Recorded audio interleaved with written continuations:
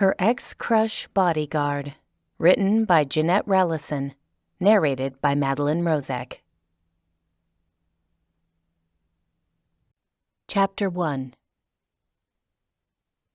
Eliana Devereaux was standing in her bathroom in an oversized t-shirt, fluffy slippers, and an avocado face mask when she realized someone was trying to kill her.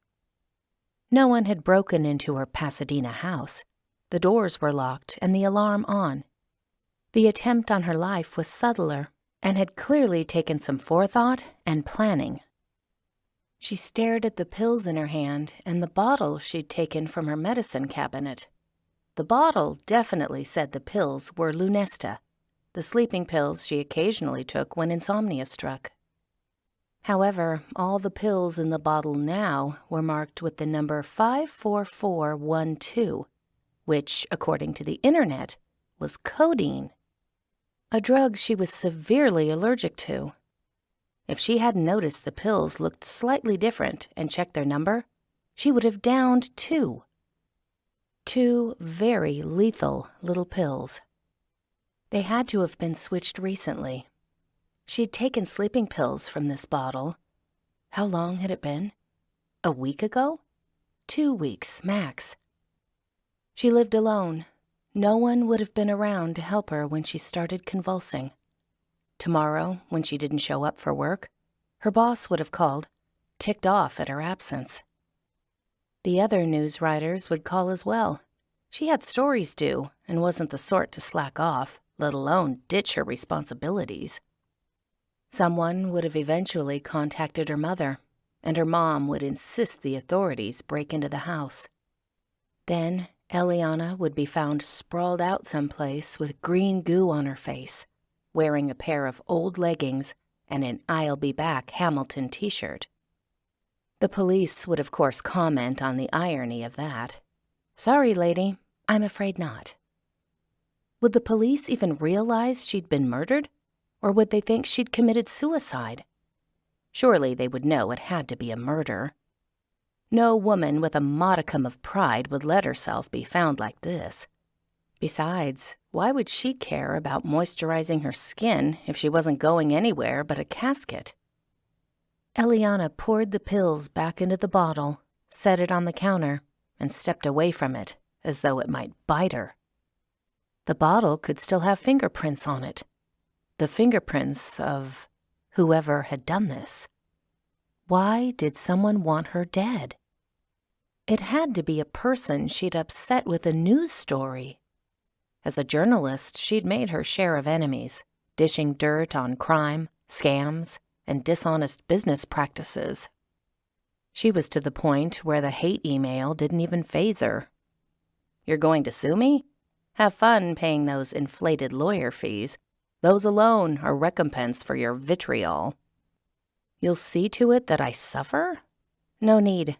I have to deal with LA traffic. That's suffering enough. How do I sleep at night? With the help of Lunesta. Only Eliana wasn't going to sleep tonight. Someone had taken all of her Lunesta. Her thoughts, she realized, were scattered. She was in shock. She needed to call the police and make a report. The police would help. They'd use those skills she saw on CSI all the time and find whatever whack job had done this. She brought up her keypad on her phone, then caught sight of herself in the mirror.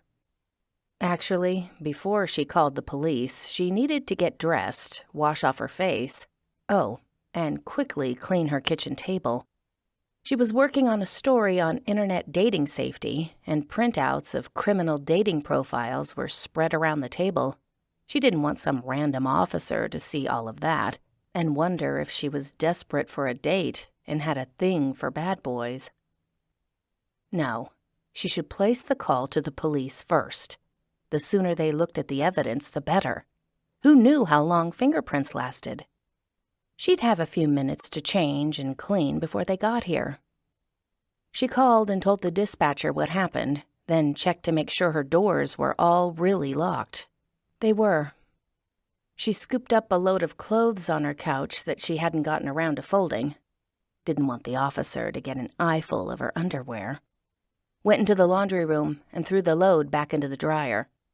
She headed to her bedroom and grabbed a pair of jeans. That's when she heard the noise. A creak in the kitchen, maybe the laundry room. Her heart shot into her throat. Was that noise just a normal, there may be ghosts in my house creak? Or was an intruder inside? Someone might have sneaked in earlier when she walked outside to her mailbox. They might have stayed here hiding, waiting to see if she took the codeine. Since she hadn't, the assailant might try to finish her off another way. She stood statue still, listening. No other creaks followed the first, but fear had taken a firm place in Eliana's mind. Someone wanted her dead. Someone might be inside her house. If she tried to flee outside, she'd have to go past the kitchen where the assailant might be. Nope, not doing that. At least, not without a weapon. She dropped the jeans on the floor, locked her bedroom door, and dashed into her bathroom. She locked that door as well. A gun safe sat in the clothes closet off the bathroom, a housewarming gift from her grandmother. Eliana hadn't shot her pistol in years, but she remembered the basics. What she didn't remember was the lock combination. Her mind was too busy listening for sounds from the kitchen to remember numbers. No sounds. That was a good thing. It meant the creak was probably just normal house-settling noise. Or a sign that the assailant had realized she'd hurt him.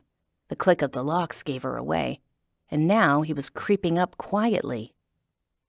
Why were there so many numbers on the dial?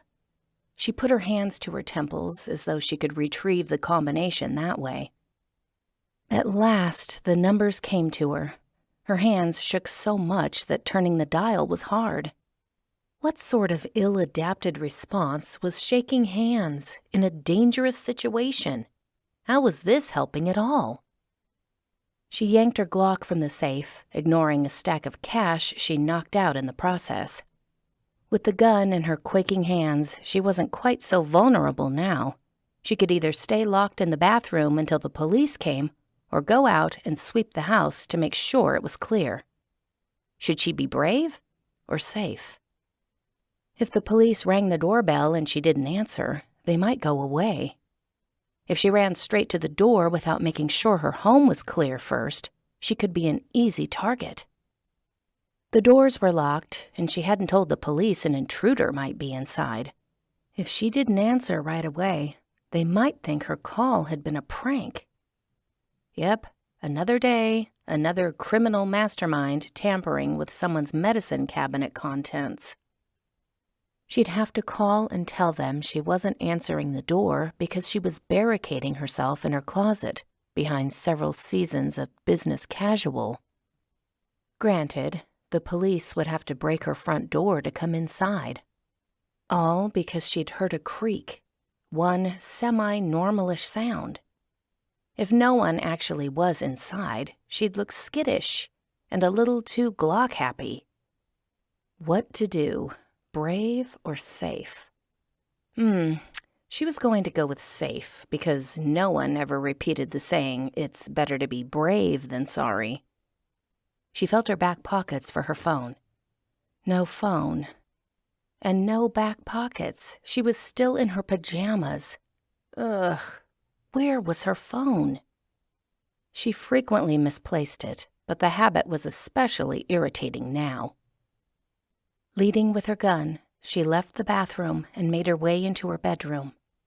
Her phone wasn't on the top of her dresser, which meant she'd set it down in the laundry room when she'd been throwing clothes in the dryer.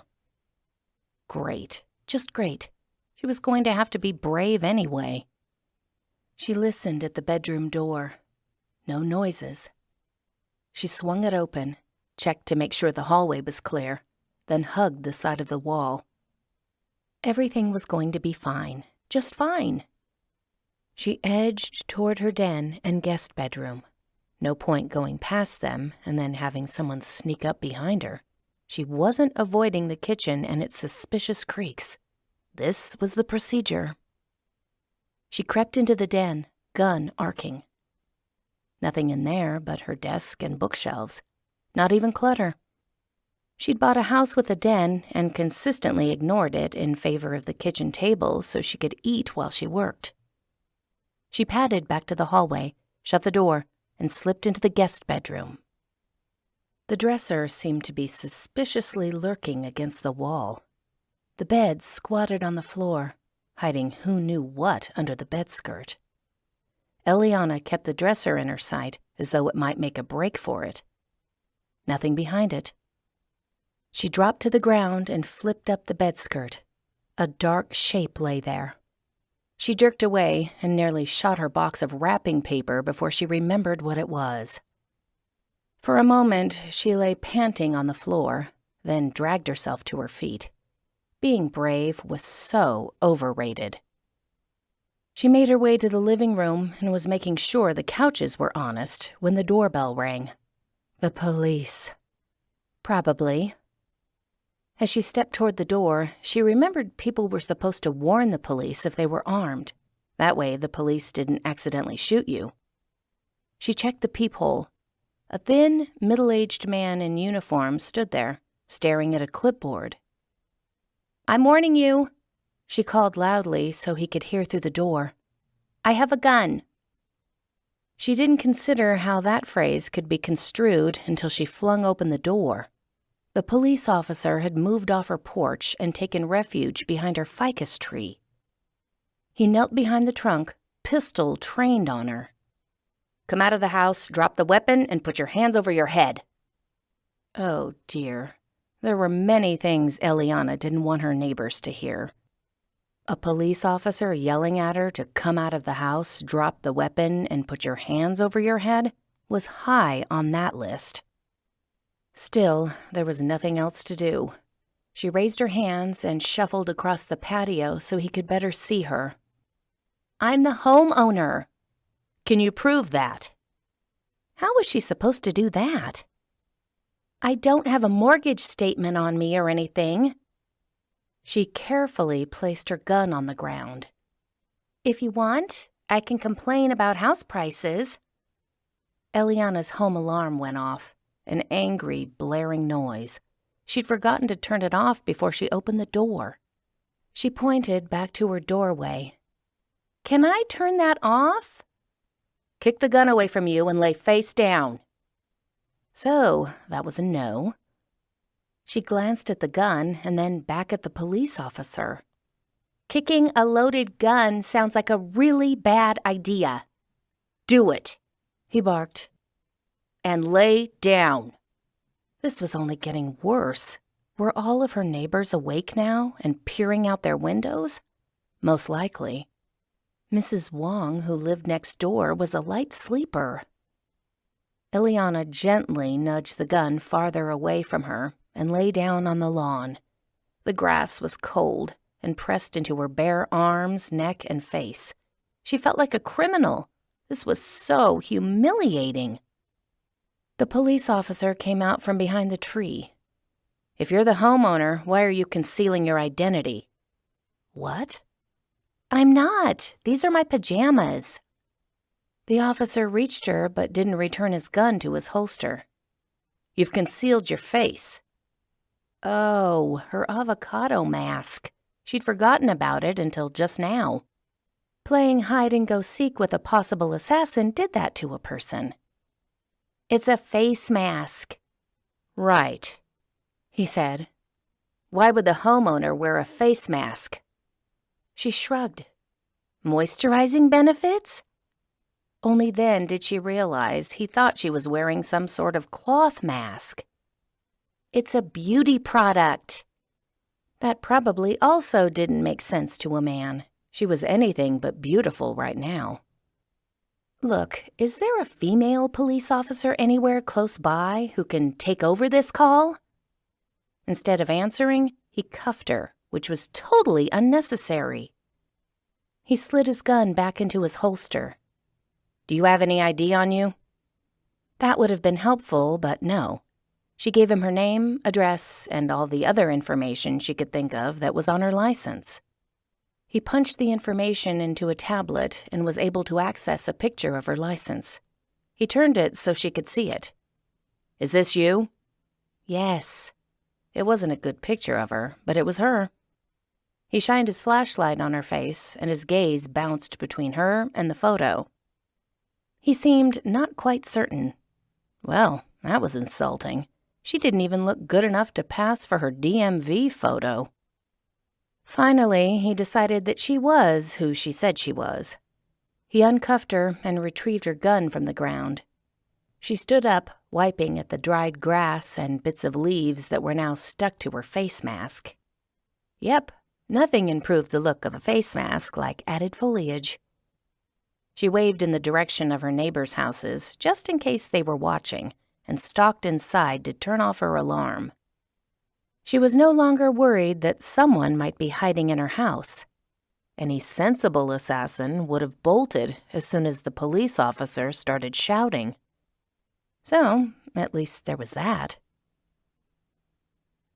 Even after Eliana had explained to Officer a little too jumpy Hoffman that she'd heard a noise and had gotten her gun to protect herself, he still acted like she might not be completely stable. He grudgingly checked her doors for any sign of forced entry. She knew he wouldn't find any. She hadn't noticed anything wrong when she locked them. While he did that, she washed off her face in the kitchen sink. He returned to the kitchen and stared at the array of criminal dating profiles on her table. Yep, she knew she should have cleared those off. "I'm a journalist." She dried off her face with a dish towel. "Those are for a story on the dangers of online dating. I work for Channel 12 News." "I watch that station," he said. "I don't recall ever seeing you." Should she be complimented he considered her news anchor material, or offended because he was insinuating she was lying about her career? "I'm a news writer, not an anchor." There were a lot more jobs at a news station than people supposed. Eliana led the way to her bathroom and related how she'd noticed her medication had been switched, adding that she had a severe codeine allergy. He took down her information without any sense of outrage and picked up the bottle. She winced at his careless handling. "Shouldn't you dust that for fingerprints?" "We don't do that unless a serious crime has been committed." She blinked at him. "This is a serious crime. Someone tried to kill me." He took a pill out, squinted at the number, and checked a list. "Yep, these are codeine. Do you have a prescription for them?" "No, I'm allergic. Why would I have a prescription for them?" Had he not been listening to that part of her story? He dropped the pill back into the bottle and gave her a stern look. "Codeine is an opiate. It's illegal to have it without a prescription." She waved her hand at the bottle. "Well, when you find whoever did this, you can check to see if they have a prescription." He twisted the lid back on. "Do you have any other prescription drugs?" "No." "Any medical conditions besides occasional insomnia?" "No." Did he think she was delusional, paranoid, or making this up?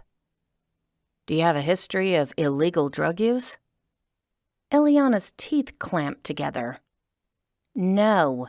And even if I did, I wouldn't be taking a drug I'm allergic to." Officer Hoffman cocked an eyebrow at her. "Not everyone who possesses illegal drugs uses them personally." Her mouth dropped open. "Are you accusing me of being a drug dealer?" His gaze flicked to her closet door and the pile of money laying on the floor by her gun safe. It was a lot of money. $600 in small bills. "I'm not accusing you of anything, ma'am." He so was. "My massage therapist likes to be paid in cash," Eliana said. "And I've seen enough news stories about long power outages where stores can't take credit cards that I always have a supply of cash around." She waved her hand in frustration. "Besides, if I was a drug dealer, why would I call to report this?" His tone turned calming. When it comes to drugs, I've seen every odd and imaginable situation. He put his pad away. Look, I'm sorry you've had a hard night. I'll make a report of suspected breaking and entering, and we'll have a squad car do an extra patrol of your neighborhood. I suggest you spend the night in a hotel and have your doors rekeyed tomorrow. You should also consider putting up security cameras. Her hands dropped to her side. That's it? That's all you're going to do? You're not even going to try and find the culprit? I'm sorry. That's all we can do. She wanted to yell, "No, it's not. Your job is to catch criminals. Do I need to die before you take me seriously?" But none of those words would change the facts or his attitude. She saw him to the door, lips pressed together in anger. What had she expected? That they'd send some version of Hercule Poirot to study the crime, speak to everyone who'd crossed her threshold, and expose the attempted murderer? Real life didn't work that way. Courts certainly didn't work that way. Still, it took all of her willpower to thank Officer Hoffman for his time and refrain from slamming the door shut behind him. As soon as he'd gone, she pulled a suitcase from the closet and flung things into it. Stupid legal system. Stupid people who broke into your house and tried to kill you in ways that made you look insane. She was tired and would have to drive around until she found a hotel with vacancies. She was bound to have a sleepless night, and she was still going to have to get up tomorrow and do her job anyway. Which was why she did perhaps the worst thing she could have done in the situation. While she stomped around gathering things, she called her mother and told her the whole story. Her mother listened with all the indignation and horror that had been absent from Officer Hoffman. After her mother had finished cursing the Pasadena PD for ineptitude, she said, "You're not living alone until whoever did this is caught. You're not staying in that house at all." Eliana should have anticipated this response. Anticipated it and resisted the urge to call her mother. She dropped her makeup bag into her suitcase. "I'll be fine once the doors are rekeyed and I install some cameras." She'd meant to install security cameras after she moved in, but had never gotten around to it. "I'll be sure to lock the doors and set the alarm if I so much as go outside for a minute." "Eliana," her mother said firmly, "this wasn't some crime of opportunity. This was a malicious act by someone who either knows you well enough to know your allergies or someone who's taken the time to study you. Next time they try, you might not be so fortunate." Without taking a breath, she added, "I'll call Mateo and ask him to be your bodyguard until this is all sorted." Mateo. Just the name of her teen crush conjured up his dark eyes, handsome face. And, well, a lot of unpleasant memories. So no, she didn't want to see him. He's already got a job. Specifically, he was a police officer in L.A. "Mateo owes our family," her mother said, meaning he'd grown up on Nana's horse ranch. "Besides, I'll pay him better than PD wages." Her mother had a way of throwing money at any problem she encountered. Eliana needed to put an end to that idea. "You don't need to bother Mateo. Maybe I could get a roommate or something." It was a compromise. Eliana had never wanted one before. A roommate who knows how to search a room and take down a perp? Eliana wasn't going to win this argument right now. She zipped her suitcase shut. "We're both tired and upset. Let's sleep on it, and we'll talk about things tomorrow, all right?" "We'll definitely talk about it tomorrow," her mother agreed, steel in her voice. Eliana should have noted that steel and exacted more promises from her mother. Specifically, Promise me that as soon as we hang up, you won't call Nana and ask for Mateo's number." Eliana didn't say those words, and she really should have. 2. Throughout Eliana's childhood, Mateo Alvarado was a fixture at Rexford Ranch. Nana had taken in Mateo's mother, Yolanda, when she was a pregnant teen. She'd been abandoned by her boyfriend and was in the country illegally. Nana helped Yolanda get a green card, and Yolanda worked at the ranch, living in the old foreman's house. She did housekeeping at first, and later on acted as Nana's personal assistant. Mateo grew up on the ranch, part family, part employee. When Eliana was in elementary school, he played with her and her younger sister during family visits, even though he was 2.5 years older. Probably because children were scarce on the ranch. Eliana and Caroline played soccer with him, 2 against 1, and only ever beat him when he let them win. Ditto for basketball. Eliana adored him even then, mesmerized by his quick smile and brown eyes. They were so dark, sometimes it was hard to tell where his iris began and ended. In junior high, Eliana started learning Spanish specifically so she could eavesdrop on his conversations with the other ranch hands.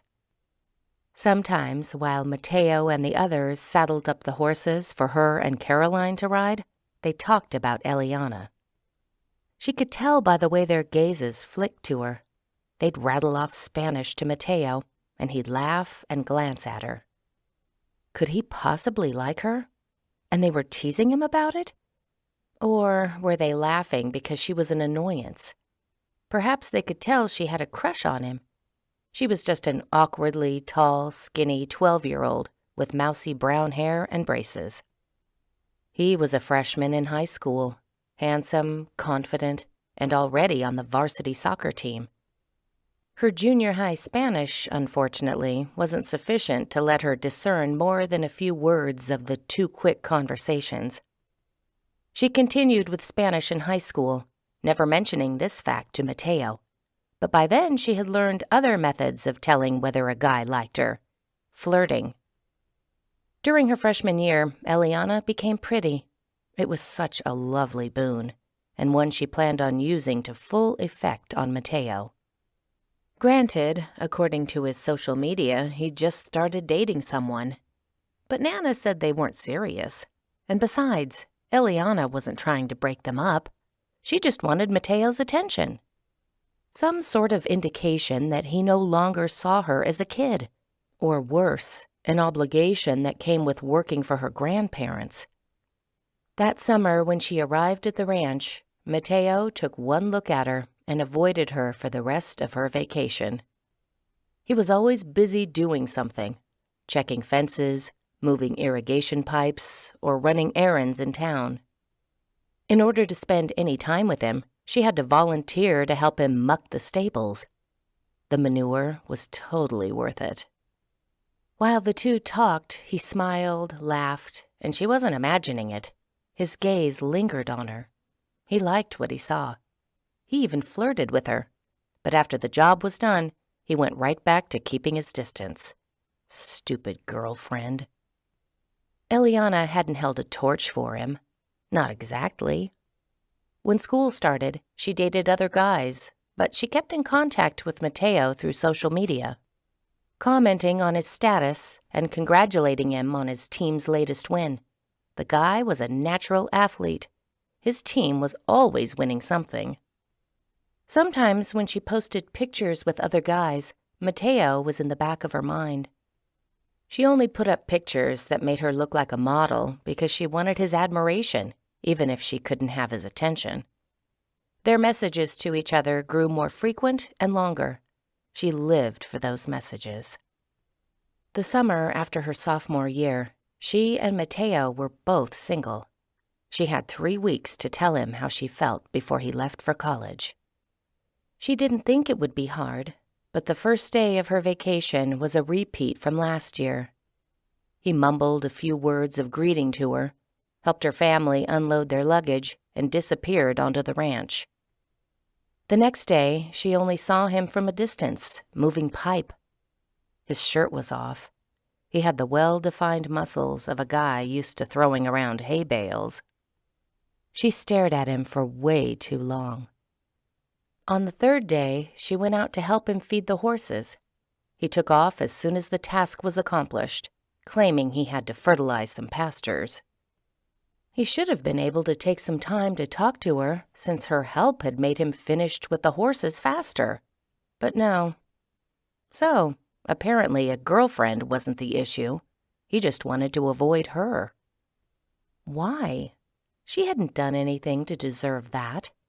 She'd been so careful all year while stalking him on social media to make sure her comments sounded like friend comments and not groupie comments. He didn't even want her friendship? The pain of that decision settled into her chest with an ache that grew stronger each day he kept his distance. Could anyone blame her for becoming melodramatic? She was 16. So she'd pulled the privilege card. She called the stables, told the stable manager that she wanted to go horseback riding in half an hour, and asked that Mateo get her horse ready. "He knows how I like it done. Thanks." Let him try to get out of that request. She went to the stables early. Under her cowboy hat, her hair was highlighted and curled in waves. She wore a pair of form-fitting jeans and a tank top that showed off her curves. She looked like someone from a cowgirl calendar. A far cry from her usual prep school uniform. Since Mateo was raised on a horse ranch, he was probably into the cowgirl look. When she strolled up to the stables, Oscar, one of the stable hands, was outside dumping manure into a pile. He nodded politely at her. "Mateo just started brushing down honey. She won't be ready for another 15 minutes. Eliana shrugged. "That's fine. I'll wait," and forced Mateo to talk to her. Oscar accompanied Eliana inside the stables. "Mateo," he called. "She's here." When they reached Mateo, Oscar added in Spanish, "Are you brushing the horse how she likes it? Better flex your muscles for the princesa. She wants to watch you." Without any indication of irritation, Mateo replied with a sentence in Spanish, telling Oscar where he could put his advice. He switched to English to say, "You don't have to wait in here, El. I'll bring honey out when she's ready." "I don't mind waiting." In fact, this was turning out to be very educational. Princessa? How long had that been her nickname? Oscar picked up some wrap and started in on one of the horse's legs. The conversation went on in Spanish. "I don't think she put on makeup to look good for the horse. You'll have to share your saddling secrets with me later. I could use some tips with women, eh?" Mateo put the brush back in the bucket and picked up the saddle pad. "You need more help than I can give you." Fortunately, neither man was looking at Eliana. Her cheeks flamed in anger and humiliation. Why had she thought it would be a good idea to know how people talked about her when they didn't think she understood? Mateo placed the pad on the horse's back. "Weren't you going to finish mucking the stables? You don't have to hang around here watching me." "You definitely need watching," Oscar said. "That one is too eager for her own good." Too eager? Because she'd worn makeup? What egos these two had. And how dare they trash talk about her right in front of her?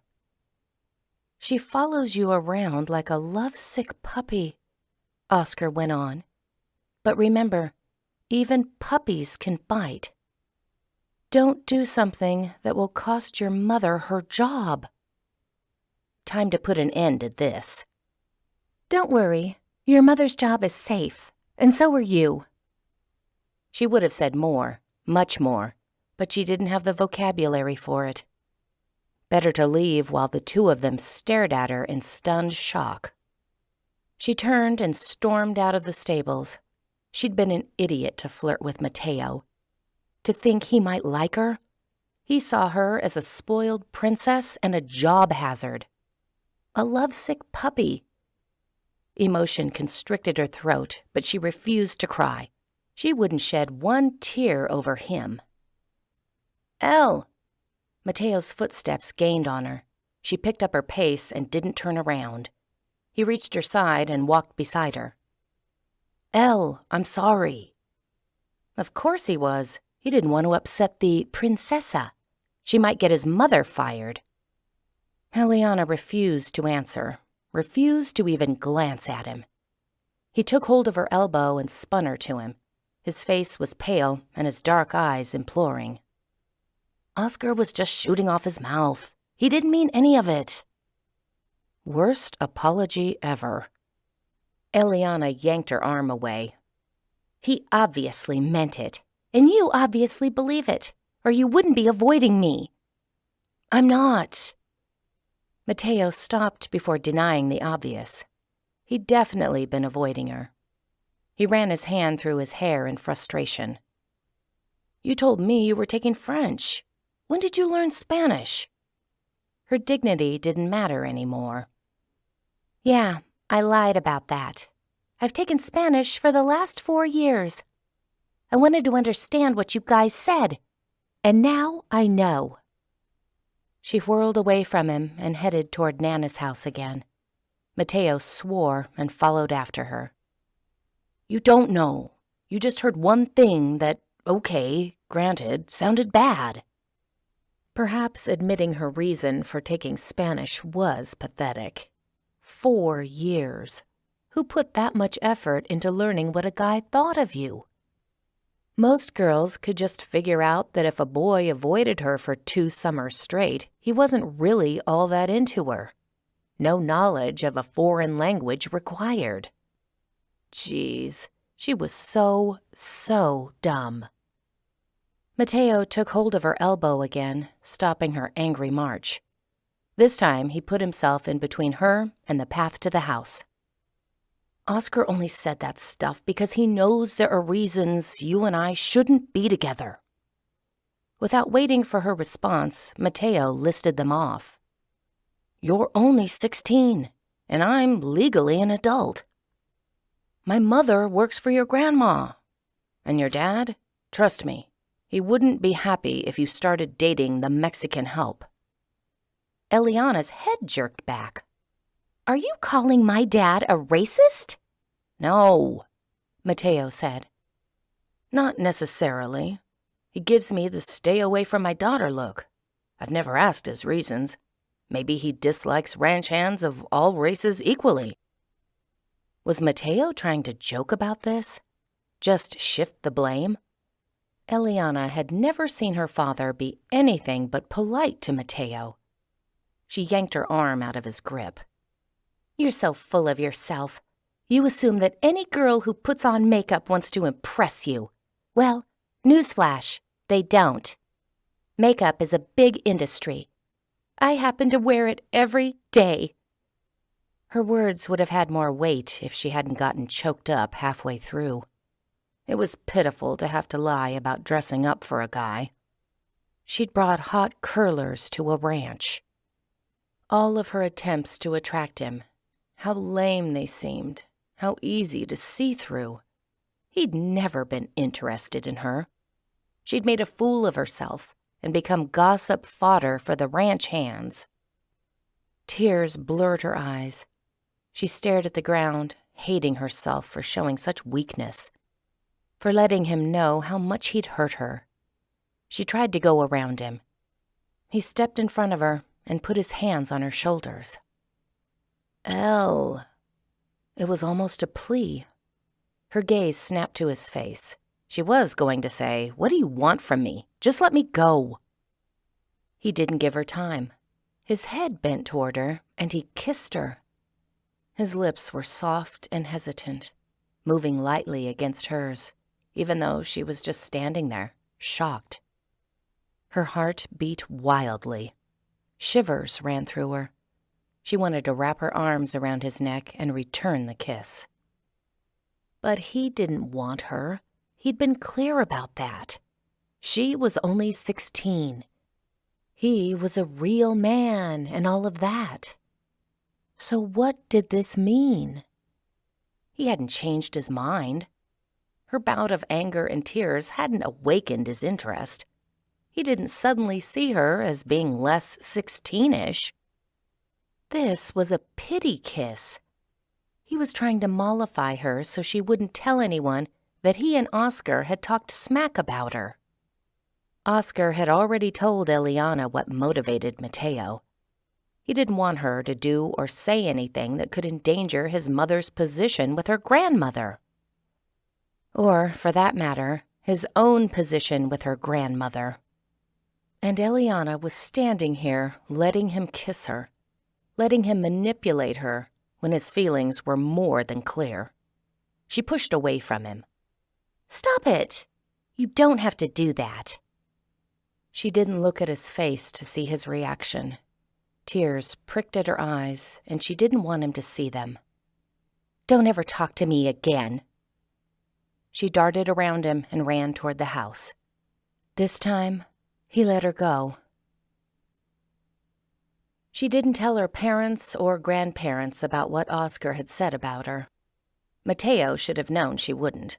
Admitting it would be too humiliating. Instead, when she got to the house, she begged her mother to let her invite some friends to the ranch. Her red eyes, those were easy to pass off as tears of loneliness. Her grandparents' house had more than enough room for her friends. It was a 2-story, sprawling brick mansion. Eliana pointed out that she could even invite some guys to stay in one of the bunkhouses. Back when her great-grandparents had run cattle on the ranch, they'd built several of those. Her friends from prep school would have so much fun riding horses. Everyone would think she had amazing parents for inviting them. Perhaps because Eliana rarely cried, her mother gave in. The next day, 3 girls and 3 guys arrived. Every day, Eliana had Mateo saddle up the horses for them. While he was around, she shamelessly flirted with the guys. They didn't seem to mind. As far as revenge went, perhaps it was lacking. When she and her friends came out to ride, Mateo never spoke to her more than was needed. But then she'd told him not to speak to her again. She'd also ensured that she was never alone, so he wouldn't have the opportunity. She didn't want to look at his dark brown eyes anymore, let alone try to figure out what his gazes meant. She hoped they were regretful, but they were probably just amused at her childishness. After that summer, Mateo left the ranch for college, a criminal justice major. If it hadn't been for the updates Eliana's grandmother gave her, she could have pretended he didn't exist at all. Until now, because her mother wanted him to be her bodyguard. Well, Mateo wouldn't go for that. Not with their history. He probably wanted to avoid her just as badly as she wanted to avoid him. If Eliana's mother asked him, he'd politely refer her to someone else, and that would be for the best. 3. At the hotel, Eliana couldn't sleep. Lying in bed wondering who's trying to kill you and how they got into your house will do that. The switch from Lunesta to codeine had to have happened sooner than the last time she took sleeping pills, which was a week or 2 ago. In that time period, she might have left one of her doors or windows unlocked. Occasionally, she forgot. Someone could have gotten in that way. Last weekend, she'd had a going-away party for the head makeup artist, and a dozen co-workers had come, but none of them had a reason to knock her off. Her mother had stopped by. Obviously, she wasn't a suspect. No one else had come by, had they? Maybe it was impossible to figure out the criminal's identity by thinking about who could have gotten into her house. A better question was, who wanted her dead? Not long ago, she'd written a story about a doctor who'd been purposely overprescribing opiates. He'd lost his license after the show aired, and she'd gotten a lot of hate email from him. As a doctor, he could have found a way to access her medical records and discovered her codeine allergy. Maybe this was Dr. Kennedy's revenge. Or maybe this hadn't been a murder attempt at all. Maybe whoever put the codeine in her bathroom didn't know she had an allergy. A few months ago, she'd written a story about a gang of drug dealers targeting high school students. They were all arrested, but a couple were already out on the streets again. One of them could have planted an illegal drug in her bathroom and planned to report her to the police to get her arrested or fired. Maybe they even had tipped off the police, but their revenge hadn't worked because, judging from her encounter with Officer McApathy, the police didn't really care about that sort of thing and had never followed up on the tip. She hoped that was the case. Perhaps it was time to review her life choices. She was actually lying in a strange hotel room hoping that a gang of drug dealers had attempted to get her fired, because that wasn't as bad as a murder attempt. It took her a long time to fall asleep. By the time Eliana dragged herself out of bed the next morning, her mother had already sent several texts. The first asked her whereabouts. Eliana had texted her when she checked into the Hilton, but in her sleep-deprived state, she hadn't said which hotel she was at. Her mother's second text said Eliana's doors would be rekeyed that afternoon. The third was an appointment for a security company to install cameras at her house. The attention was touching, but also made her feel like she was an elementary school student, and her mom had stuffed her backpack with everything she needed for the day. Eliana could take care of this herself. One text came from an unknown number. The top part read, "Your mom called me about your situation. We think it's best if you go to a safe house." Okay, that seemed drastic. New keys and security cameras ought to discourage any other would-be pill switchers from breaking into her house. Really, in the morning light and with a little sleep, the whole situation seemed far less dire than it had last night when she'd been venting to her mother. Eliana was a capable woman, and she wasn't going to let the lowlife who broke into her house turn her into a pile of trembling fear. Eliana wrote her mother back, assuring her she was still alive and that she'd be careful driving to work. No safe house was needed. No bodyguard was required. The station already had security guards. She'd tell her boss about the situation, so the security guards would be extra diligent. Everything would be fine. She clicked on the message from the unknown number. The rest read, "Call me when you wake up, and we'll figure out when I can pick you up." Hard pass on that, stranger. Or was he a stranger? Wait, that number looked vaguely familiar. Was that Mateo's number? She squinted at it, trying to recall whether her 16-year-old self had memorized those numerals. She wasn't sure. 7 years had gone by. That would teach her for erasing him from her contacts. Now she wasn't sure whether her mother had hired him or someone else. Well, it didn't matter. She didn't need a bodyguard. While Eliana pulled clothes from her suitcase, her mother called. "Eliana, you're not taking this situation seriously enough. I've already arranged things with Mateo. He's going to take you somewhere safe." Her mother's tone dropped. "I won't say where, just in case someone's bugged your phone." Her mother had involved Mateo in this. Now Eliana couldn't just blow off his text. She pressed her lips together, striving for inward calm. "You remember how I said I didn't want you to call him? Remember how we were going to discuss it in the morning? I knew you wouldn't be up until noon, and I wanted to have a plan in place right away." Eliana always slept in, but that was because she worked the 2 to 11 p.m. shift at the station. On a good night, she didn't get home until almost midnight and didn't go to bed until 1. It wasn't noon right now. It was 11:30, technically still morning. "Mom, I know you mean well, But I can't just leave. I have a job. I've got an appointment for an important story scheduled today. Eliana, I promise I'll be careful. And speaking of that appointment, I've got to get ready.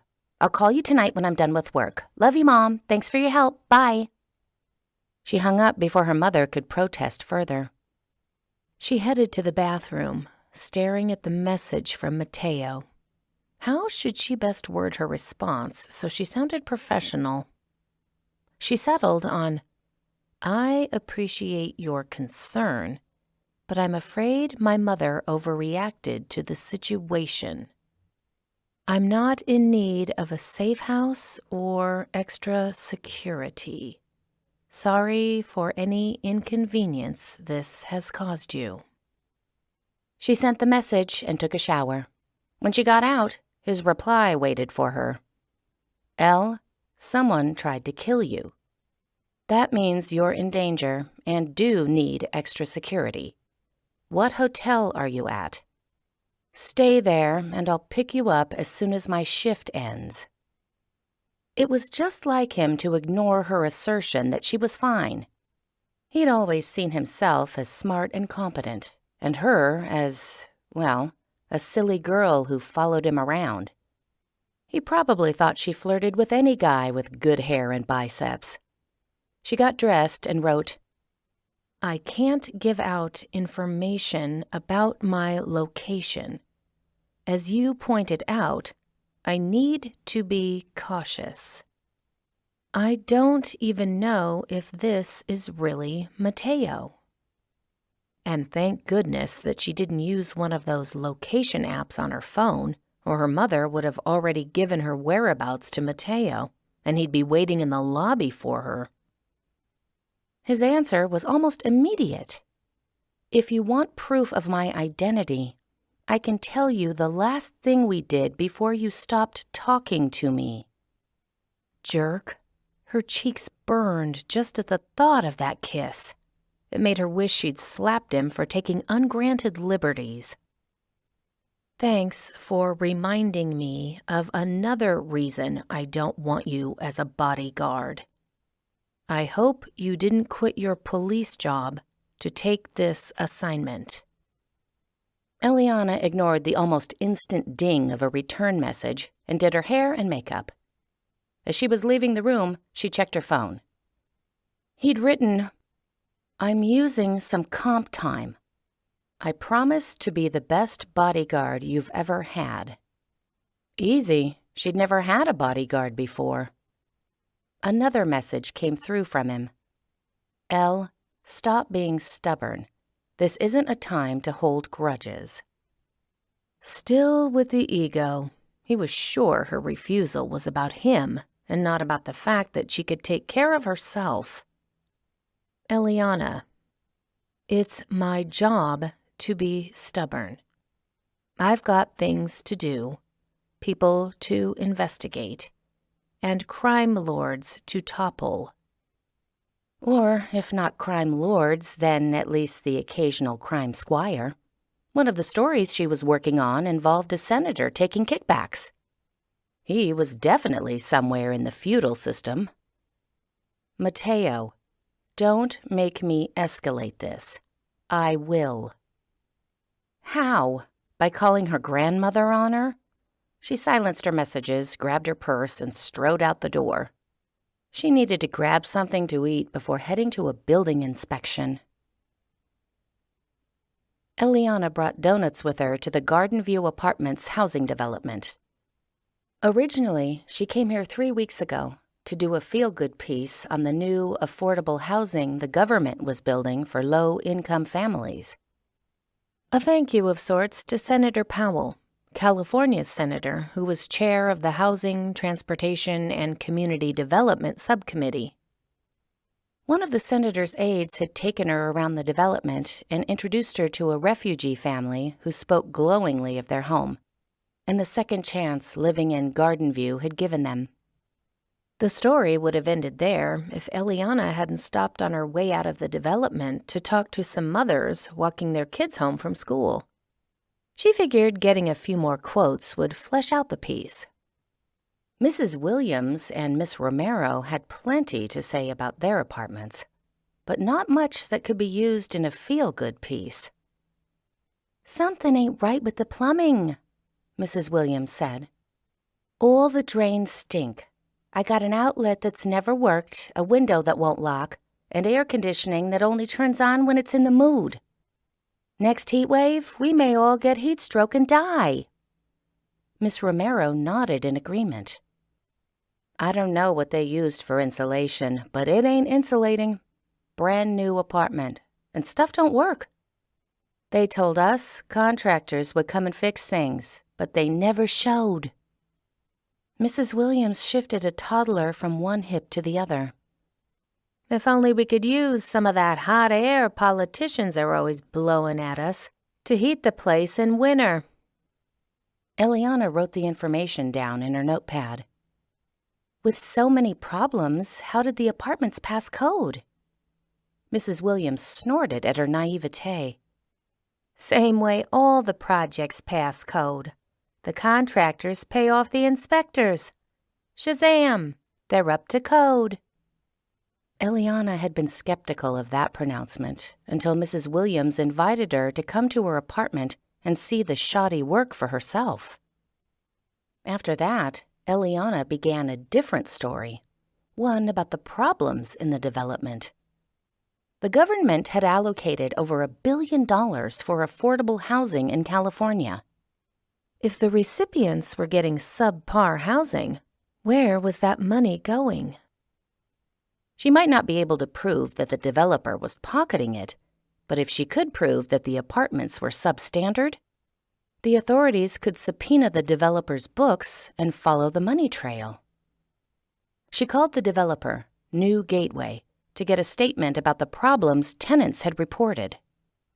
A spokesman assured her the complex was built to the highest standards and promised to look into the issues she'd mentioned. Eliana hoped New Gateway would actually fix what needed to be fixed. Often, having a journalist call had that effect, but that didn't mean she was going to let the story drop. After all, Senator Powell would surely want to know if the taxpayer money he'd earmarked for the underprivileged was winding up in a developer's pocket. 2 weeks ago, she'd gotten an anonymous call, a tip from a nervous-sounding woman. "I hear you're investigating certain building projects. You need to pull up the deeds on these properties." She listed off several addresses and locations of plots of land. "Look at who owns the deeds and who awarded the contracts for the deeds. Then check to see who his college roommate was. That'll point you in the right direction." "Can you be more specific?" Eliana asked politely. She'd had her share of bogus tips. Really, some people thought it was hilarious to waste a reporter's time. "I can't say anything that violates attorney-client privileges." Eliana sat up straighter. "You're a lawyer?" The line went dead. That's when Eliana knew the information was valuable. No one was more damaging than a lawyer who'd decided they no longer wanted to keep their client's dirty work in the dark. Since then, Eliana had spent a lot of time tracking down records. The story was so much bigger than she'd first supposed. Curtis Kelly was the president of New Gateway Developers and was also the former roommate of Senator Wes Powell, who had probably not coincidentally awarded the project to his friend's company. Cronyism at work. What's more, shortly after the senator awarded the project to his friend, the senator put his condo in D.C. up for sale. Comparable condos in the area had sold for between $1.3 million and $1.5 million. Senator Powell's sold for $2.1 million. Curtis Kelly bought the place. Either Curtis Kelly was pitifully bad at buying real estate, or he'd given the senator a kickback in the neighborhood of $600,000. The legality of the transaction was certainly questionable. Even if nothing else could be proved, Senator Powell would look bad at election time once constituents knew what he'd done. What's more, 2 years ago, New Gateway had bought several tracts of land for their affordable housing projects near cities that were in the process of urban renewal. But the company had never built anything on the land. No affordable housing. Chances were, they knew the land would become valuable. They had used government funds to buy it, and they were holding on to it to sell it at a high profit.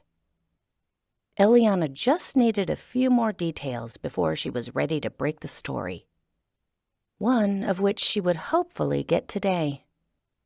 She'd hired an inspector to take a look at Mrs. Williams' apartment. Eliana couldn't very well claim substandard workmanship without an inspector's report. She texted Mrs. Williams that she was on her way, drove to the complex, and parked next to the inspector's truck. He climbed out, hauling a bag of tools with him. He was a wiry, middle-aged man with tan, weathered skin and receding blonde hair. She got out of her car and grabbed the donut box. She'd bought it for Mrs. Williams and her children as a thank-you gift. But 11 would still be plenty. She held out the box to the inspector. "Care for a shot of sugary sustenance?" He shook his head. "Can't eat anything while I'm working." "I won't tell." He started toward the walkway. "You're a reporter. You always tell." She kept pace beside him, heels clicking on the pavement. "You're not officially on the job until we reach the apartment." She held the box out to him again. "Fine." He chose a maple donut and took a bite. "But this in no way will influence my report." "Please, if I was trying to bribe you, I would have offered something better than a donut. A burrito, at least." They went upstairs to the 4th floor, and Eliana rang the doorbell to Mrs. Williams' apartment. It didn't work. "That should be strike 1, she told the inspector and knocked on the door. He reached around her and pressed the doorbell himself. Apparently, he doubted her ability to correctly operate the thing. Still no ring. He shook his head and made a note on his pad. No one answered the door. Yesterday afternoon, Eliana checked with Mrs. Williams, and she'd agreed to have the inspector come. Eliana pulled out her phone. She'd missed a text from Mrs. Williams. It read, "You can't come. They threatened to evict me if I talked to you again." Eliana stared at the message, stunned. Talking to a reporter wasn't grounds for eviction. Who'd threatened her? Someone from New Gateway? They couldn't bully people into silence about their shoddy workmanship. "Hold on," she told the inspector. "Let me call her." Eliana could convince her to open the door if she could just talk to her. The call went to voicemail. "Mrs. Williams?" Eliana said loudly. "This is Miss Devereaux. I want to assure you there are laws regarding when a landlord can evict a tenant. If you talk to us, I'll do a story on anyone who tries to force you from your home for being a whistleblower." "You'll do a story?" Mrs. Williams' voice came from behind the door. "Well, that'll be a comfort when me and my children are living on the streets." Eliana waved a hand at the apartment. "See?" she told the inspector. "Those walls really don't have enough insulation." Louder, to Mrs. Williams, she said, "If you help with this story, I'll make sure you and your children have a place to live. You have my word." Even if that meant Eliana had to pay their rent somewhere for a few months. "Find someone else. I got children to think about. I don't want no trouble." Eliana stepped closer to the door. "If you stay silent, you let the people who swindled the government and stuck you with a substandard home win. Do you want to let the bad guys win?" Mrs. Williams snorted. "The bad guys always win." Her voice grew fainter. She was walking away. "'Cause the bad guys hire thugs to threaten you." Eliana raised her voice. "We'll report the thugs who threatened you to the police." "The police?" The words died in her throat. She couldn't promise that the police would do anything. The police hadn't been much help last night. She rubbed her forehead and sighed, willing the door to open. It didn't. Eliana turned to the inspector, tucking the donut box under her arm.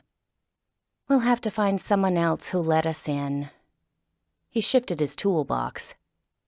"You mean one of the tenants who heard you yelling about thugs threatening people? Good luck with that."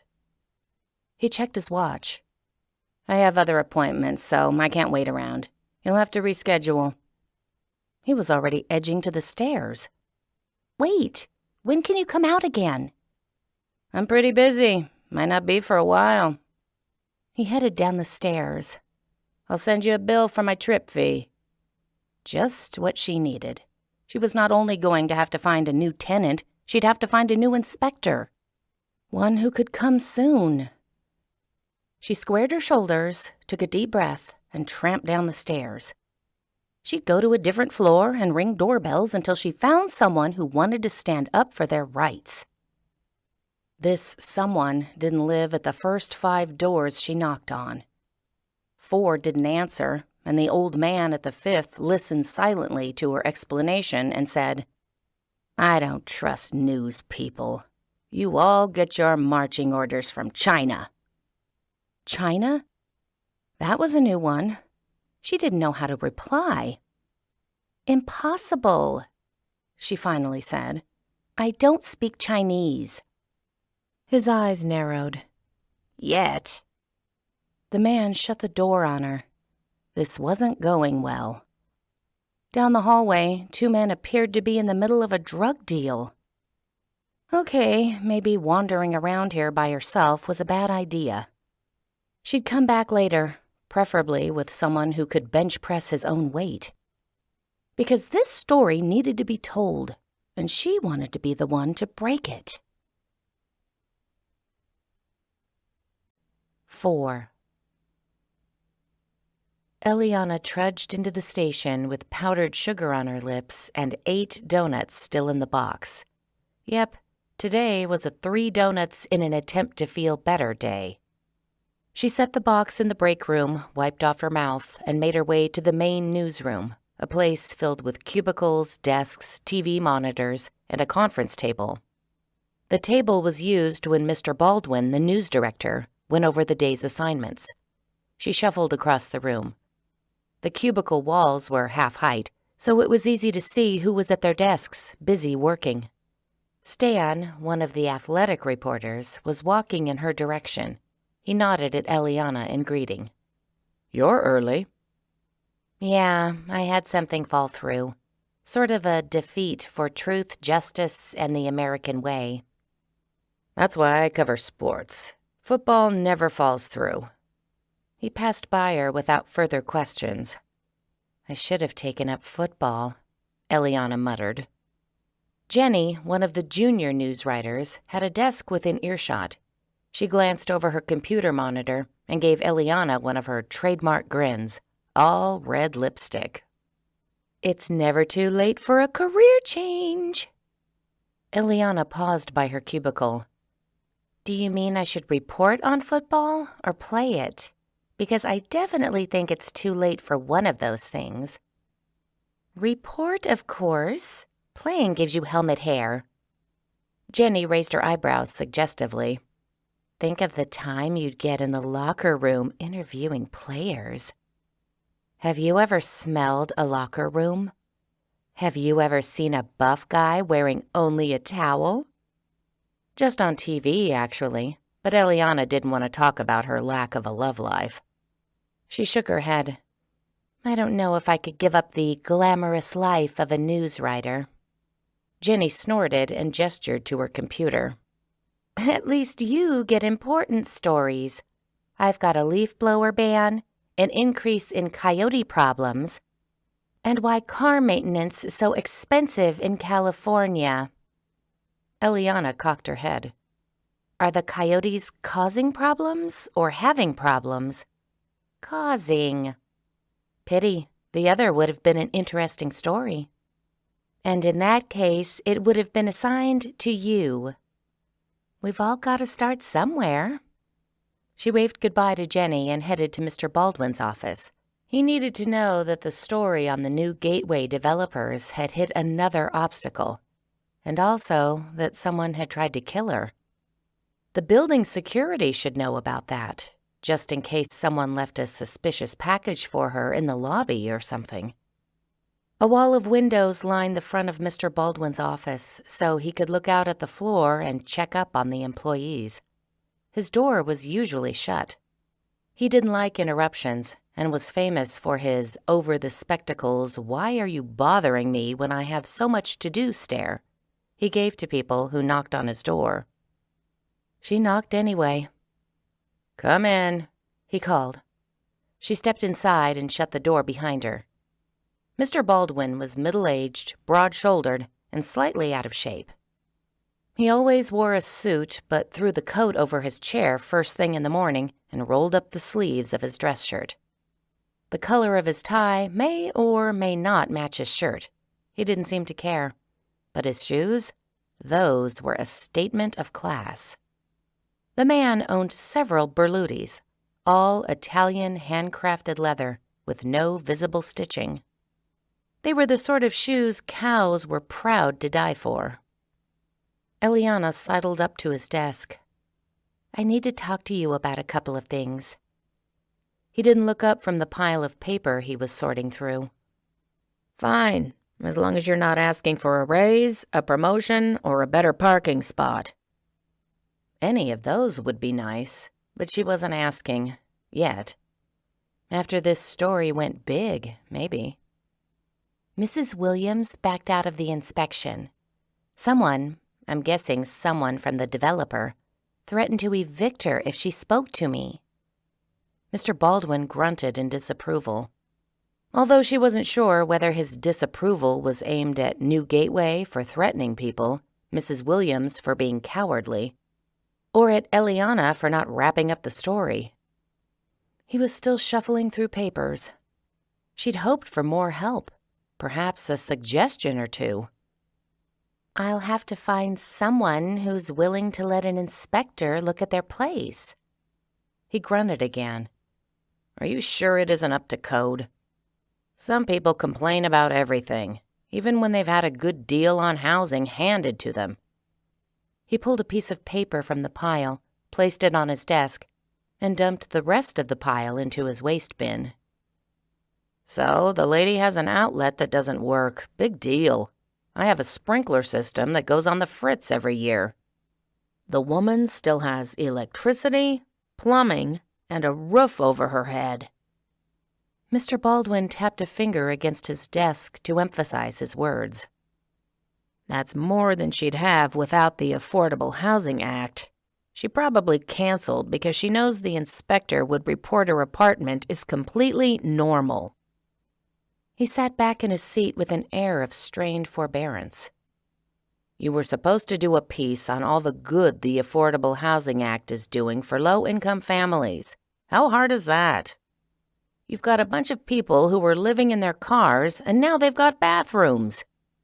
Instead of writing about that, you're trying to turn the story into a corruption expose." "It is a corruption expose. I saw the woman's apartment. It has all sorts of issues."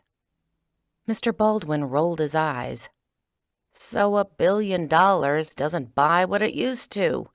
You didn't expect the place to look like your house, did you?" Eliana swallowed self-consciously. She never should have volunteered to host that going-away party last week. Her house wasn't a mansion, but in Pasadena, where housing prices were as high as they were, her home definitely showed she came from money. Now Mr. Baldwin saw her as some privileged trust fund baby who was just playing Lois Lane for kicks. He folded his hands over his lap.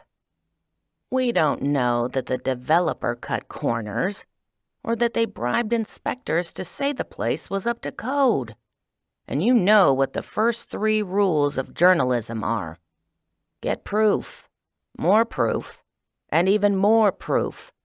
I can't run the story without it. Call me crazy, but I don't feel like dealing with a libel suit right now." Libel?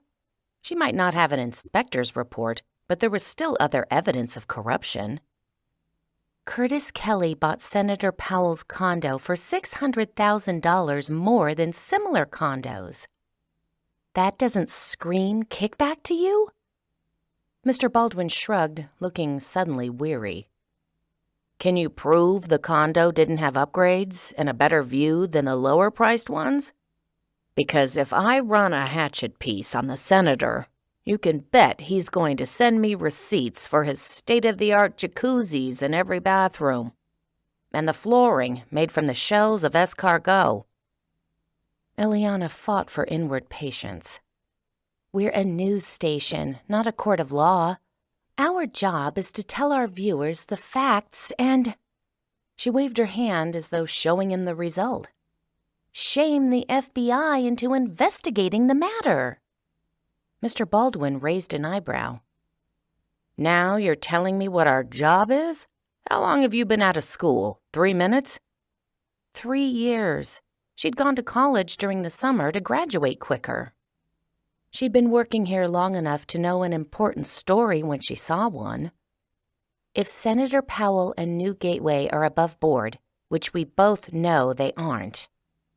Mr. Baldwin reached for a bottle of Tums he kept in his desk drawer.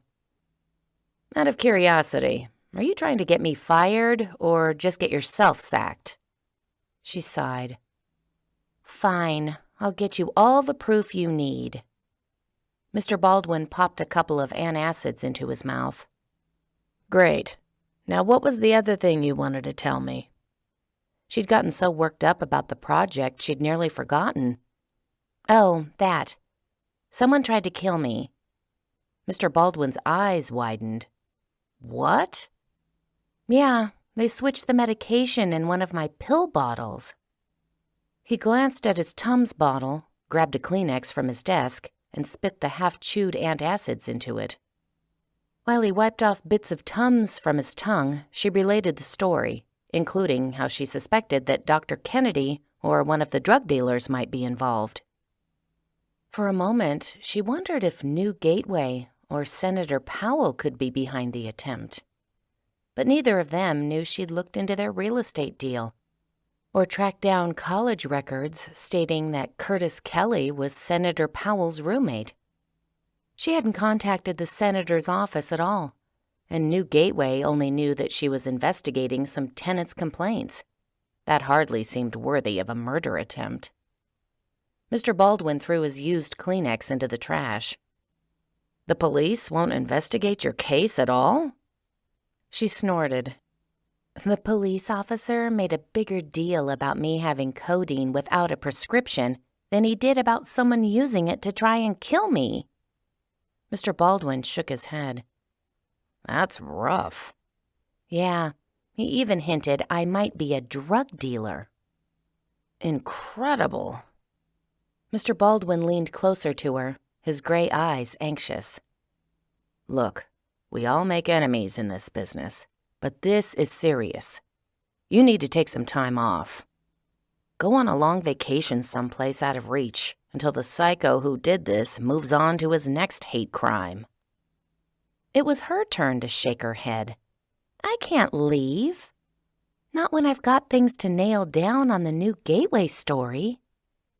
Mr. Baldwin tapped one expensive leather shoe against the ground and didn't look nearly as pleased as he should have with her dedication. The story isn't worth putting your life in danger. Finishing it won't take much longer. I'm sure I can hold off death for a few days. His gaze remained serious. If you feel that strongly about the story, I'll oversee it and make sure it gets done. And what a fine job he'd do. The guy was ready to believe Senator Powell's escargot shell flooring was worth over $500,000. She took a step away from his desk, signaling she was done taking his time. I'm touched that you're concerned, but I'll be fine. I just told you about the situation so you could let the building security know. You're too stubborn for your own good. He turned to his computer. I'll find pictures of Dr. Kennedy and the drug dealers and give them to security. They can be on the lookout for them, or anyone else who seems suspicious. Make sure a guard walks you to your car every night." "I will." It was standard procedure since the station was downtown and they all got off so late. "Thanks." She went out the door before he could overthink her safety, turn into her mother, and give her more edicts. She strolled over to her desk, listening to the comforting click of typing, the sound of the news happening. As Eliana went by Jenny's desk, Jenny held out a hand to stop her. She nodded toward Mr. Baldwin's office. "What was that all about? He looked upset." "I told him I'd run into some obstacles with the new gateway story. Now I've got to, I don't know, hang around the projects, trying to make friends and gain people's trust." Jenny's eyes ran over her with concern. "You work way too hard. The two of us should go out and do something fun tonight." How sweet. Jenny was a work friend, but this was the first time she'd suggested they get together outside of work. Jenny's red lipstick smile returned.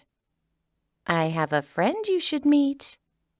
He's an anesthesiologist, and you're a knockout, so you'd be good together."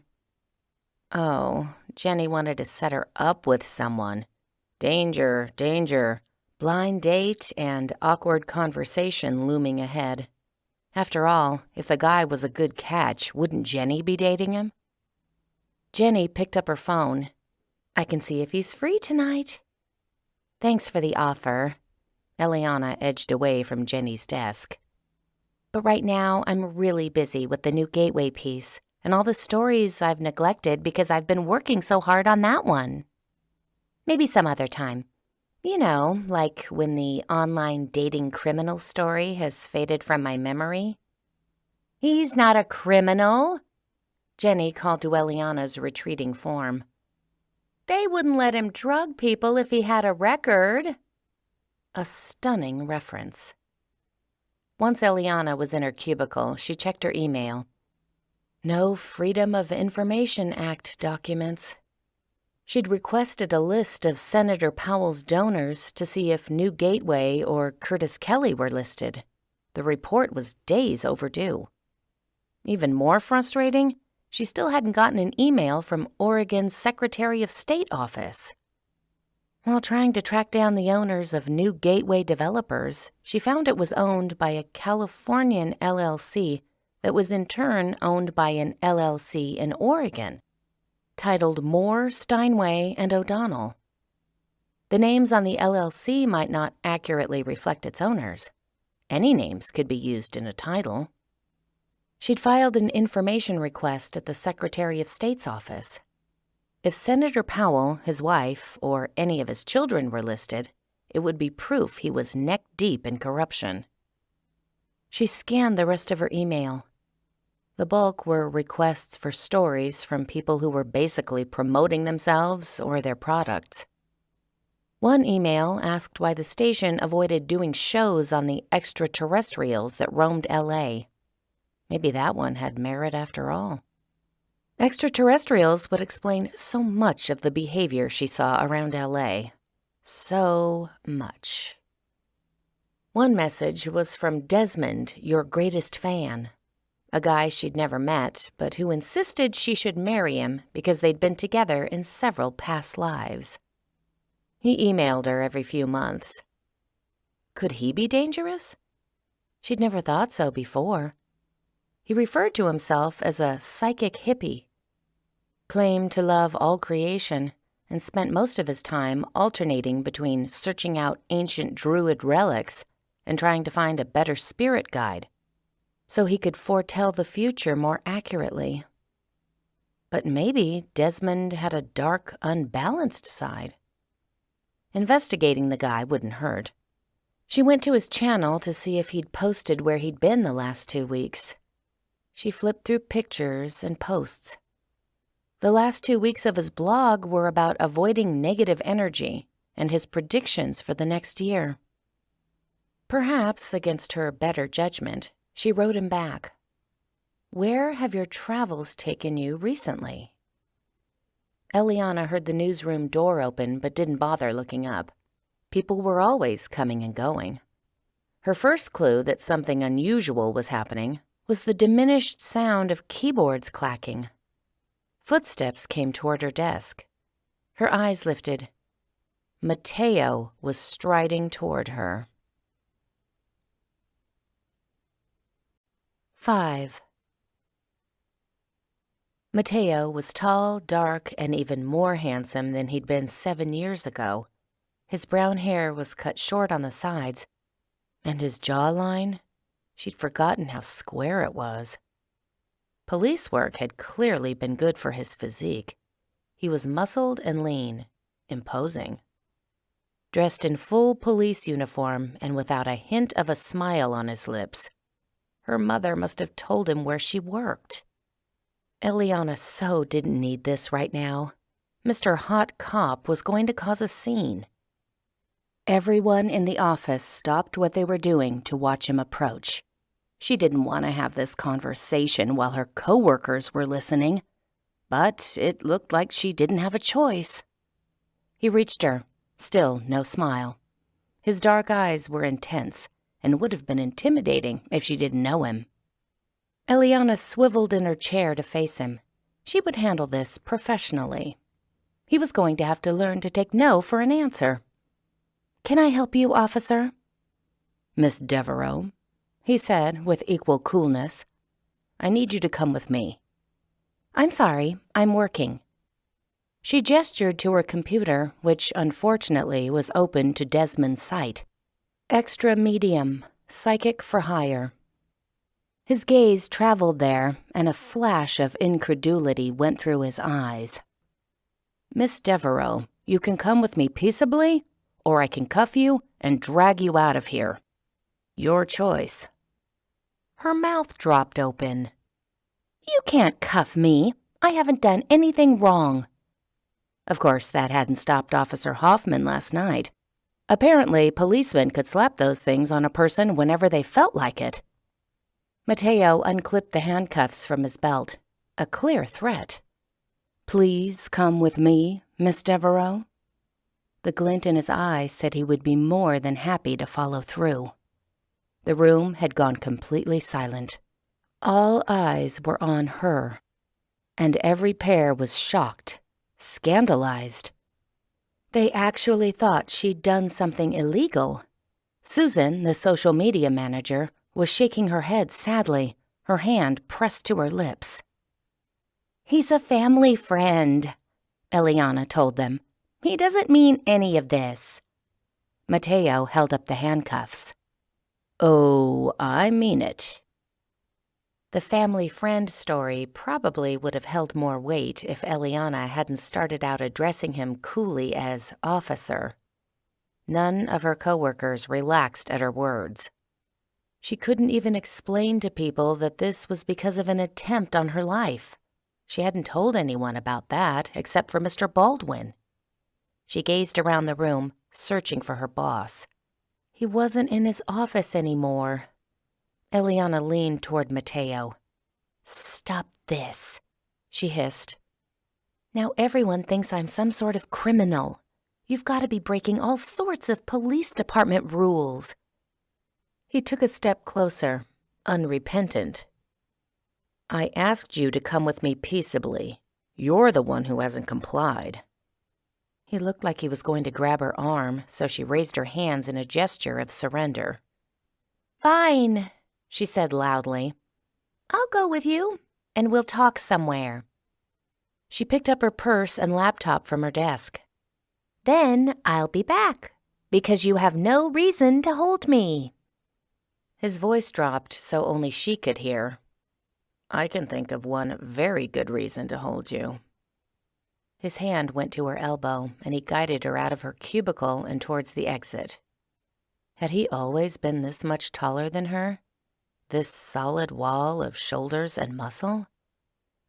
Eliana's coworkers were still openly gaping. Her cheeks burned with embarrassment. "I'm not being arrested," she told the group. The indignity of being treated this way grew worse with every footstep. None of her colleagues were standing up for her. It was like they were all willing to believe she led some illicit double life. "Did anyone even bother checking his credentials when he came in?" she asked them. "For all you know, he's kidnapping me." None of them seemed particularly alarmed by this suggestion. She and Matteo were nearly to the door. She glared at him. "When my grandmother finds out you did this, you will so be off her Christmas list." Mr. Baldwin came through the door to the hallway, holding a file in one hand and a cup of coffee in the other. His gaze bounced between Eliana and Matteo. "What's going on?"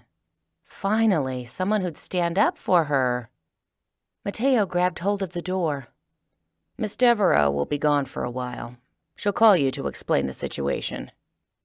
"And when I do," Eliana told Mr. Baldwin, "I may also ask you to call LAPD and issue a complaint about Officer Alvarado."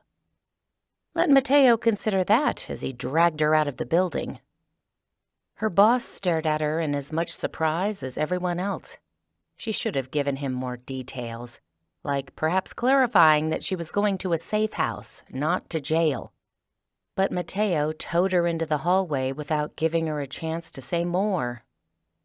Before the door swung shut behind them, Mr. Baldwin called out, "I will call the LAPD and tell them that this is way too excessive for one count of drug possession." Eliana winced. Yeah, that sentence wasn't going to help her reputation at work. When she came back, would people even buy her story that her mother had overreacted about her safety and sent in RoboCop to protect her? Or would they just nod knowingly and give her recommendations for good rehab centers? She kept pace beside Matteo, marching down the hallway toward the front door. She didn't have a choice about going, but she yanked her arm away from him. "I can't believe you did this." He shrugged, his intimidating demeanor vanishing. "If you'd let me pick you up at the hotel, I wouldn't have had to escalate this." "And what will your boss say if I tell him you used your position as a police officer to force me to come with you?" "He'd probably tell me I was foolish to put my job on the line for a princesa who doesn't appreciate it." Matteo had the nerve to smile at her. "And, by the way, your grandmother was the one who told me where you work, so I'm still firmly on her Christmas list." Eliana stifled a groan. "You worried my grandma about all of this?" "No, your mother worried her when she called and asked for my phone number. I'm just trying to reassure your family that you'll live through the week, something you don't seem all that concerned about." They'd reached the front lobby and went past the receptionist and security guard, neither of whom seemed alarmed about her police escort. Matteo opened the front door for her. "I'm concerned about my safety," she said. "My house is being rekeyed, and I'm installing security cameras." He grunted, letting her know he didn't consider those actions to be enough. They headed to the parking lot. She'd expected to see a police car waiting there, but instead, they walked to a normal row of vehicles. He took out his key fob, unlocked a black GMC truck, and opened the passenger door for her. She lifted her hands in exasperation. "You didn't even come in a squad car? You just showed up with a blue shirt and a badge. And the staff let you waltz me outside for who knows what nefarious purposes." He gestured to the seat in an overly dramatic way. "Get in, Elle." She didn't move. "I think my next story will involve the misuse of power by police officers." "Fine." He tilted his chin down and trained his dark eyes on hers. "Get in, or I'll give you some material to use." She still didn't move. She didn't want to go back inside and face her coworkers, but she didn't want to get in his truck either. He took a step closer, bringing that wall of muscle nearer to her. His eyebrows were raised in a challenge. Only his lips revealed a hint of humor that had been so ever-present on the ranch. Elle, do you remember when we were kids and you and Caroline used to wrestle me? You never won, did you? Do you suppose that's changed? He held up the handcuffs and dangled them in front of her.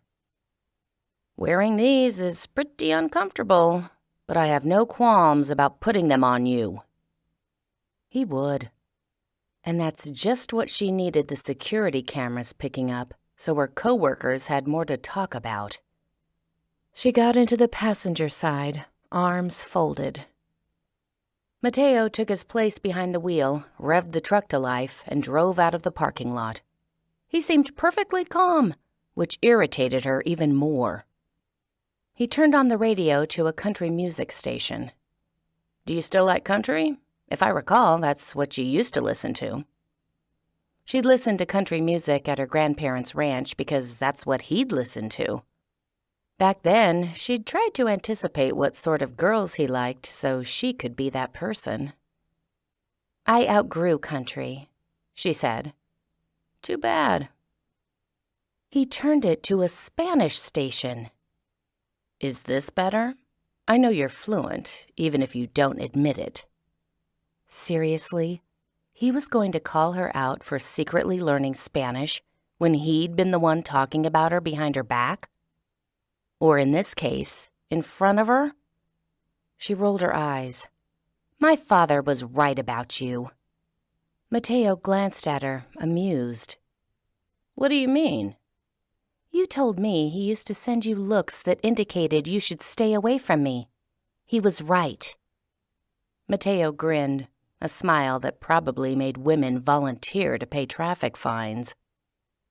Your dad is the one paying my salary as your bodyguard. I guess he had a change of heart about me. Eliana's parents had divorced during her senior year of high school. Her father had married his secretary and moved to the other side of the nation. Eliana only saw him once a year for a short visit when he and Mitzi came to California to escape New York winters. She blinked at Mateo, incredulous. He's paying you? Yeah, your mother thought he needed to know what happened. He's also paying a detective to look into the break-in.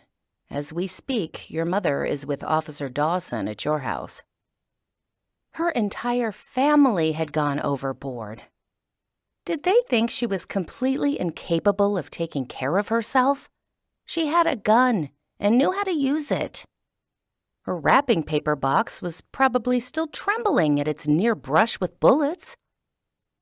If you're being paid to be my bodyguard, then you ought to take me back to the station and guard my body there. She turned around, checking to see how far they'd driven. I have deadlines.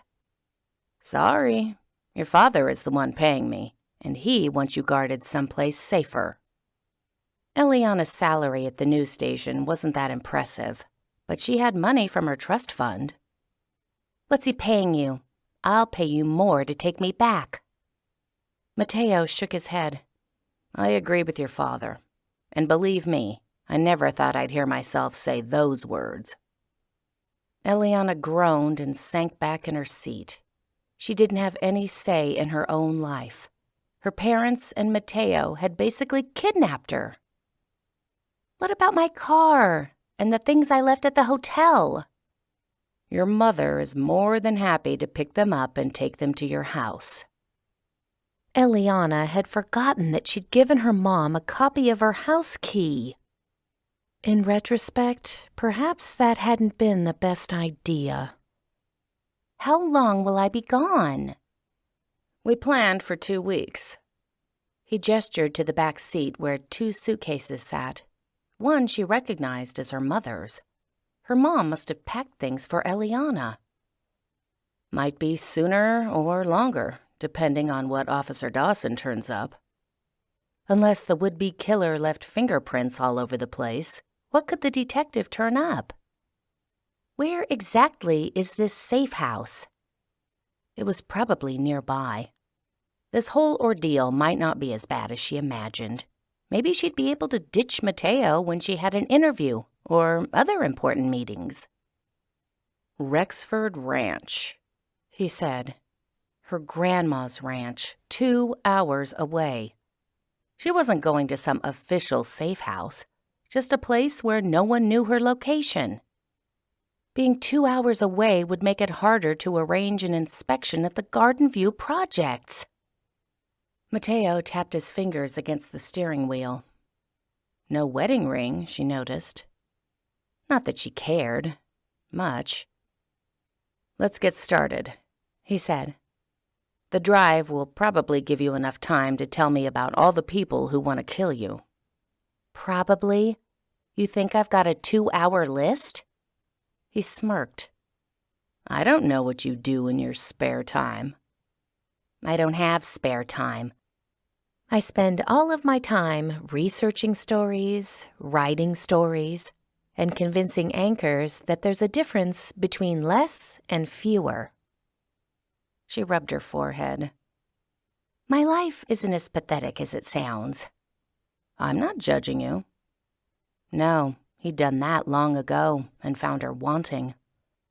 But the past was going to stay in the past where it belonged. Her relationship with Mateo was strictly business now.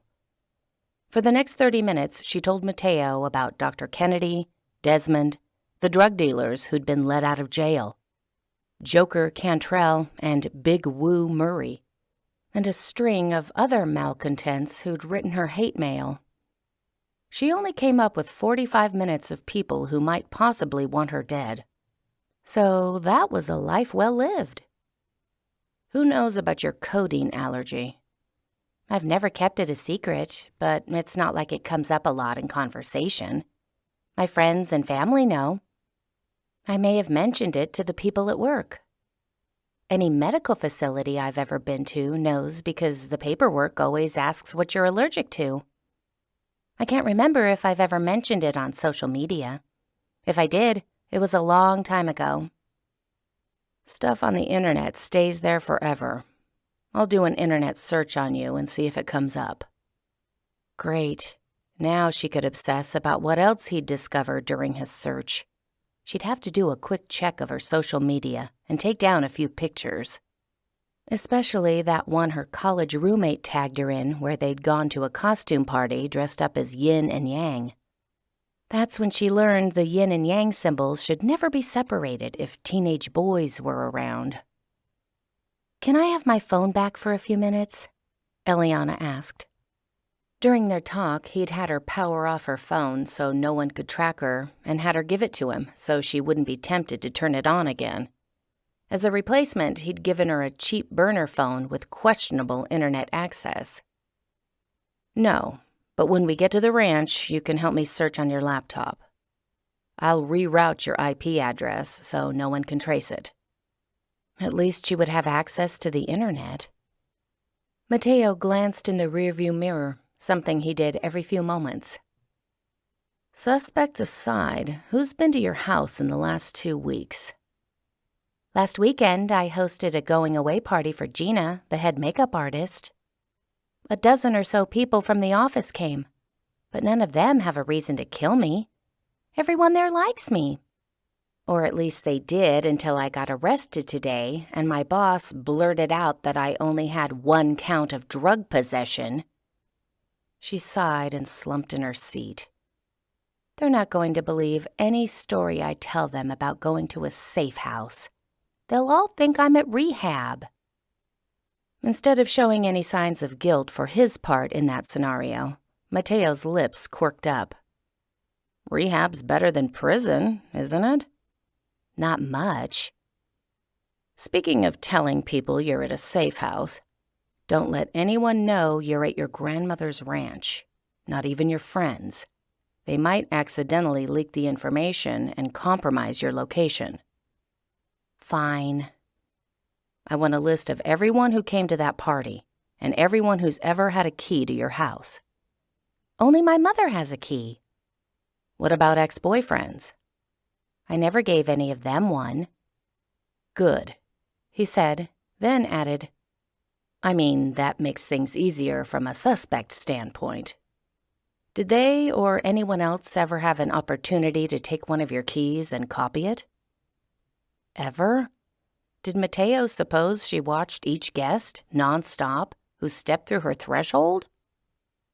I guess it's conceivable someone could have grabbed my spare without me noticing. Mine or my mother's. She sat up straighter, another plausible scenario coming to her. I remodeled my kitchen 4 months ago.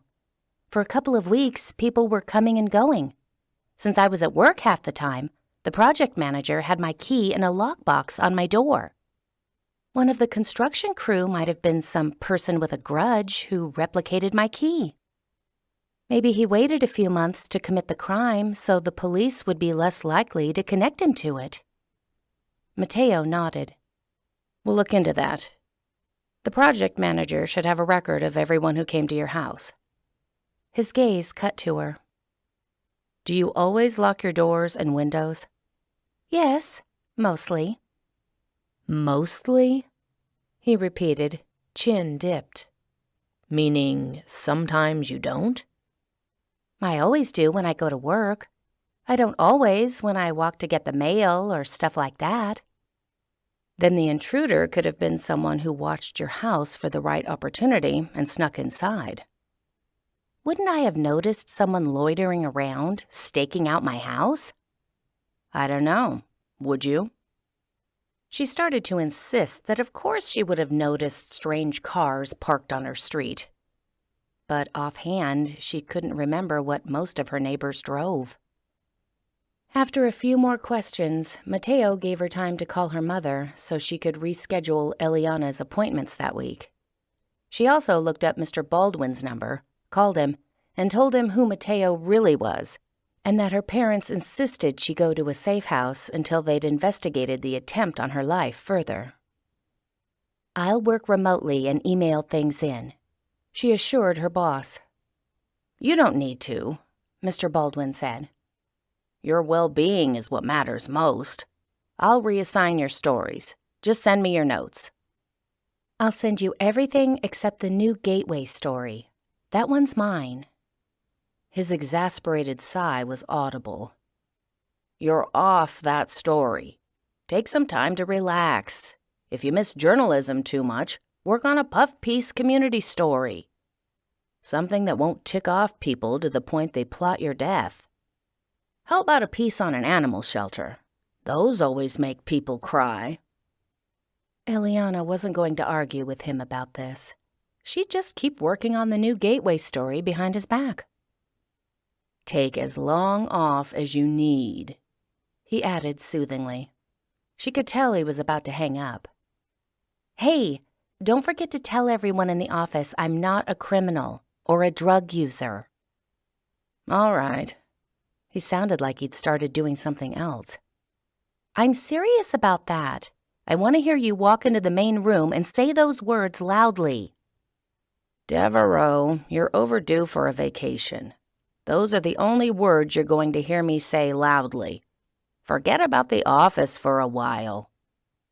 He hung up. She threw the phone onto the seat, frustrated. Did he not understand how gossip worked? He needed to nip the rumors in the bud today.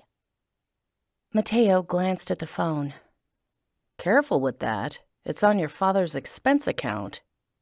Darn, she said. Less money for him to spend on wife number 2. Eliana had never called Mitzi her stepmother.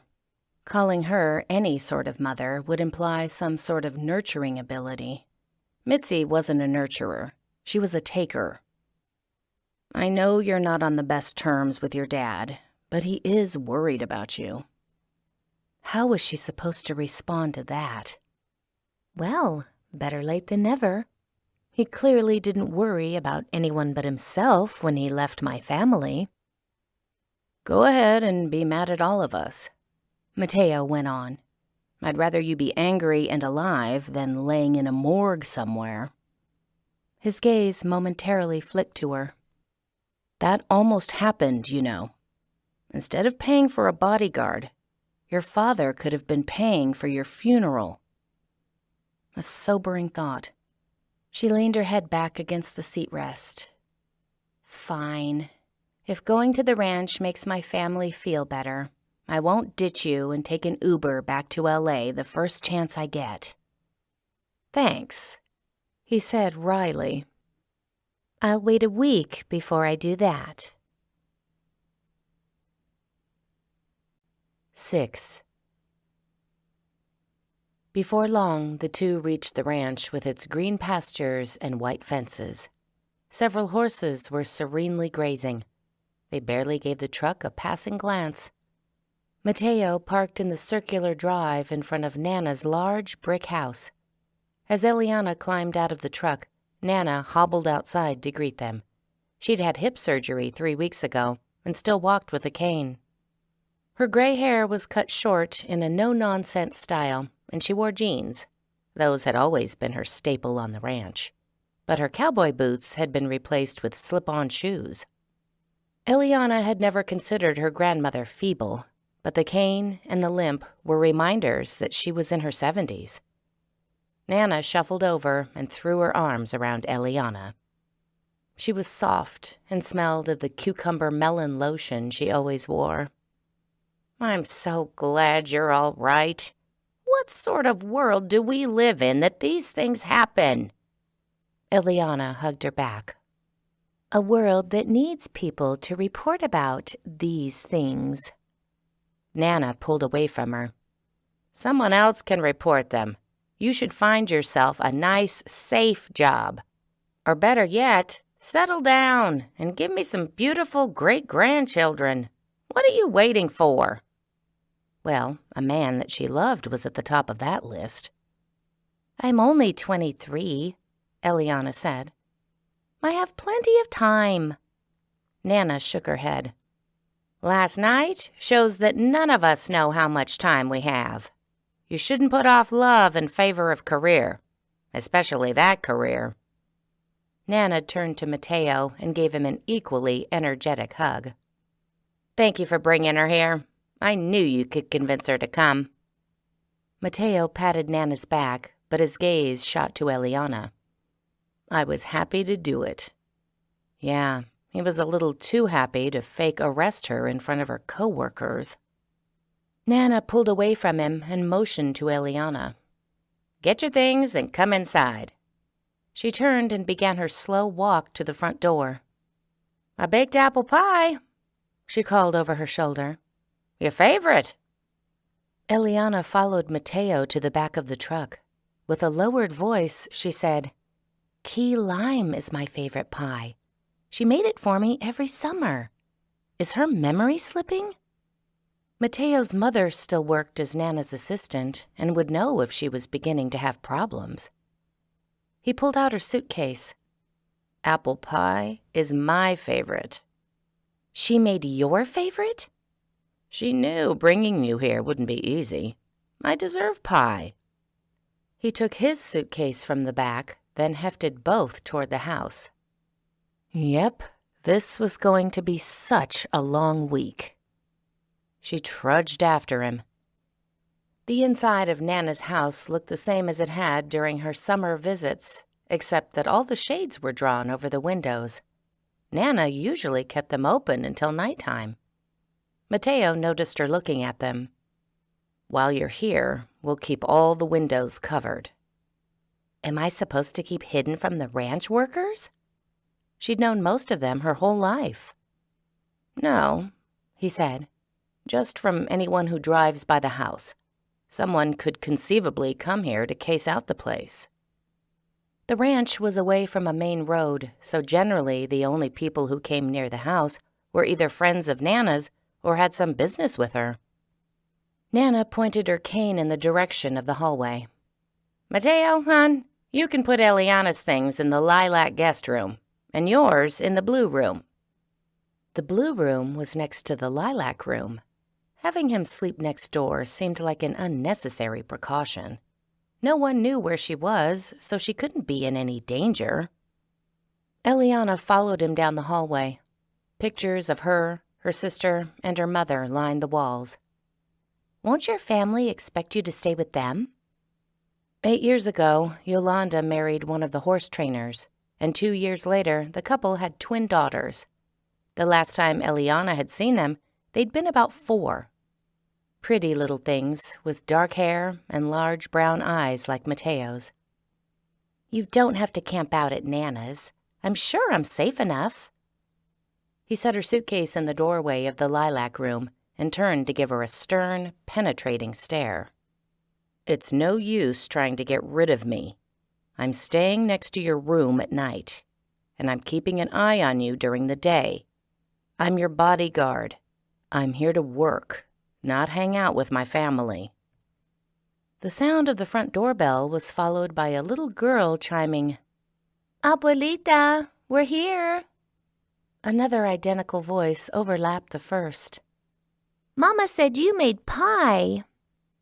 Yolanda called, "Mateo, hijo mío, come hug your mother."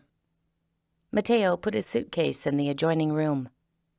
"Of course, that doesn't mean my family won't come here. Seems they will."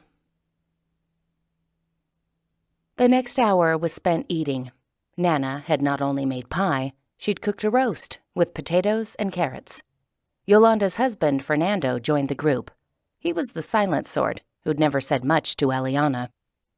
His daughters hadn't inherited this trait. They were chatterboxes, competing with each other to tell Mateo every detail of their school day.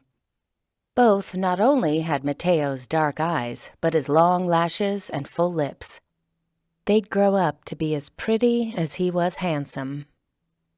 Eliana couldn't tell the twins apart and only knew who was who tonight because they'd introduced themselves. Gabriella wore her hair in a ponytail, and Paloma's was in pigtails. If they changed hairstyles tomorrow, Eliana would be lost. During a moment when Gabriella had taken a bite and thus wasn't talking, Paloma turned to Eliana. "Are you going to marry my brother?" Eliana choked on a bite of carrot. "Paloma!" Yolanda scolded, leaning toward her daughter. "Why would you ask such a thing?"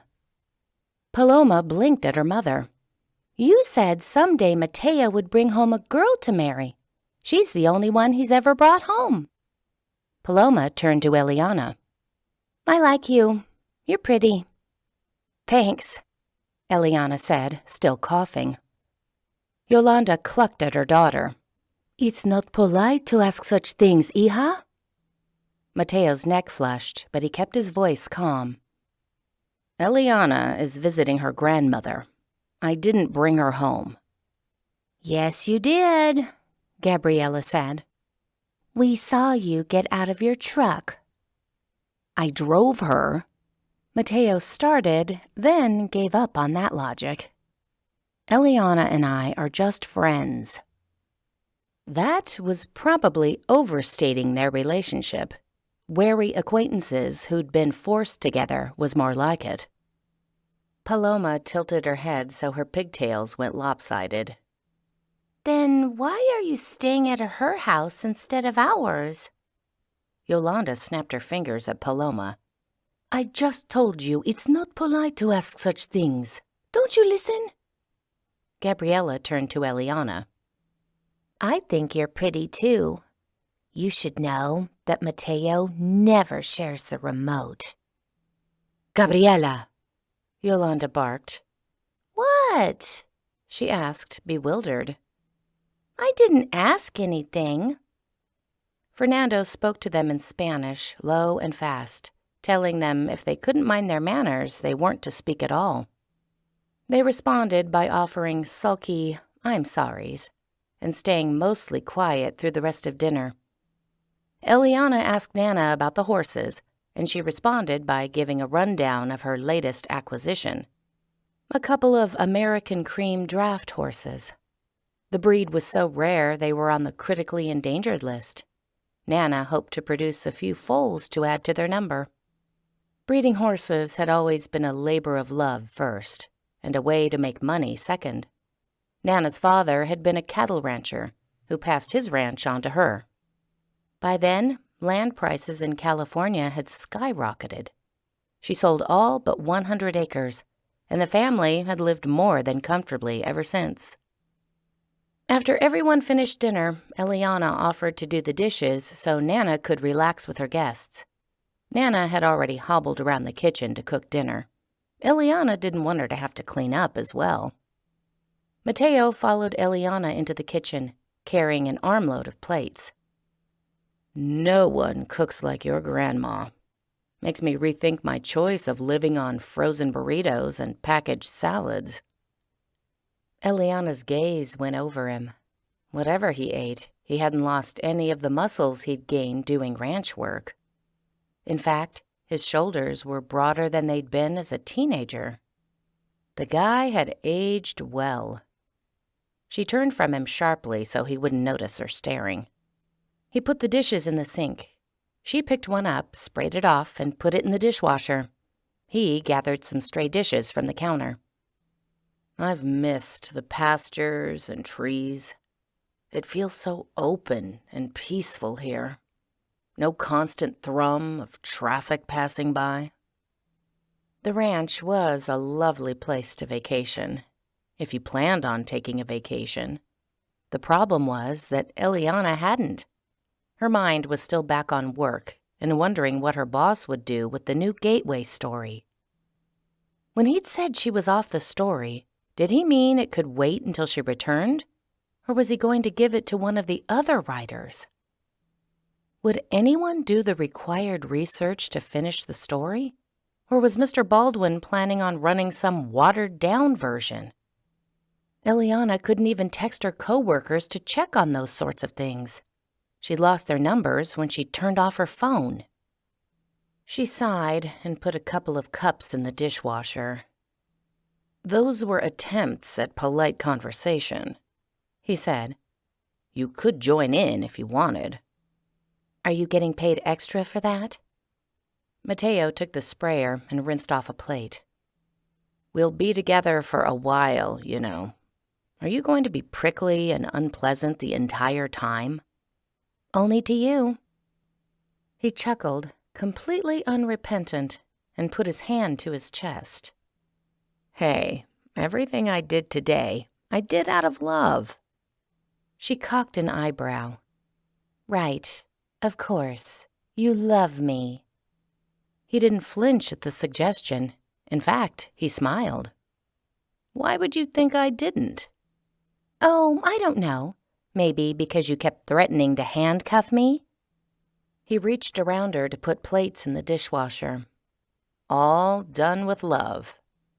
When was the last time you handcuffed somebody with love? She hadn't realized how the question sounded until he laughed. You're getting personal awfully quick. One of the twins' voices came from the doorway with hushed giggling. He said he loved her. Eliana spun to see Gabriella and Paloma standing by the door, carrying a couple of dirty dishes.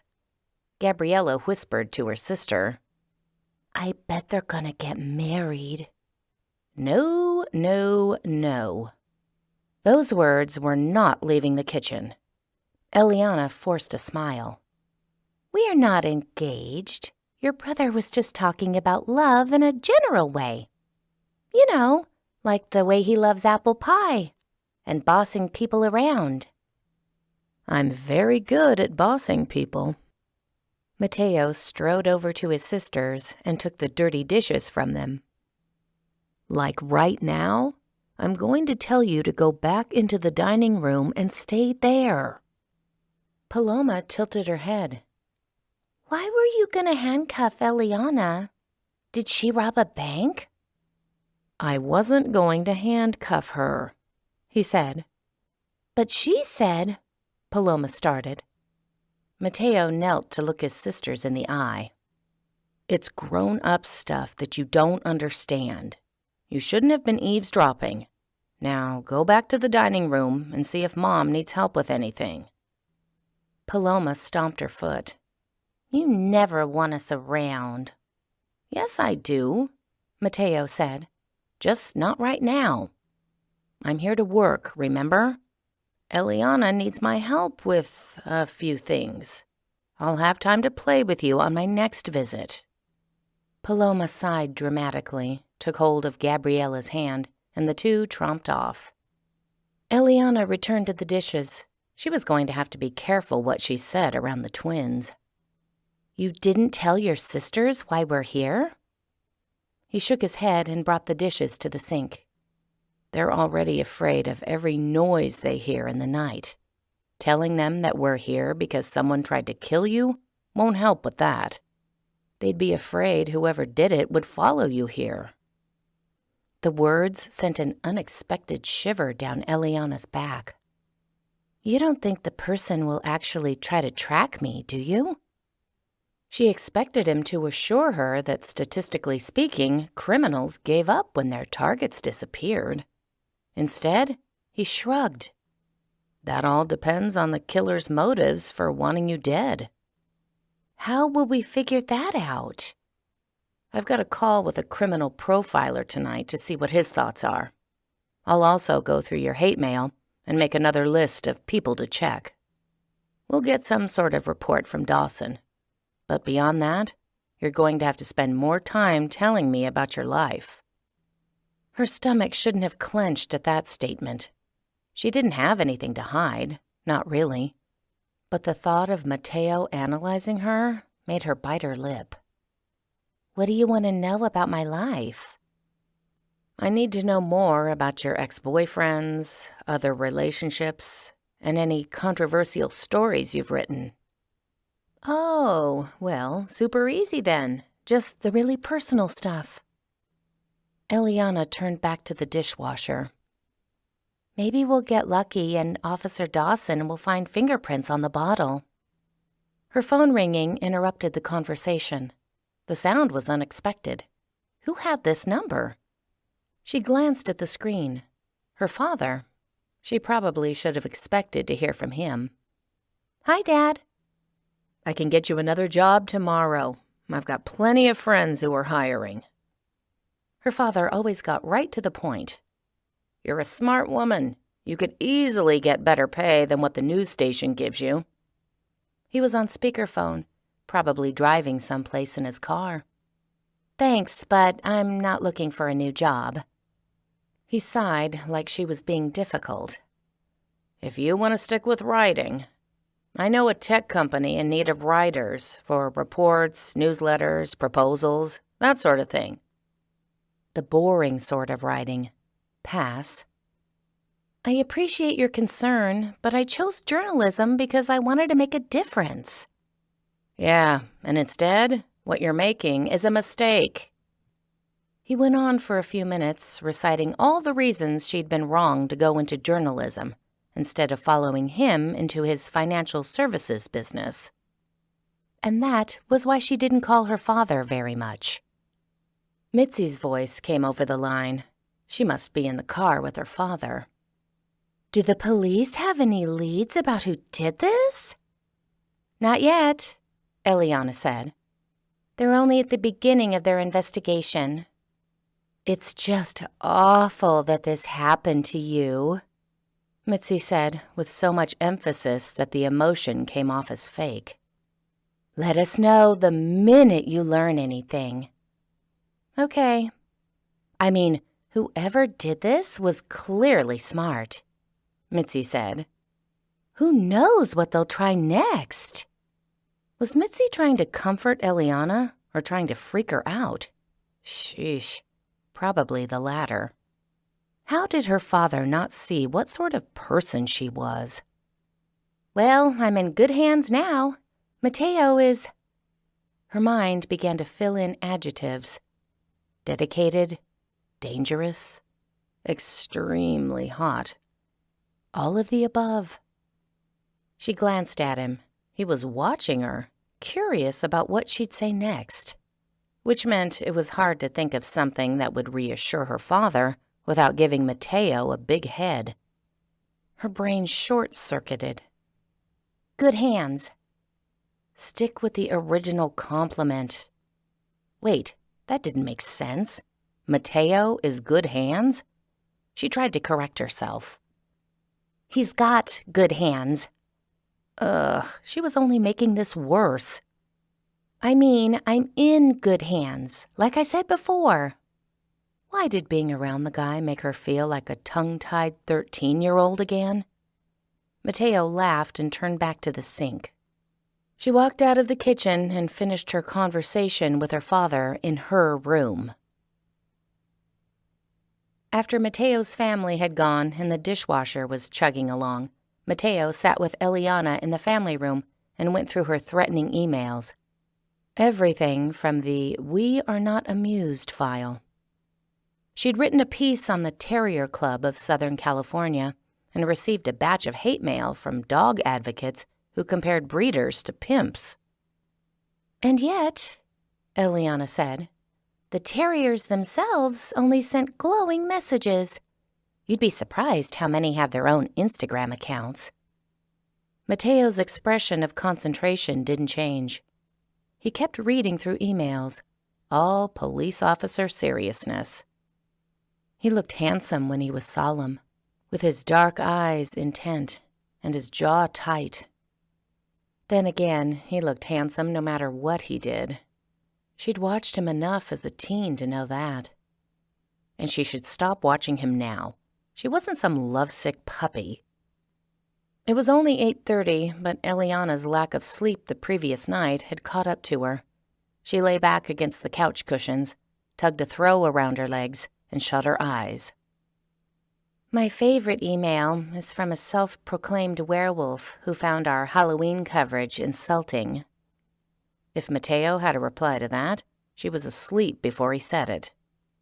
She awoke some indeterminate time later to Mateo leaning over her, his hand on her shoulder. His brown eyes stared into hers. Those thick lashes. Honestly, it wasn't fair. Men never appreciated them. "It's late," he murmured. "Go to bed and we'll work on this in the morning." She was too tired to want to move. "I'll sleep out here for a while." She turned over and pulled the blanket up. His hand slid from her shoulder to her arm. He gently shook her. "Come on, you can make it down the hallway to your bedroom." She didn't open her eyes. "I'm fine here. I'll go to bed later." "I'd rather you be in your bedroom where I only have to worry about 2 points of entry, as opposed to the family room." He'd thought of how many points of entry were in her bedroom. She opened her eyes groggily. "Next you'll tell me you want to watch me while I sleep, like a vampire." "Right, Bella. Come on." The guy knew his Twilight series. He leaned near to her again. "Do you need me to carry you like I carry my sisters when they fall asleep?" "You shouldn't try that.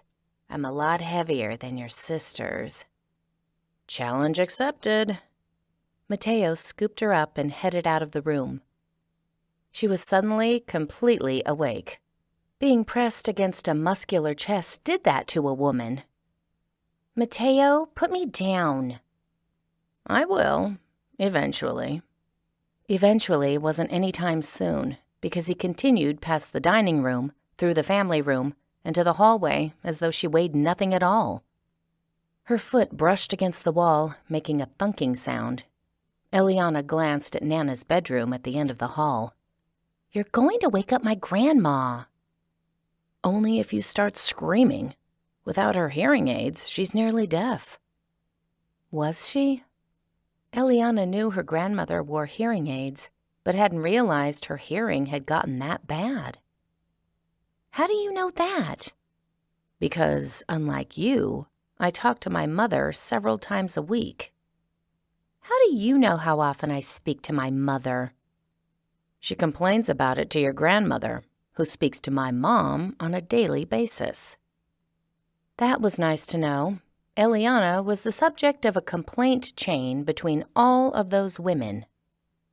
"I don't have that much to tell my mother.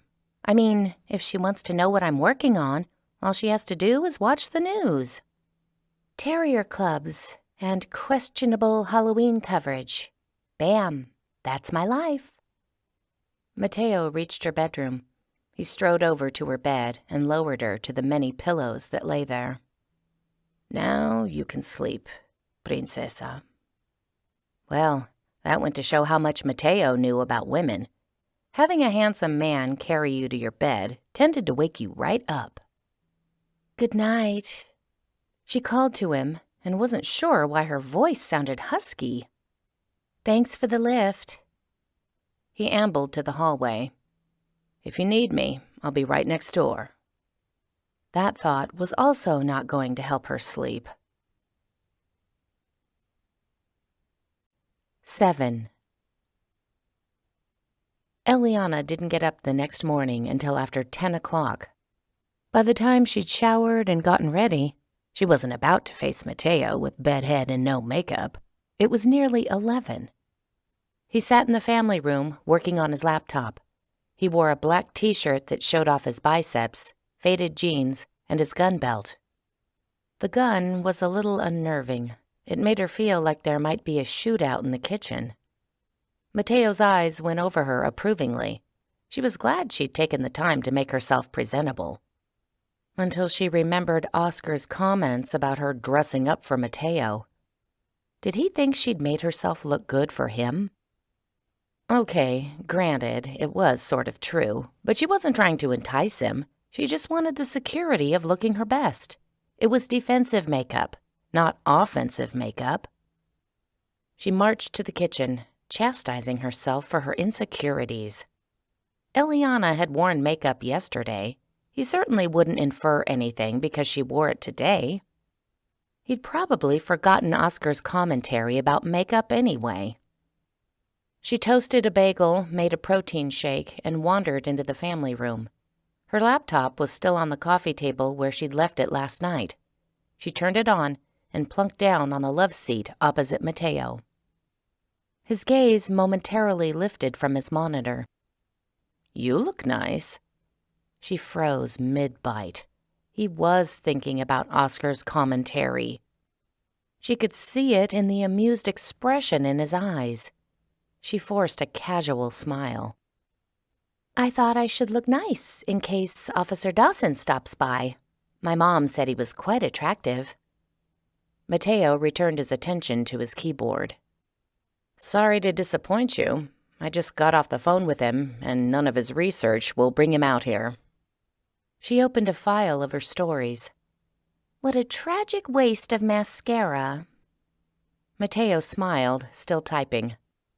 "I appreciate it." "Well, that would be a first." His gaze lifted from the monitor. "Why would you say that?" She didn't feel like rehashing the events from her teen years or pointing out all the time he'd spent avoiding her. "Where's Nana?" "Out with the horses." Nana paid people to take care of the animals, but spent time with them every day. She probably wouldn't be back until lunch, which meant Eliana and Mateo were alone. Eliana broke off a piece of her bagel. "What did the criminal profiler say?" Mateo scrolled through something on his computer screen. "Neither of us thinks someone was trying to plant drugs on you. If that had been the aim, the perp would have used something stronger than codeine. Whoever did this tried to kill you in a subtle way, so it could easily look like an accident. If authorities found the Lunesta bottle and inspected the pills, they might assume the pharmacy put the wrong pills inside it." Mateo kept scrolling. "A person who wants to misdirect the authorities won't leave clues at the crime scene, let alone send the victim an email beforehand announcing his intentions. So, although we're not ruling out Dr. Kennedy or the drug dealers, we're not putting our focus on them either." Mateo had a point. "Desmond, then?" He shook his head. "There are several types of stalkers. He doesn't fit the vengeful or rejected category, and I doubt he's the predatory sort. His emails indicate an intimacy seeker, someone who believes he's in love. He thinks once you meet him, you'll reciprocate his feelings. So he has no reason to kill you. He might put you in danger so he could save you, but switching your medication wouldn't do that. He'd have no idea the day or time you'd take the pills." Strike two.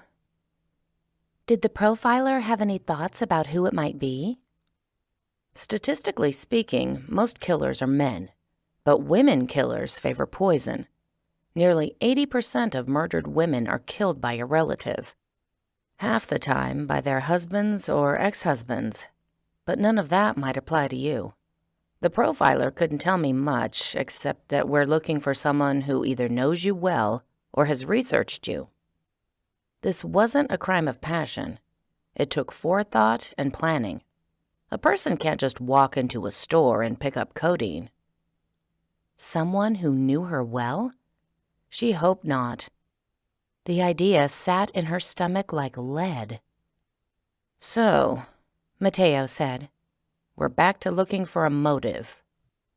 It could be revenge for a story, but it could be something completely different. Do you have a will? No. Then your parents would inherit your estate. It seems unlikely they were behind this, especially since they hired people to find the criminal. Eliana tapped her fingers against her leg. Her wealth had come from her mother's side of the family.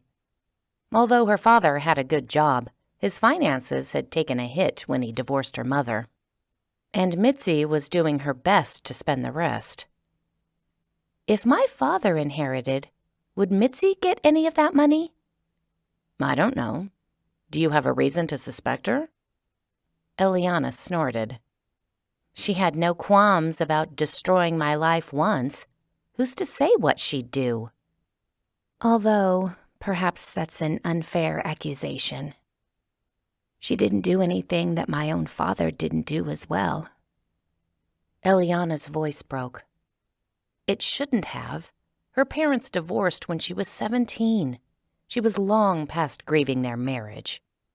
She was just feeling overly emotional and vulnerable. Mateo stared at her, his eyes full of sympathy. I'm sorry you had to go through that, Elle. It must have been rough. His sympathy somehow made the moment harder. She could be strong and flippant as long as she thought of Mateo as an adversary. But when his eyes were compassionate and his voice soft, he became the old Mateo, the one who'd been her friend, the one she'd had a crush on. For some inexplicable reason, tears pricked at the back of her eyes. Her gaze went to her lap. She wouldn't let herself cry. She had no reason to cry. She just needed to breathe deeply a few times and pull herself together. Breathe. Breathe. She hadn't heard Mateo leave the couch, but he sat beside her and put his hand across hers. The touch of his hand completely distracted her from breathing. Mateo's fingers curled around hers. Sometimes parents make bad decisions. Like my biological father. The guy deserted my mother when she was pregnant with me. At least your father is worried about you and wants to help you. True, in the horrible parent category, Mateo won hands down. Have you ever talked to him? Your bio father? She asked. A few times. It never made anything better. The guy had no interest in being a parent, or for that matter, a decent human being. I'm sorry. All we can do is learn from our father's mistakes and make sure we treat our own kids better. Right. Breathing wasn't getting any easier, but this might be because Mateo was holding her hand. She was close enough to notice he smelled like some fresh and sporty cologne. I haven't gotten upset about the divorce in years. I don't know what's wrong with me now. There's nothing wrong with you. He squeezed her hand.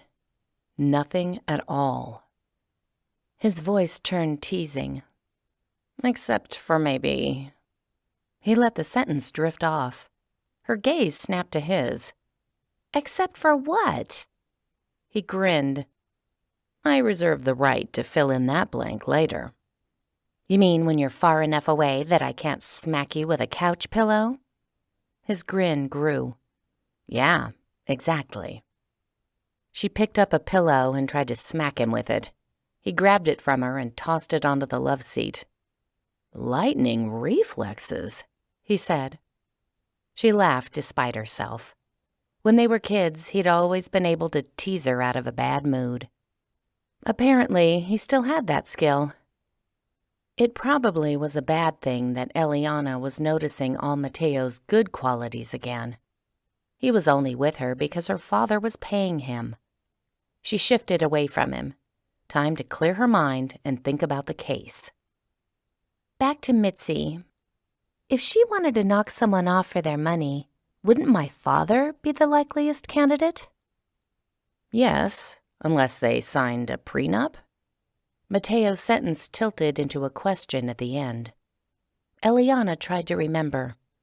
Back in high school, had her mother said they had? Or had she only said her father should? I'm not positive, but I think they did. Mateo left the love seat, went back to his computer, and began typing. I'll find out about the inheritance laws, and ask your father if Mitzi has been in New York with him for the last 2 weeks. Does he have a key to your house? No, but they came to California last winter and stayed with me for a few days. So she could have made a copy of the key then. Eliana shrugged. Maybe. Just in case she's the guilty one, I'll tell her this brush with death has made me realize I need a will, and I'm leaving everything to charity. Couldn't hurt. I'll see what I can find out about her and add her to the list of suspects. Dawson and I are splitting up the hate mail. We'll rule out anyone who's confirmed to have been out of the area the last 2 weeks. Eliana opened a file on her computer and searched the dates of news stories she'd written. We only need to check for the last 10 days. I remember taking sleeping pills after the story on sex trafficking. The switch had to be after that. Mateo paused in his typing. You're sure? You'd need sleeping pills too after that story. His gaze turned sympathetic again. I believe you. I've seen some bad stuff myself. She supposed he had, and felt a tug of concern for him. What sort of thing did he have to deal with at his job? He went back to typing. I've asked the project manager of your kitchen remodel for the names of the employees who worked in your house. We'll see what records they have. Usually, attempted murder isn't someone's first crime. I still need a list of everyone who came to your house for the office party. With a large group, any one of them could have slipped off to your bathroom. She started the list, then Nana came back inside, and Eliana went to the kitchen to help her make lunch. Nana took a plate to Mateo, but Eliana stayed to clean up. She wasn't hungry, and besides, she'd noticed dirty spots on the walls. Nana wouldn't be able to take care of those. Eliana got a bucket, some soapy water, and tackled the job. She was washing baseboards when Mateo found her. Are you avoiding writing your list of coworkers? No, just avoiding thinking about my own mortality and all the people who might want me dead.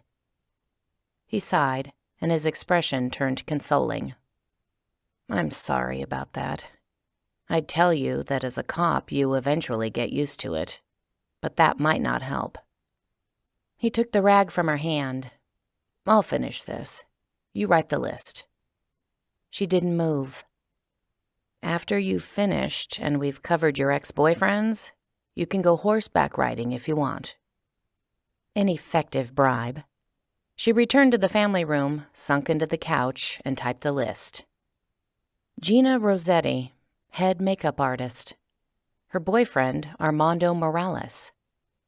Reuben Baldwin, executive producer. His wife, Raylyn. Susan Bonner, social media director. Jenny Poirier, junior news writer. Stan Davis, the sports reporter. Brian Howell, the meteorologist. She went on listing the people. She couldn't imagine any of them capable of the crime. But then, how well did she really know them? How many stories had she seen where the friends and family of murderers swore their loved one wouldn't ever hurt anyone? Maybe people were blind to the dark side of those close to them. A cheery thought. While she was contemplating the evils that might lurk at the Channel 12 news station, Officer Dawson called and gave Mateo and her an update. 2 sets of fingerprints were on the pill bottle, most likely hers and Officer Hoffman's. Dawson was sending the codeine pills out to see if he could pinpoint the pharmacy they came from.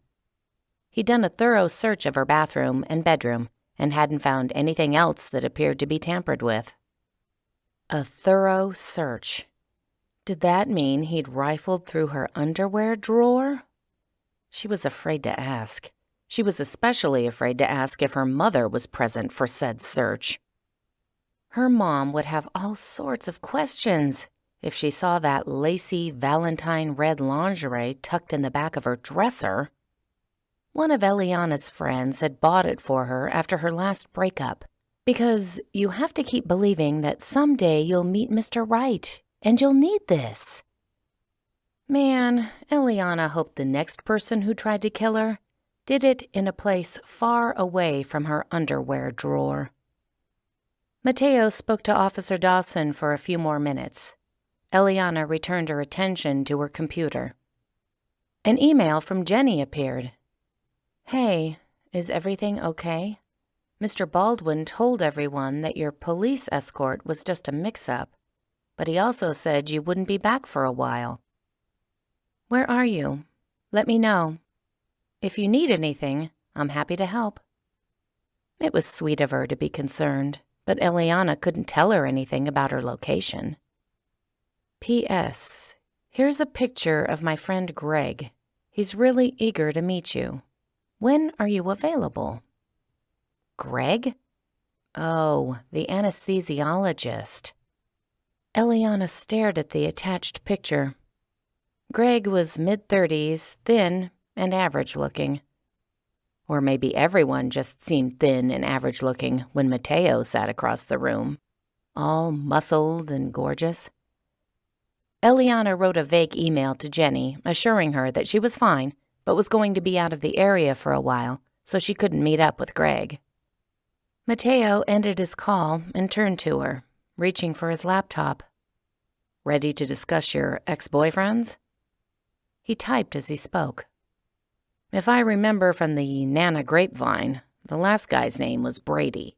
He worked in some boring business job, and you dumped him for flirting with a waitress. Eliana's mouth dropped open. It was more than that. And how much does my grandma tell your mother about my life? And why would either of them pass on those details to Mateo? He dipped his chin. You stood up in the middle of an expensive restaurant, told the guy, "You know how you got reservations here? Now I've got reservations too." And then you left the dude to chill with his iced cucumber soup. Mateo quirked a smile. You didn't think that story would make the rounds? Okay, maybe she should have expected as much, but still. I thought our relatives had more interesting things to talk about. Nope, you're about as interesting as it gets. He took a quick drink from his water bottle. Anyway, did the guy exhibit threatening or stalking behavior after the breakup? Not unless you consider sending me 24 roses stalking. Mateo wrote something in the computer, shaking his head. He dated you for 5 months and didn't know you prefer carnations? Amateur. How did you know I prefer carnations? They'd never talked about the subject. Mateo certainly hadn't ever sent her flowers. When you were a teenager, you gave your grandma a carnation bush and were sad when she told you they were toxic to horses. Aw. Eliana hadn't remembered the incident until he brought it up. But Mateo had remembered. The guy before Brady, his name was Quest something? His name was Chase Cunningham. Right. The rest of us just called him Quest. Why did you dump him? She folded her arms. You had nicknames for my boyfriends? Mateo held up a hand in defense. Your mother started that, not me. Well, Eliana had just thought of a reason to call her mother more often. "So, why did you dump Chase?" he repeated. Eliana would have liked to drop the whole subject, but what if this information really was important? He spent too much time with his golf buddies and never admitted that anything was his fault, among other things that seemed too petty to bring up. Really, now that she thought about it, the problem she had again and again with her boyfriends was that once she got to know them, they all seemed so shallow. Most of their lives revolved around making money. That's all. When they weren't working long hours at the office, they were out schmoozing with influential people, looking for the next deal. When Chase had talked about his stock picks or where his company was on the Fortune 500, Eliana's eyes always glazed over. She'd gone into journalism because it was more meaningful. Journalism made a difference in the world, or at least she hoped it could. "Any threatening or stalking behavior?" Mateo asked. "Not besides trash-talking me to his friends after I ended things." "And the guy before that?" "Bentley Parker. He broke up with me. He said he needed to concentrate on his career." Mateo wrote her answer while speaking out loud. "Mr. Carr Park, obviously stupid, but probably not a stalker. The next guy?" "Marcelo Greco. I dumped him because I realized he wanted a trophy girlfriend, not one with opinions." She cocked her head. "Do you really think guys I dated 2 years ago might be involved?" "Probably not." Mateo winked at her. "But now I can legitimately suggest you raise your standards when you're looking for men to date, and you can't disagree." So like him. She tapped a finger against her bottom lip. "Let's talk about your ex-girlfriends. I'm sure I could come up with some commentary about them." "No need. Nobody's tried to kill me." "The week is still young." He laughed, showing a set of white, perfectly straight teeth. All natural. Unlike Eliana, he'd never needed braces. The guy had never had an awkward stage, which was probably why he was so cocky now. "Let's go horseback riding," he said. "You want to go with me?" She was unaccountably pleased with the idea of spending more time with him. He stood up and stretched.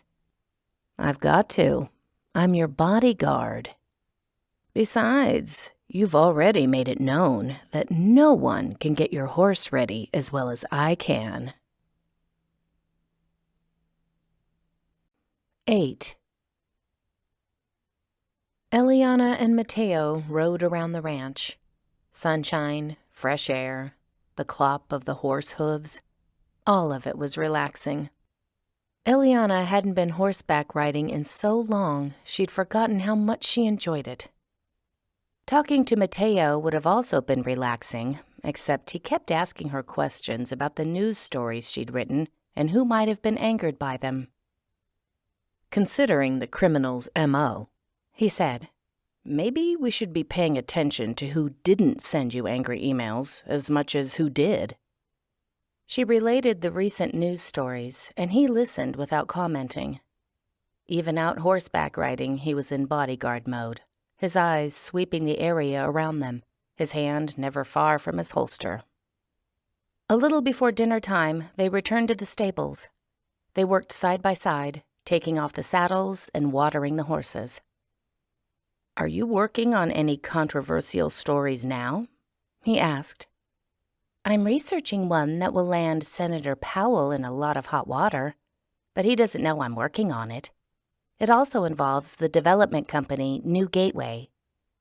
They know I investigated some complaints by tenants about the poor quality of a housing project, but they don't know I've tied them to kickbacks, so they'd have no reason to kill me.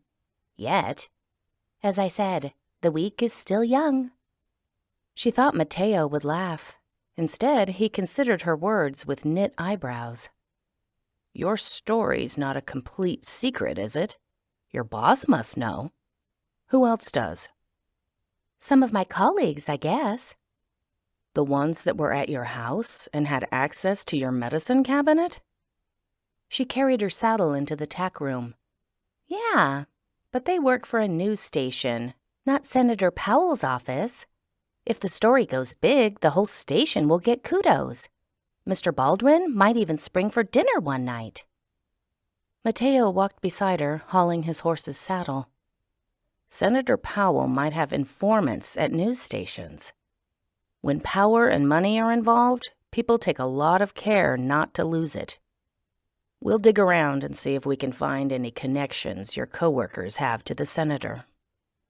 She hadn't considered that a senator might have informants at her station? Now the idea seemed chilling. Mateo put his saddle on the rack, then turned and took hers. On the drive out here, you talked to your boss about a story. Was it the one about Senator Powell and New Gateway? Yes. You should take his advice and leave it to someone else.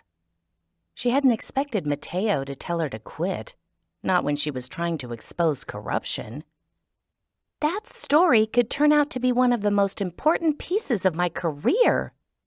I put in the hours of research, and I've done all the legwork. You want me to let someone else take the credit? Mateo gave her one of the intense looks he did so well. Do you want credit, or do you want to sleep in your own bed again? She refused to admit he had a point. She batted her eyelashes at him. I don't need to worry about where I fall asleep when you're around to carry me to bed. And if I...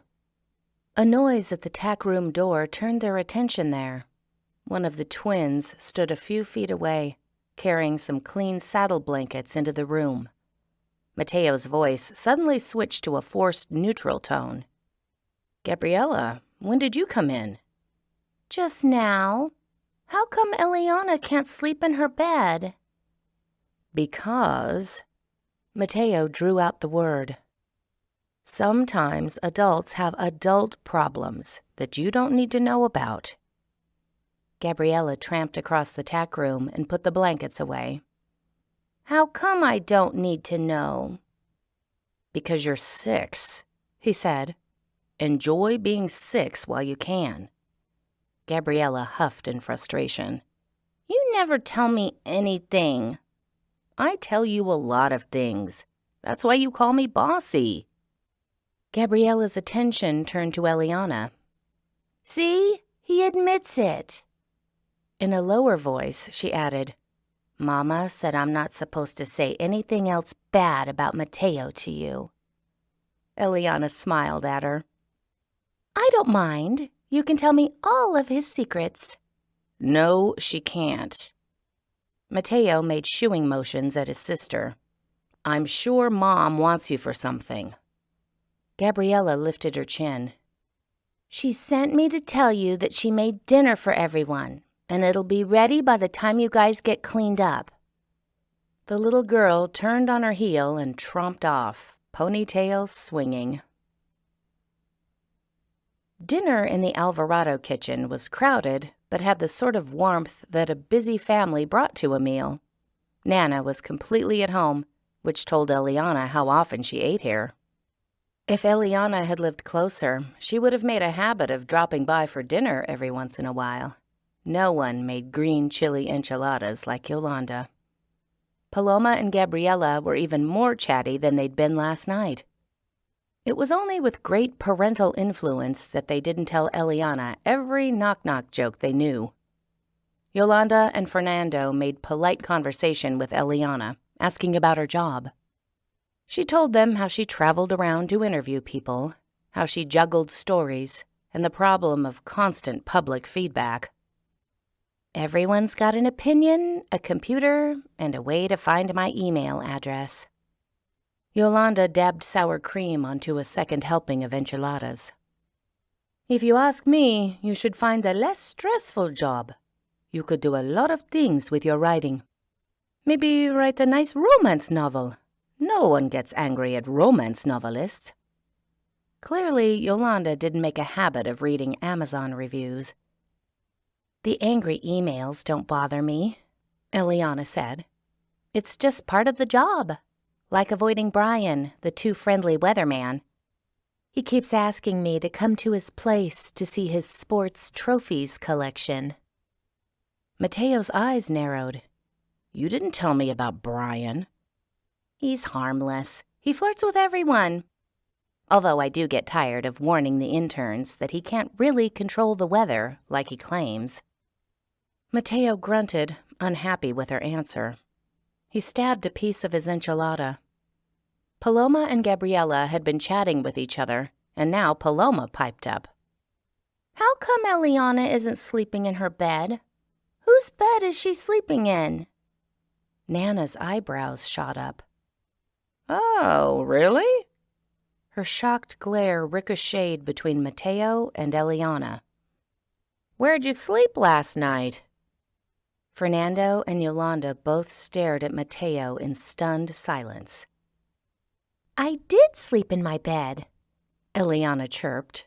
"All night."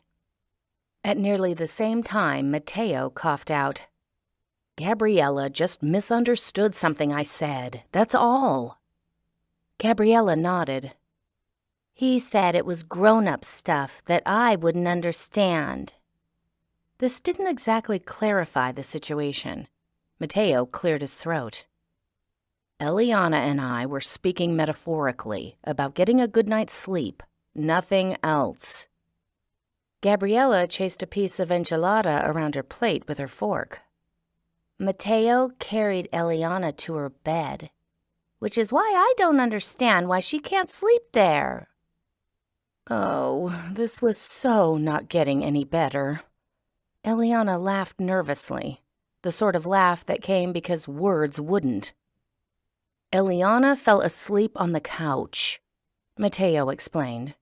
"I carried her to her room because she was being stubborn about going to bed." "I see," Yolanda said in a tone that meant, "We will discuss this later." Nana's gaze was still bouncing between Mateo and Eliana. Her eyebrows hadn't lowered. Eliana wasn't sure how to reassure her grandmother and Mateo's parents that she and Mateo weren't sleeping together. How did one casually say that in front of a pair of 6-year-olds? She shifted in her chair. "Nothing is going on between Mateo and me that isn't purely professional." "We're just friends," Mateo agreed. "And hardly that," Eliana added. Mateo shot her an exasperated look. Maybe that bit of reassurance had gone too far. Gabriella turned to Paloma and whispered, "See, I told you she's still mad at him for wanting to put handcuffs on her." A moment of frozen silence descended on the table as everyone processed this new bit of information. For one moment, no one said anything. Then Yolanda whirled on Mateo. "What did you say in front of your sisters?" She said a few more things, all in angry Spanish, telling Mateo he'd been raised better. Eliana felt her cheeks flaming. Fire engine red flaming. She ought to be able to laugh about this instead of blushing guiltily. "That's, not what—" She spluttered, then tried to push out more coherent words. "Back at my office, I didn't want to come with Mateo, so he threatened to use his handcuffs in a perfectly normal police way. You know, when the police are being pushy and awful. So, yesterday, while Mateo and I did dishes, I yelled at him for that because my coworkers all thought I was being arrested. The girls came into the kitchen and overheard." Mateo pinned his sisters with a scowl. "You shouldn't discuss other people's business. You don't know what you're saying, and you'll give Mom a heart attack." Fernando frowned at the girls and launched into a stream of rapid-fire Spanish. "No more talking about the señorita. You aren't to pester her, repeat what she says, make comments about where she sleeps. or suggest reasons why she should or shouldn't marry your brother. He's more than capable of taking care of that sort of thing himself. And if he's still interested in the lady... Mateo interrupted his stepfather. "Eliana speaks Spanish. You should know that." All eyes turned to her. Apparently, Mateo hadn't ever told his parents about the incident between them when she was 16. Nana blinked at Eliana. "You do?" Eliana folded her hands in her lap. "It comes in handy more than you'd think." Well, at least it had come in handy twice. Still interested? What did Fernando mean by that? Mateo had never been interested in her. He hadn't even spoken to her in 7 years. She glanced at Mateo to see if his expression gave away anything. His eyes were firmly on his plate, and he was gripping his fork too tightly. Nana smiled stiffly. "I'm sure knowing another language helps in your work." She was trying to turn the conversation back to normal, safe topics. "Like when you interview people." "It does," Eliana said. "I've always thought I should learn," Nana said. "But teaching this dog any new tricks would be hard. It's difficult enough to learn technology, let alone another language." The discussion moved to technology and to how technology was changing horse breeding. All of the conversation felt forced. Gabriella and Paloma slouched in their seats, sulking from their reprimand. Yolanda spoke with too much cheeriness, trying to make up for accusing her dinner guests of sleeping together. Nana kept cutting glances at Eliana and Mateo wouldn't meet Eliana's gaze at all. Still interested? Most likely, Fernando had formed some erroneous opinions about the two of them when they were teens. Probably because Eliana followed Mateo around every chance she got, and Mateo had never bothered to correct them. She never should have been so obvious. Of course all of the adults had seen her crush. Of course, Eliana's father gave Mateo the "don't take advantage of my daughter" look. Eliana, with her starry-eyed worship, would have been so easy to take advantage of. Someone had once coined the phrase, "you can never go home again." This was probably why. Who wanted to keep bumping into memories of their pathetic teen self? After dinner, Nana, Eliana, and Mateo went back to Nana's house. Eliana worked in the family room, trying to get a hold of any tenants in the Garden View projects who would be willing to let an inspector visit their apartment. No luck. Most people didn't even answer their phones. The ones who did either didn't believe she was a real reporter, were suspicious about her reasons for wanting to come inside their home, or didn't want to cause trouble. The steady nose made her want to throw something against a wall, hard. Didn't anyone care about their faulty wiring and bad plumbing enough to take a stand? Wasn't anyone brave anymore?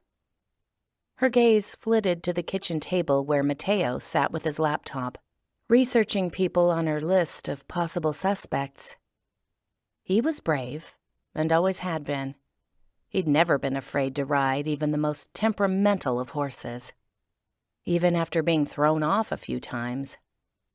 Once, a mountain lion had prowled onto the ranch, and he'd scared the cat away using nothing more than a handful of rocks and an attitude. Mateo could have chosen a lot of careers besides police officer. He could have done something safer and better paying. Instead, he worked to take criminals off the street. Perhaps he and Eliana were both idealistic, thinking they could change the world. Only she wasn't having a lot of luck in that area today. Hopefully, Mateo was faring better. Nana had planted herself in the chair across the table, ostensibly reading. Eliana couldn't help but wonder if she was actually staying out here as a chaperone. Years of getting up early to tend animals had made her a person who was generally in her room by 8 and asleep by 9. It was 10 until 9, and she hadn't budged. It was also too late for Eliana to keep cold-calling residents of Garden View. She called her boss to see if he'd assign the story to another writer. If so, Eliana could call the writer and see if they would go in person to the projects to look for willing tenants. "The piece is on the back burner for now," Mr. Baldwin said. "How long will you be at your safe house?" "I don't know. It might be a while." Why had she said that? When Mateo drove her here, she told him she wouldn't stay longer than a week. Now, his estimate of 2 weeks or longer didn't seem unreasonable. Was she taking the threat more seriously, or just enjoying spending time with Mateo? He did have a sort of charisma that drew her in, and the guy was definitely easy on the eyes. Her gaze automatically fluttered in Mateo's direction. Through the kitchen doorway, she saw him leaning against the counter, phone pressed to his cheek. His dark eyes were serious, making him look brooding and sexy. Really, how did the guy make a simple t-shirt look so good? How many hours a day did he work out? "Any news on your case?" Mr. Baldwin asked, bringing her attention back to him. "Do they have any clues yet?" "Not really." "Well, take as long off as you need. Your safety comes first." He said more on the subject, but Eliana didn't hear it because in the middle of a speech, Nana hobbled over to Eliana and mouthed, "I'm beat. I'm going to bed." Eliana held the phone away from her and hit the mute button. "Okay, I love you." "What?" Mr. Baldwin asked. Oops, Eliana hadn't successfully muted herself. "Not you," she said hurriedly. "I was talking to my grandma." Nana glanced at Mateo in the kitchen, and her eyebrows rose in question. "Unless you want me to stay with you." She was asking, not so subtly, if things were copacetic with Mateo. "Hold on a sec." Eliana told her boss, and this time made sure she was muted. "I'm fine. You can go to bed." She hit the unmute button. Nana didn't move. She kept her voice low. "Mateo is doing us a favor. You should be nice to him." Eliana muted her phone. "What makes you think I'm not?" "You said you wouldn't come with him until he threatened to cuff you. And when he said the two of you were just friends, you added, 'and hardly that.' That's no way to treat someone who's putting his life on the line to protect you." Eliana sighed and muted her phone. "I was just emphasizing that we're not sleeping together." Wait, had she muted her phone twice? She glanced down. Crap, she'd accidentally unmuted it the last time. How was she going to explain that comment to her boss? She winced and firmly re-muted. "I'll be nice to Mateo." There was no point trying to explain her past relationship with him. Eliana would just have to make sure her actions from now on were above reproach. "Don't worry. I appreciate what he's doing for me. Really." Her grandmother smiled, relieved by her words. "Good. I'm off to bed." She turned and shuffled that way. Eliana unmuted her phone. "I'm back." "Who aren't you sleeping with?" Mr. Baldwin asked. "Pretty much everyone. Take your pick." "What exactly is happening at this safe house? And why is your grandma there?" Eliana sunk further down into the couch. "Nana is a good shot with a rifle. You'd want her at your safe house, too." "Mm-hmm. Who did you really say I love you to?" Eliana had made a mistake by mentioning her grandmother. She was supposed to keep any clues about her whereabouts a secret. Better to go with Mr. Baldwin's suspicions. Fine, if you want the truth, I'm holed up with the hot police officer. And I'm developing feelings for him. Sometimes chemistry happens really fast. We're on an I love you basis already. But when it comes to sleeping together, I've got to put my foot down. She glanced toward the kitchen. Mateo had finished his call and come through the door into the family room. His head was tilted in question, his eyes teasing. Is that negotiable? Figured. Of course you heard that, she told Mateo. Every conversation I've had today ends up a disaster. It's like some sort of curse. To Mr. Baldwin, she said, I've got to go. I'll talk to you later. She hung up and slid her phone into her jeans pocket. Mateo smiled at her, all cocky assurance. So, you've developed feelings for me?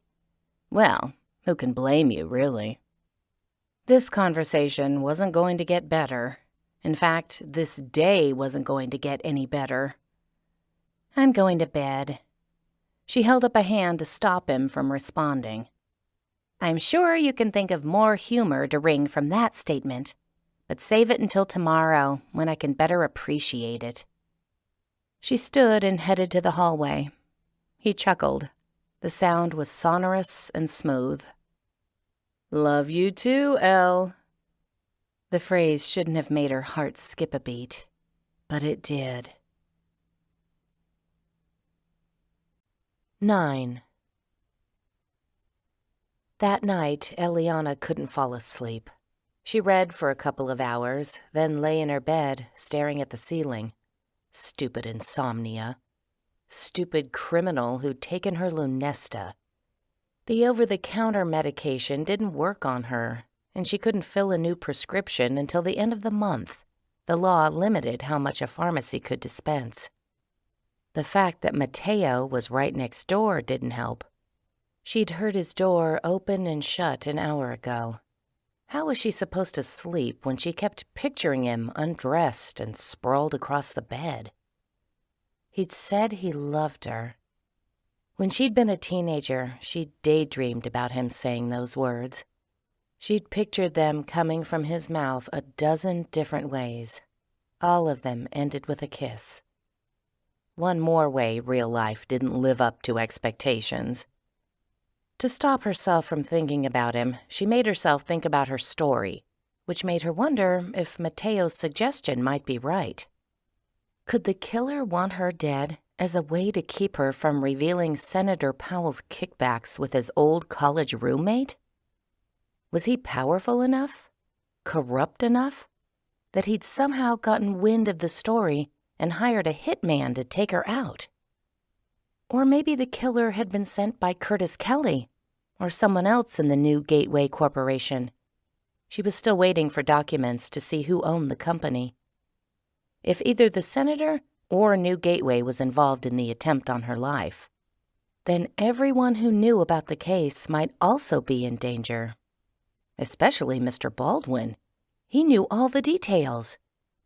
Should she warn him and anyone else who knew she was working on the story? Or would that just unnecessarily freak out people?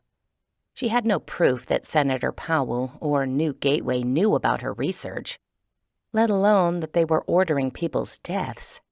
The theory was just one of many.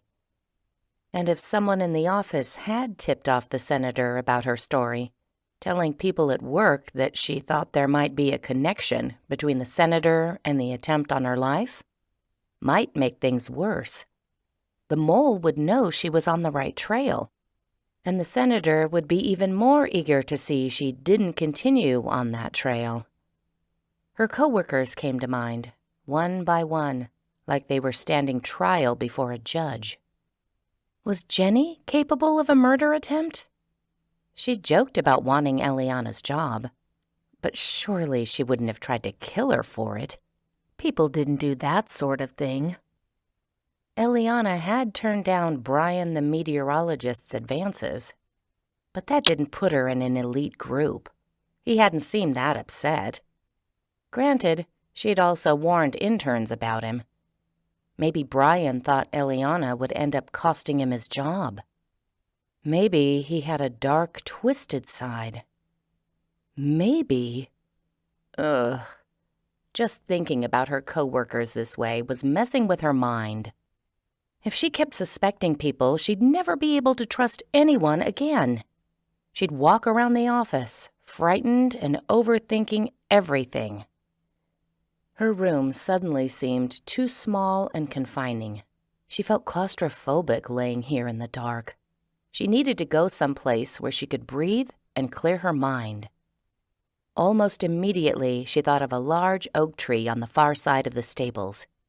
When she'd been young, she'd climb that tree at night and lay in the branches, gazing at the night sky. The stars were so much brighter away from the city lights. They seemed nearer, mystic almost. Staring at the vastness of the universe always had a way of putting her problems into perspective. The alarm clock on the bookshelf was glowing 1:02. Eliana would probably have a better chance of falling asleep if she went outside for a few minutes to sweep away the paranoia that hovered around her. And besides, it had been too long since she'd been stargazing. She could lay on the ground and maybe do some yoga relaxation poses while she repeated a calming mantra. Like, none of your work friends want to kill you. She briefly considered waking up Mateo to tell him she was going, and just as quickly dismissed the idea. He'd probably insist on going with her, and he needed his sleep. Plus, he'd think she was insane if she woke him up in the middle of the night to go stargazing. She grabbed one of the old quilts from the blanket box, crept down the hallway, and slipped outside. The night was warm. She breathed in the fresh air and chose the mantra, "I'm safe." No one knew where she was. Unless one of the stable workers was also secretly on Senator Powell's payroll and told him where she was. No. What were the chances of that? She followed the worn path leading to the stables. "I'm safe." Unless Mitzi was the would-be murderer. She knew where Eliana was. No, Eliana had texted her father and Mitzi this morning and told them she'd be making a will. Without a financial motive, Mitzi had no reason to kill her.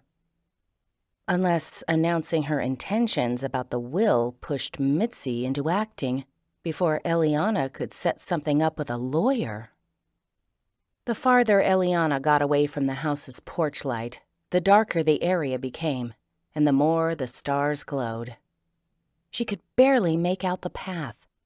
She needed some light, or she might trip over a rock or tree root. She stopped, shifted the blanket, and reached for her phone. She slept in yoga pants and an oversized t-shirt, and had put the phone in the pocket on her right thigh. Or at least she thought she had. It wasn't there. She shifted the blanket again and tried the left pocket. Not there either. Had she dropped it somewhere? If so, she didn't have a chance of finding it until morning. Maybe she only thought she'd put her phone in her pocket, and it had gotten tangled up in the blanket. She was about to set it on the ground when she heard footsteps. For a half a second, she doubted her ears. No one would be wandering around the grounds at 1 a.m. The stable workers woke up at the crack of dawn. They always went to bed early. And yet the crunch of gravel in the distance behind her meant that someone was not only outside, they were heading in her direction, following her. All her mantras about safety disappeared, replaced by raw panic. She looked over her shoulder. The footsteps stopped. Her heartbeat went into overdrive. Whoever the person was, he wasn't using a flashlight. Another sign this wasn't a normal stroll. The man didn't want to be seen. A hitman? She stifled a scream. She was so far away from the house, Mateo wouldn't hear her. All she'd accomplished by screaming was giving away her location. And right now, her only advantage was that she couldn't be seen well either. She should lose him and hide. She couldn't go near the stables. Those had porch lights that would give her away. She darted off the path toward a dark silhouette against the landscape. An equipment shed. She still had hold of the blanket. She would have dropped it, but it was the only weapon, though a poor one, she had. If the man managed to follow her, she'd throw it at him. That should slow him down at least. Her feet were unsteady, and her heart thudded against her rib cage. She wanted to sprint. Didn't. Too noisy. Besides, if she ran on bumpy, unfamiliar terrain, she'd likely find herself sprawled on the ground. Was he still following her? Her footsteps were the only ones she could hear. He might have fallen behind, or he might have slowed down to aim a gun at her. She was almost to the equipment shed. It was big enough and full enough that if she kept low, it should provide cover from bullets. Unless he followed her there. Where was he? Too many thoughts crowded her mind, making it hard to come up with any sort of plan. She rounded the corner of the shed and pressed herself against the side. This would be an excellent time to have a phone she could use to call Mateo, but no, of course not. The only sound she heard was her own too fast breaths. Perhaps the man hadn't been able to track her and would give up looking. Even if he turned on his flashlight now, he wouldn't see her. And if he turned on a flashlight, she'd know exactly where he was. She'd be able to keep the shed between them. She held her breath, listening. Footsteps. Coming near. Crap, he'd seen her dashing behind here. She could slip around the building. He wouldn't know if she was on the other side, or whether she'd run off someplace behind the shed. The man would round the corner in seconds. She wasn't going to run. She would attack. He wouldn't expect that. Hopefully, she could knock him down and give herself a chance to get away. The man turned the corner, not where she expected, but hugging it, crouching low. She threw the blanket at him. She meant to kick him next. Before she could, he lunged at her and pushed her to the ground. Her back hit the dirt with a thud, and an exclamation tore from her lips. She drew in a breath and prepared to let out a blood-curdling scream. Eliana? It was Mateo's voice. Mateo! He'd followed her. He was on top of her, his hands around her arms. Her scream died on her lips. She yanked her arm out of his grip and pushed at his shoulder. You scared me to death. What are you doing out here? He rolled off of her. I'm being a bodyguard. What are you doing skulking around in the dark? She sat up and rubbed her shoulder. It had taken the brunt of the fall. I came out to look at the stars. In the middle of the night? That's when the stars are out. She couldn't see his expression, but he grunted in exasperation. He took a small radio from his belt and spoke into it. False alarm, no backup needed. He clipped the radio back on his belt. His voice came out in a tight staccato rhythm. You're supposed to be asleep in your room. If you want to leave the house, I need to go with you. That's the point of a bodyguard. I go with you everywhere except the shower. And after tonight, I might not make that exception. Well, that was an image that would be stuck in her mind now. Mateo standing guard outside her shower. Pebbles stuck to the back of her shirt. She wiped at them. You wanted me to wake you up to look at the stars? I'd rather have you wake me up than wake up because one of the trail cams notified me someone was prowling around outside. Trail cams? I wasn't prowling, I was walking. Without a flashlight? Yeah, because you took my phone and gave me a crappy little one that I lost somewhere. You lost your phone? he asked, incredulous. She waved her hand in the general direction she'd come from. I'm sure we'll find it if you call me. And since when are there cameras outside? Why didn't you tell me about them? He turned on his flashlight and punched her phone number into his screen. I didn't think it was necessary. Most people don't wander off in the middle of the night. That wasn't the answer. She narrowed her eyes at him. You didn't tell me because you worried I might take off and head back to LA. He stood up and scanned the area, searching for her phone. The cameras will report if an Uber pulls onto the property, yes. Unbelievable. Hey, if you had come with me willingly when I first asked, I would have told you about the cameras. He took a few steps, retracing the route she'd taken. Nothing is lighting up. Maybe we're too far away to see or hear it. As she moved to stand up, something sharp pressed into her rear end. Just what she needed, some sort of bum injury. She brushed at it and realized the thing was in her back pocket. Oh, that's right. These yoga pants had back pockets as well as side pockets. That's where she'd put her phone. She pulled it out. It wasn't lit up, and the front felt jagged. Not a good sign. I found my phone, or more precisely, what used to be my phone. Mateo strode back to her, helped her to her feet, and held his flashlight beam on her phone. The front was cracked all the way across. Good thing my dad is paying for all this, she said. I guess you'll have to buy me a new burner phone. Can I have one with better features this time? She held the phone out to him. He slipped it into his shirt pocket. We'll talk about it in the morning. He picked up the blanket and gave it to her. Where do you want to look at the stars? It wasn't a question she'd expected. You want to look at the stars with me? I figured you'd march me back to the house, lecturing me about safety the whole way. He shrugged. I can lecture you just as well while we're stargazing. He swept a hand in front of them, gesturing like an usher for her to go that direction. She slowly did. Yeah, I bet you can. And by the way, I'll be checking your browser history, so don't Google how to disable trail cams.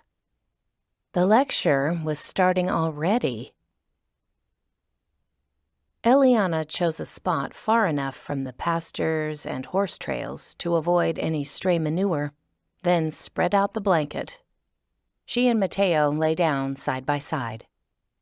A sky full of stars glittered above them, a sky full of eternity. Wow, this is pretty. Mateo shifted to get comfortable. Not pretty enough to risk your life for, but pretty. I didn't think I'd be risking my life until I noticed a shadowy figure following me. She considered the way he'd tracked her to the equipment shed. If you saw me well enough to pursue me, couldn't you tell I was a woman? You're 5'10" and wearing a shapeless sweatshirt. I could barely make you out at all. Granted, the sweatshirt hid her waist, but her yoga pants were skin tight. She didn't have chunky man legs, did she? Had Mateo ever even taken a good look at her legs? Probably not. Why would he? She sighed. Besides, he went on, we've already established that the criminal could be a woman. True. That made her feel a little better. Maybe she didn't have chunky man legs. Maybe her legs were so athletic and shapely they could be mistaken for sexy assassin legs. Having a good body image was all about attitude. He glanced at her. So, why did you want to look at the stars tonight? I thought it would be relaxing and help me sleep. Oh. He rested his hands against his stomach. I won't ask how that's turning out. Yeah, How long does it take until massive bursts of adrenaline leave a person's system? He chuckled. A while. Sorry. They stared upward in silence for several minutes. It felt odd to lie close to Mateo. This was something you did with a boyfriend, not a bodyguard. She had to resist the urge to reach over and take his hand in hers.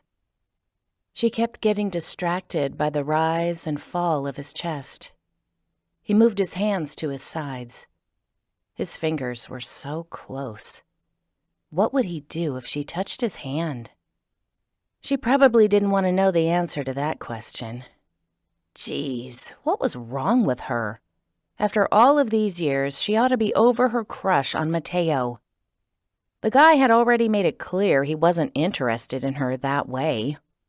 He was only interested in her in a "your dad is paying me so I'll keep you alive" way.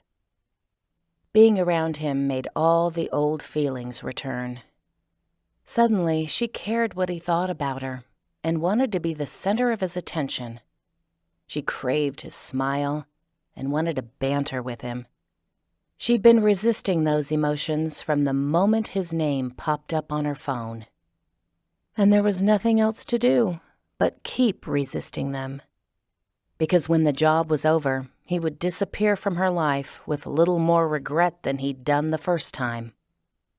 She, on the other hand, would compare all the guys she knew to him for quite some time, and they'd all be lacking. Best to talk about something that would remind her they had no future together. Remember earlier when I asked about your ex-girlfriends? Yeah, I'm still not going to tell you about them. Do you still go for the cheerleader types? I haven't dated a cheerleader since high school. It would be creepy for me to hit on school girls. So what's your type now? Tough female cops? Sexy librarians? I know it's not pampered socialites. You're sure about that, are you? Wait, did he have a girlfriend? She'd assumed he didn't because his sisters said he never brought anyone home. But maybe he was in the early stages of seeing someone and just hadn't told his family about her. Eliana turned on her side to better see his expression. Hard to do in the dark. At this distance, the porch lights around the stables only threw out a dim glow. Are you dating someone? He hesitated. Why do you want to know? Because she was hopeless. She shrugged. To criticize her, of course, just like you criticized my exes. She shouldn't be holding her breath, waiting for his answer, but was. Sorry, nothing to criticize. I'm not seeing anyone right now. Eliana rolled back onto the blanket, relieved. Why not? I don't know. Probably has something to do with the fact that most of the women I meet are criminals, junkies, or sex workers. Well, it's time you got off Tinder then. He laughed, a sound between a rumble and a purr. She would have recognized that laugh anywhere. You're buff and handsome, she went on. Women probably run red lights just to talk to you. Is that why they're doing it? He asked. Now crime makes sense.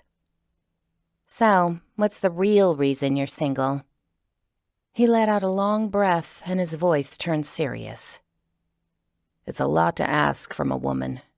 To get emotionally invested in a guy who could be shot every time he goes to work. And there's a lot of police bashing that goes on. Anyone I dated would have to deal with that, too.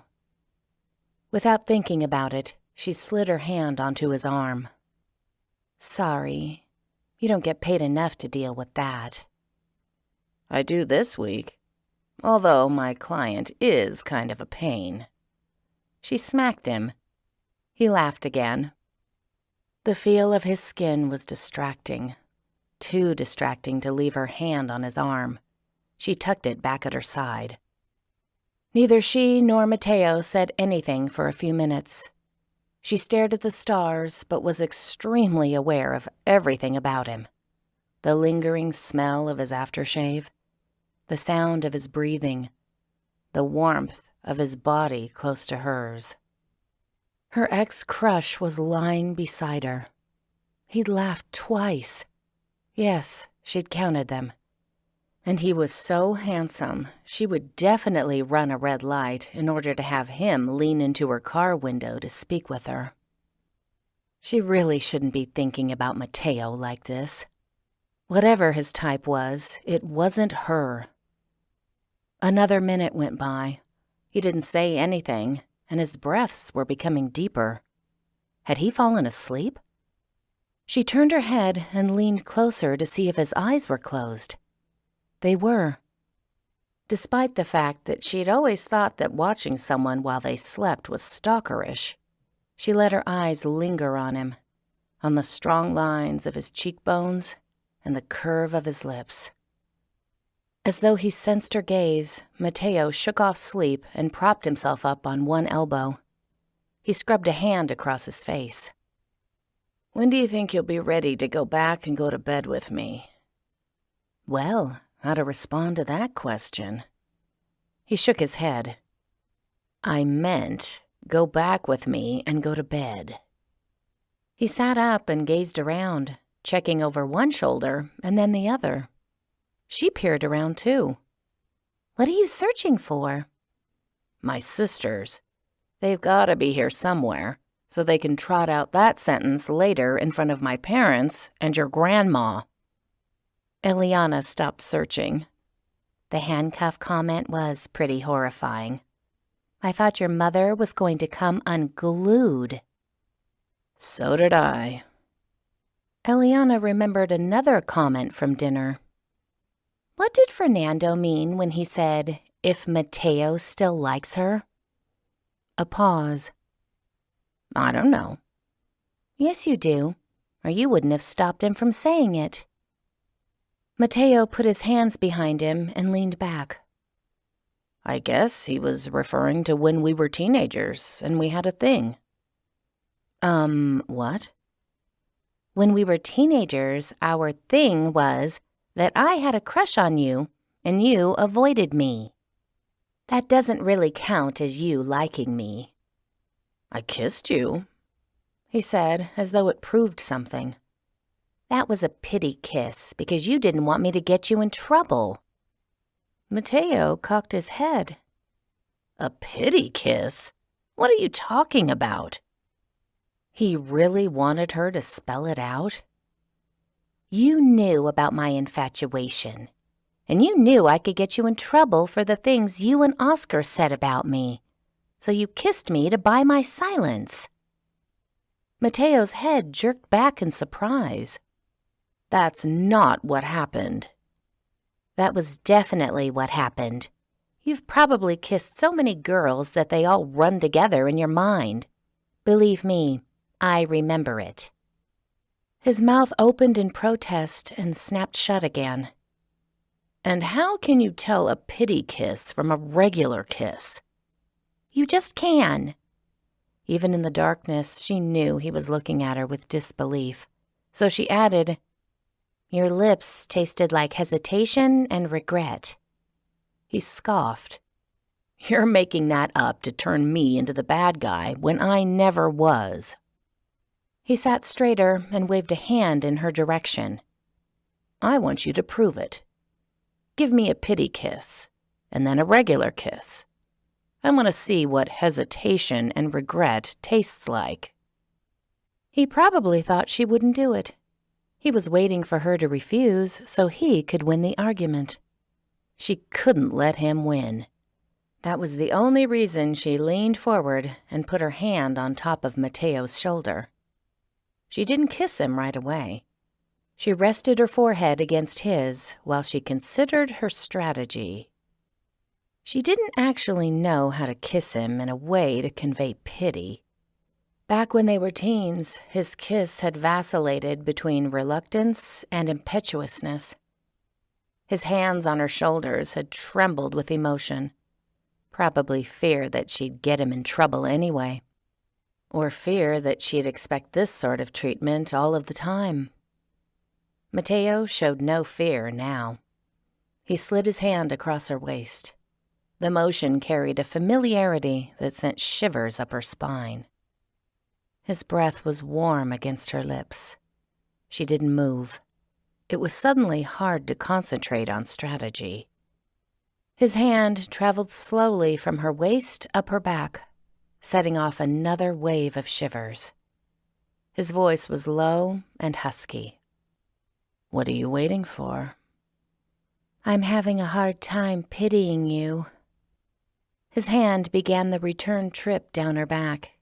She felt every nuance of his fingers through the fabric of her sweatshirt. "You should definitely pity me. I have a client who is constantly giving me grief." Eliana moved closer to Mateo's mouth, her lips almost touching his. "Not constantly." He smiled. "Constantly." She kissed him softly, once, twice. She tried to infuse hesitation and regret into each motion of her lips, but couldn't hang on to those emotions. Her hesitation was coming off as teasing little kisses that moved around his mouth. He groaned and pulled her tighter against him. Apparently, he'd had enough of her hesitation. His other hand twined through her hair, keeping her head next to his while he intensified the kiss. Far from stopping him, her lips answered his just as eagerly. Her hand moved across his chest, tracing the muscles she'd been admiring all day. His heartbeat was steady, his skin warm through the shirt fabric. Her fingers moved to his biceps. Those were equally touchable. "This isn't love," she told herself. It was attraction, lack of sleep, and a 7-year-old wound that wanted validation. And yet, with Mateo's arms around her, she felt like she was falling in love. Fluttering, helpless love. Reckless love. She was constructing a future together, complete with bridesmaids and a honeymoon. Definitely a honeymoon. She didn't want him to stop. He didn't for quite some time. When at last his lips left hers, he dragged in several deep breaths. His fingers brushed across her cheek, pushing away strands of hair that had fallen there. "So, that's the pity kiss?" His voice turned teasing. "I can hardly wait to see the real one." The truth of the situation hit her with a jolt. He wasn't building a future with her. He'd never given her any indication that he wanted a relationship with her. The two of them weren't even dating. He'd kissed her like that to prove his point. She was just as stupid now as she'd been when she was 16.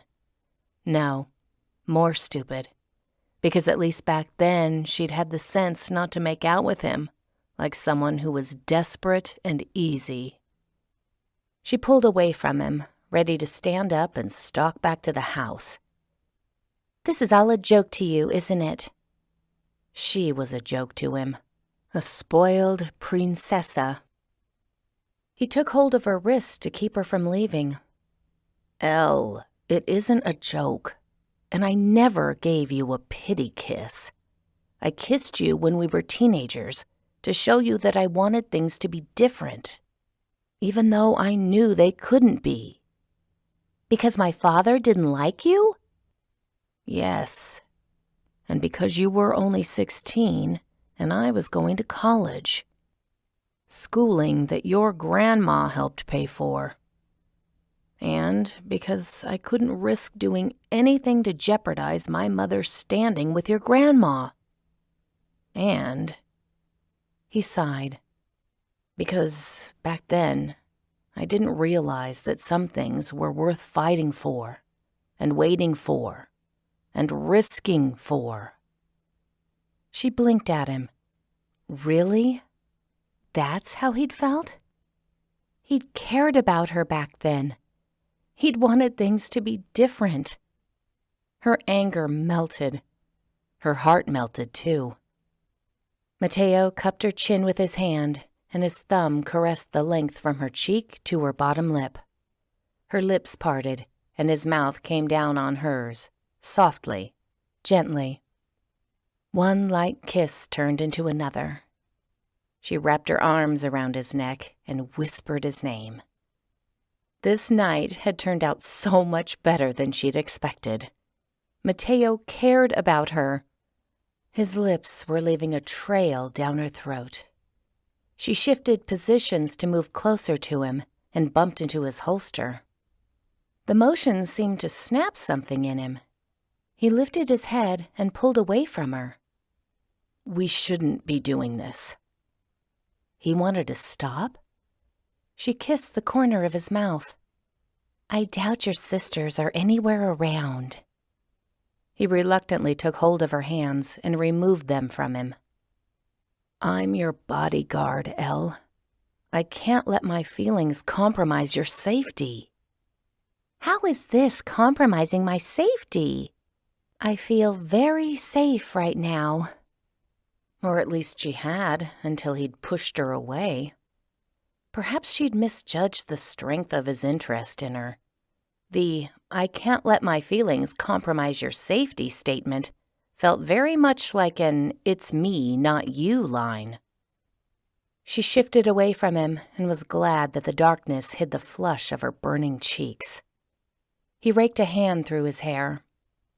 "A relationship compromises your safety because I need to watch your surroundings, not you. My mind needs to be on the case, not wondering when I can kiss you next." "Okay," she said slowly. What else could she say? She felt like he was breaking up with her. Had making out with her just been some bucket list item from his teenage years? Kiss the rich girl? He couldn't do it back then, so he did it tonight. And now he was ready to go back to whatever sort of women he usually dated. She still didn't know his type. She clearly should have social media stalked him over the years so she'd know the answer to this question. He slipped his hand over hers. "We'll revisit the topic after we find out who tried to kill you and make sure you're safe." Well, that cemented her suspicions. What were the chances they'd ever find out who switched her medication? There was so little evidence. At best, she'd just have a list of suspects she needed to be wary of. "Okay." She tried to make her voice sound light, like it didn't matter to her, like her heart hadn't just thudded into her stomach. His grip on her hand changed. He took hold of it to help her up. "We'd better go back to the house. We need our sleep so we can be alert tomorrow."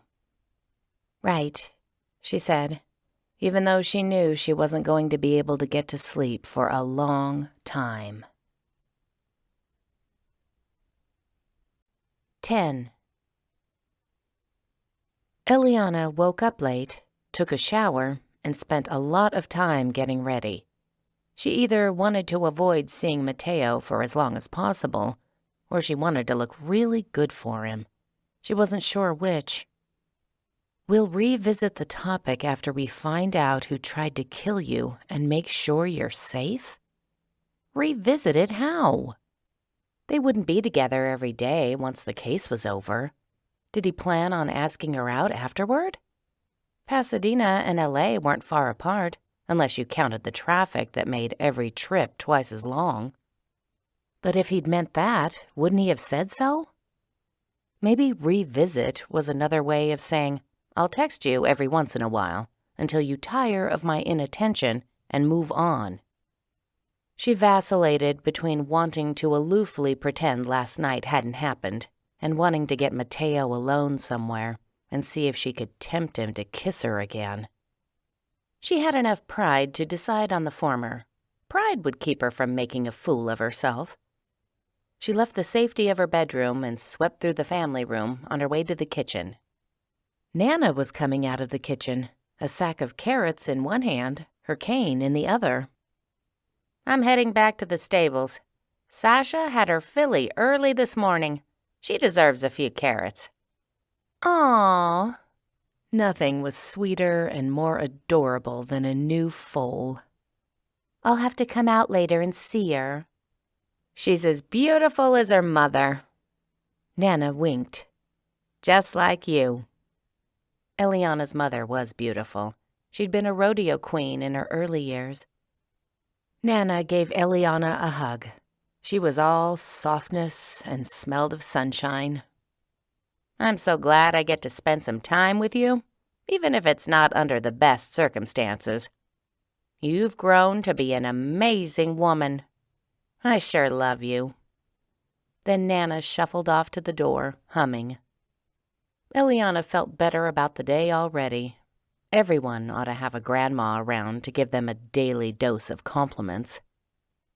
Mateo was sitting on the couch, busy typing on his laptop. He wore a navy blue t-shirt today. Man, the guy had biceps. She wanted to run her fingers over them like she had last night. Nope, she wasn't going to think about that.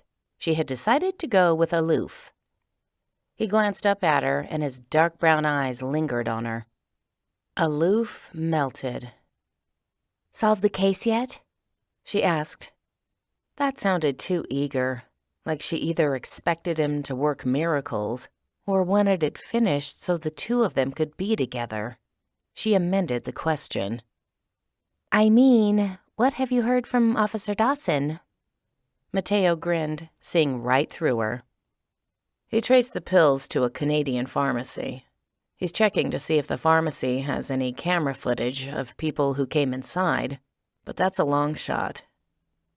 Instead of going into the kitchen to get some breakfast, she plopped down on the couch next to Mateo to see what he was working on. Looked like he was researching Brian, Channel 12's meteorologist. "I ordered a new phone for you," he said. "Should be here before 5. "A decent phone this time?" He shook his head and chuckled. "Not with the way you go through them." "Does it at least have a camera? I want to take selfies of the two of us, so all my friends who don't have bodyguards will be jealous." Another laugh. He had such a rich laugh. "No camera. And no identifying posts." "Can I borrow your phone then?" "To take pictures of us?" "No. To subtly check your social media and see what you post there." "I'm a police officer. Most of my social media consists of fake accounts I use to track criminals." "Then how am I supposed to learn about every vacation spot you've visited and find out what your favorite memes are? I feel like I hardly know you." How had she so quickly abandoned aloof and gone straight to desperate flirting? Pride was a fickle rescuer. He grinned.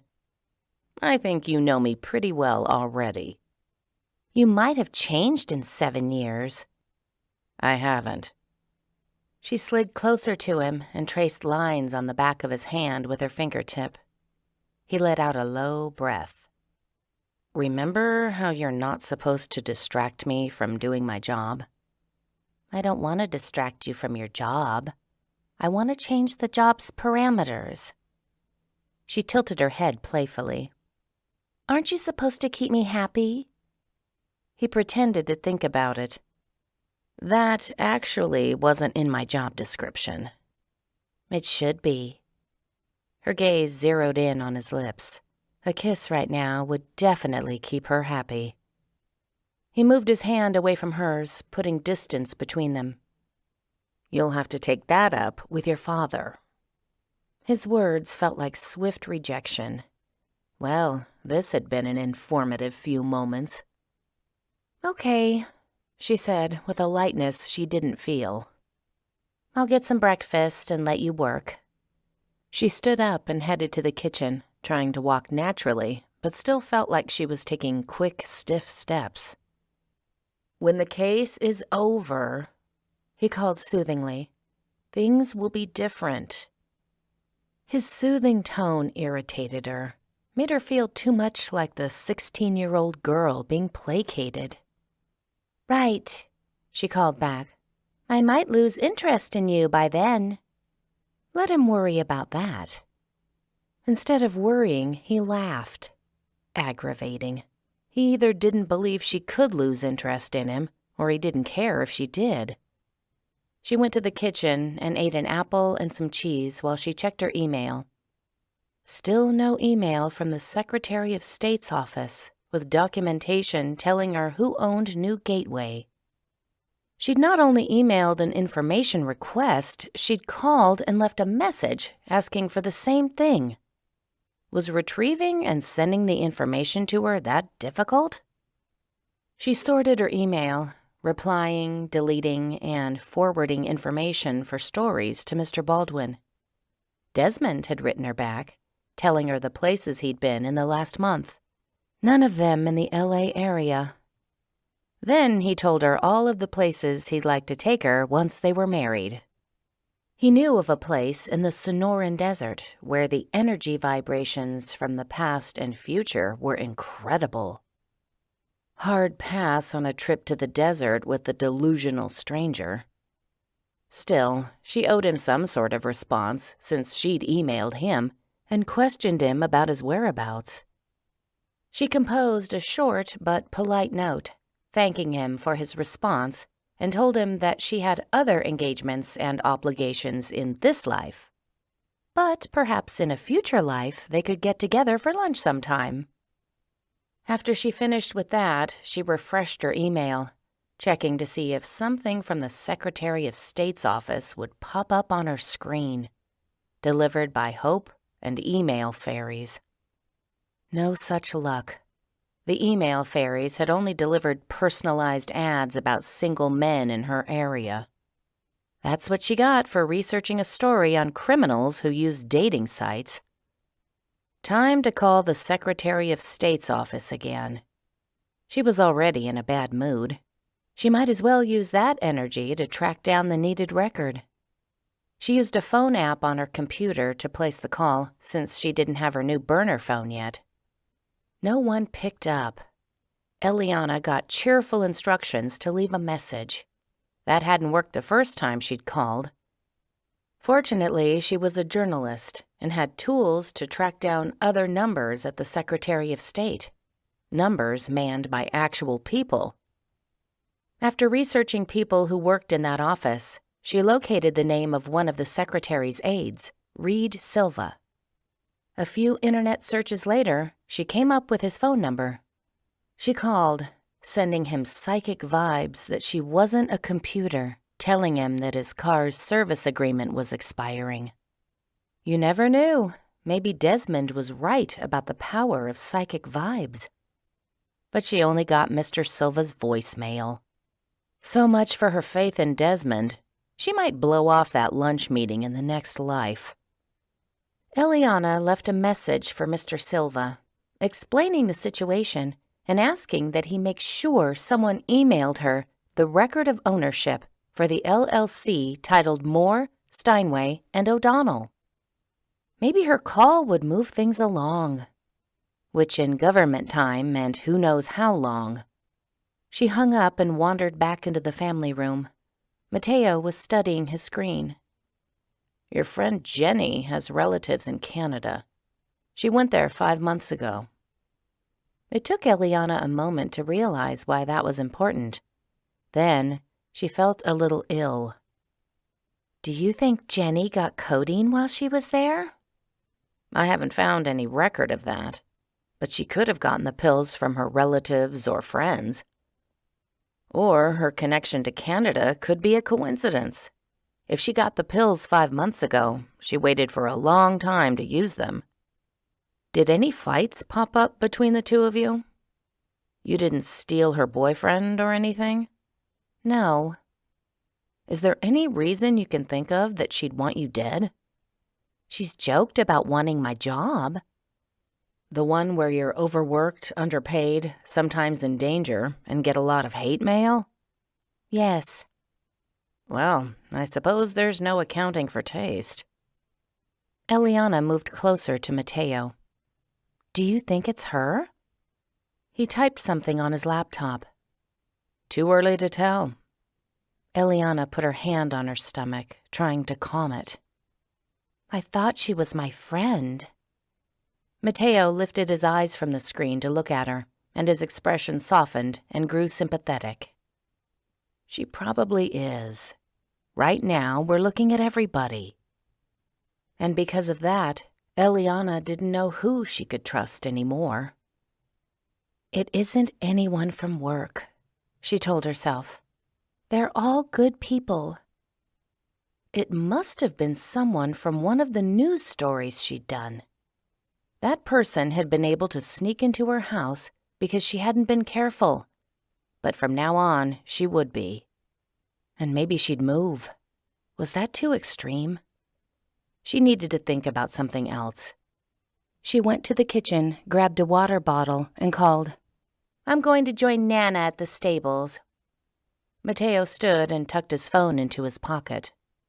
I'll go with you. You don't have to. She ambled toward the front door. If anyone had come onto the property, your trail cams would have picked it up, right? It's a 100-acre ranch. We couldn't put cameras over all of it. We just put them where vehicles would pull in and a few other places. Mateo didn't assert that he wanted to spend time with her. He was only coming as a bodyguard. Fine, whatever. She refused to act needy, to be that insecure 16-year-old. She didn't need his attention to validate her. She'd always dated guys who were influential and wealthy. Not necessarily loyal, thanks, last boyfriend, but nonetheless movers and shakers. She'd always supposed that when she settled down, it would be with someone who had a country club membership and an impressive resume.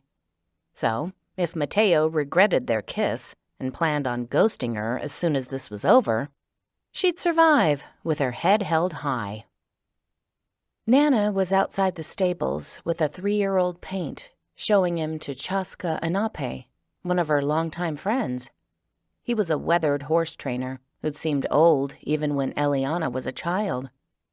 He trained horses for Hollywood studios and occasionally bought some from her grandmother. Eliana hadn't realized a visitor had driven onto the ranch, but Mateo didn't seem surprised. Nana must have cleared the visit with him beforehand.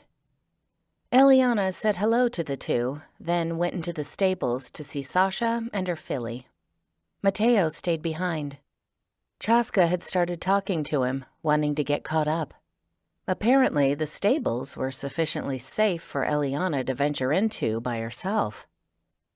Sasha was in a large pen with her baby, a sweet little leopard Appaloosa with liquid gray eyes. Both mother and daughter were white with black spots that made them look Dalmatian-like. Eliana admired the filly for quite some time, murmuring things to her. Mostly the horse watched her timidly from behind her mother's legs. Sasha nickered proudly and nuzzled her daughter's head. Such a precious sight. Maybe Eliana had chosen the wrong profession, and she should give up late nights and hate mail for precious little foals. Several of the horses on the ranch were rare breeds. Akaltekis from Turkmenistan, with their almost metallic coats. Champagne-colored American cream drafts, and sweet Newfoundland ponies. Fewer than 500 animals existed in those breeds. Her grandmother considered her work as a breeder a way to keep their lines from ending in extinction. Wasn't that just as meaningful as reporting the news? Mateo finally came in, keeping a fair distance between himself and Eliana. A clearly professional distance. The distance remained professional for the rest of the horse viewing and for the horseback riding trip the two took afterward. Even after they'd returned the horses to the stables and were walking back to Nana's, he was in bodyguard mode. Eliana and Mateo hadn't quite reached the house when the Amazon delivery truck pulled onto the ranch. Mateo stopped short. "Take cover behind that tree." He nodded in the direction of a large oak nearby. "I don't want the driver to see you. But we're expecting a phone to be delivered, she pointed out. Why do I have to hide? You don't know that's a real Amazon truck. He waved toward the tree. It's got the Amazon logo on it. If it's not the real thing, someone had to go to a lot of trouble. He gave her a firm look, unswayed by her logic. I'll check the package and let you know when it's safe to come out. She stomped over to the tree and stood behind it, arms crossed, until the danger had passed. When the sound of the truck was long gone, Mateo appeared behind the tree and handed her a new phone. If anything, this one looked even cheaper. She opened the thing and tapped on the screen. I didn't know they still made flip phones. They're harder to break. You just didn't want me around when the Amazon lady delivered this, because you knew I'd make her take it back and order a different one. He cocked his head. How did you know a woman delivered the package? Sue me for peeking. She was about 50 years old and out of shape. I think if she came after me, I could have taken her. He rolled his eyes. For the rest of the walk back to the house, he lectured her about following rules. Half an hour later, another van pulled into the ranch's drive. Eliana was with Nana in the den, helping her clean out her file cabinet of every outdated warranty, product information guide, and contract she'd signed since the 90s. Mateo leaned into the room. Are you expecting anyone? He asked Nana. Someone who drives a silver minivan? Nana grabbed her cane and stood up unsteadily. Sitting for too long froze up her hip. Not that I can think of. Eliana dumped a pile of paper in the recycling trash. Maybe my fairy godmother has shown up with a real phone. Mateo didn't laugh. Stay out of sight until I let you know it's clear to come out. No use fighting that edict. Do hitmen really drive minivans? They might today, he said. She sank into the desk chair and opened her laptop. Might as well do some work while she waited for Nana to come back. She noticed that she had a message on her phone app. She clicked on it, and a man's voice said, "This is Reed Silva returning your call. I see from our records that we sent you the documentation you requested twice already. But I'm resending it again. Have a good day." Before the message finished, she'd brought up her email. Nothing from the Secretary of State's office waited there. Her only new emails were one from Desmond that she didn't bother opening, and an automated notice about a work meeting. The Secretary of State's office had already sent the documentation twice? How come she hadn't received it? How was it that despite the message being sent half an hour ago, she still didn't have the document? Mateo and Nana strode into the room. "It was a lost flower delivery man," Nana announced. Mateo's hand rested on his gun holster. "At least that's who he claimed to be. I don't like how he kept looking around. He may have been casing out the place." "He had flowers on him," Nana said. "And he was trying to find Mrs. Balodh's address, which is just down the road. You shouldn't have bitten off his head. The poor man probably spilled his peonies when he peeled out of here." Eliana hardly heard them. A chilling thought occurred to her. What if someone at work was watching her email and deleting messages before she read them? Mr. Baldwin and anyone from IT had that ability, and maybe others as well. How many people did HR give access to work email? Or it could be someone else.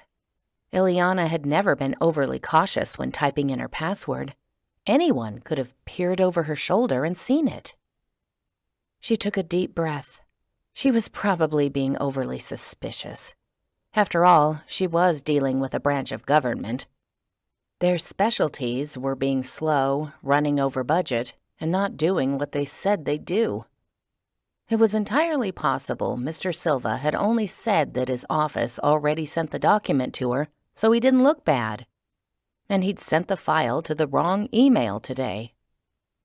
But if not... She glanced at her laptop clock. How had it gotten so late? It was nearly 5 on a Friday night. Mr. Silva had probably left for the day. "You're not going to weigh in on this?" Mateo asked Eliana. "I'm glad you scared off the flower delivery man. I feel much safer now. Who knows where his peonies have been?" She began punching in Mr. Silva's number on her new phone. "Also, someone at work may or may not have deleted some of my emails." "What sort of emails?" Mateo asked. "Ones about who owns New Gateway." "They may or may not have?" he repeated. "It all depends on how competent you think Oregon's Secretary of State's office is about sending documents." Nana snorted. "If they're anything like the IRS, I wouldn't expect much." Nana started in on a story about her bungled tax returns. Eliana didn't hear all of it because she got Mr. Silva's voicemail. She turned away from the other two in order to leave her contact information. "I still haven't gotten the LLC ownership document from Moore, Steinway, and O'Donnell. Can you try sending it to my personal email?" She didn't usually hand that out, but certainly no one at the Secretary of State's office would sell it to a spam list. After she hung up, she stared at her pathetic flip phone and sighed. No doubt Mr. Silva wouldn't get her message until Monday. Nothing would come from him before then. Nana returned to sorting through files, and Mateo left to do his work. Eliana stared at her computer and then messaged Mr. Baldwin. How many people have access to employees' work email? A few moments later, he wrote back. "I'm not sure. Why?" She didn't want to tell him. He was one of the people who had access. And besides, she'd sound paranoid if she wrote, "I'm worried someone is monitoring my email and erasing the important ones." If he thought she was being delusional about her email, he might wonder if she was losing her grip on reality. She took a long time to answer. "No particular reason. I was just thinking about story ideas on corporate Big Brother. You know, how much privacy does the average Joe have at work?" Mr. Baldwin wrote, "I thought you were working on an animal rescue story. Wait until you come back if you want to pitch other ideas." Well, that put an end to that line of questioning. She was probably worrying about nothing anyway. In a few days, she'd have the document she needed. Hopefully, a document with answers. 11. Mateo's family invited them to dinner again. It went surprisingly well. The twins had no untoward information to pass along, or questions about Eliana and Mateo's status as a couple. Which was a shame in some ways, because Eliana had questions about that herself. Was he acting distant because he regretted kissing her and felt awkward being around her? If he did want a relationship, what sort was he envisioning? She had no way to ask him with so many other people around. After dinner, Eliana, Mateo, and Nana went back to the ranch house. Nana put on an Audrey Hepburn movie to watch. Mateo sat in the family room as well, but he wasn't paying attention to the movie. He was still researching people. A little after 8 o'clock, the movie ended, and Nana said her goodnights and went to bed. So, Eliana and Mateo were alone, and she couldn't think of a way to casually bring up relationship questions. It was too early for that anyway. They'd had one kiss, that was all. Well, a succession of a lot of kisses at one time. That was a little different. Mateo kept typing on his laptop. Eliana spent her time jotting down notes for the animal shelter piece. His gaze flicked to hers. So, does your silence now mean you're taking my advice about the two of us keeping a professional distance? Or are you mad at me for not kissing you today? She coughed in indignation. Who says I wanted you to kiss me today? He went back to typing. Mad, then? She lowered her voice, which was probably unnecessary. If Nana's hearing aids were out, she couldn't hear the conversation, even if she were in the room. Just because I kissed you last night doesn't mean I'm addicted to your lips now. Don't be so full of yourself. Definitely mad. She wanted to chuck a couch pillow at him, but that would only prove his point. She stood up. Just so you know, I'm not storming out of the room. I'm calmly going to the kitchen so I can get a drink of water. She put her hand to her chest. I have no anger for you in my heart, just professional distance. He had the nerve to smile. How about after this is over, I'll kiss you once for every time you wanted me to, but I didn't. Fine. Right now, that number is 0. I'll let you know if it changes. She stalked out of the room and grabbed a glass of water. She was such a liar. That number was definitely 1. Or probably 3. There'd been a couple of times during the day that her eyes had been drawn to his biceps, and she thought about how they'd felt when he'd put his arms around her. But in the addition of attraction, her anger canceled out those longings, so right now she was at a -2. She went back to the family room, sank into the couch, and typed up the animal rescue story. Fast, disdainful typing. She found herself writing, "Everyone should own a pet because they're unfailingly loyal. For example, they don't have non-committal makeout sessions and then ghost you the next day." She erased the sentences, but only after imagining Lena, one of the head news anchors, reading it on camera in her serious tone. Mateo grunted at something on his computer screen. "Your father emailed about Mitzi. She was at a girls' retreat in Malibu last week." She was? That was only an hour away from Pasadena. Eliana's stomach clenched. She could have easily driven to my house. She claims she was with friends the whole time, and she's given me the numbers of the women who can corroborate her alibi. Was that enough? She could have left while they were asleep. She knows I don't get home from work until midnight. It's a possibility. I'll question the women. In the same calm voice, Mateo added, "In related news, your father is threatening to fire me for insinuating his wife could be involved with the attempt on your life. Fortunately, your mother hired me, so technically he can't fire me, and his check is already cleared." Mateo's eyes met hers with reassurance.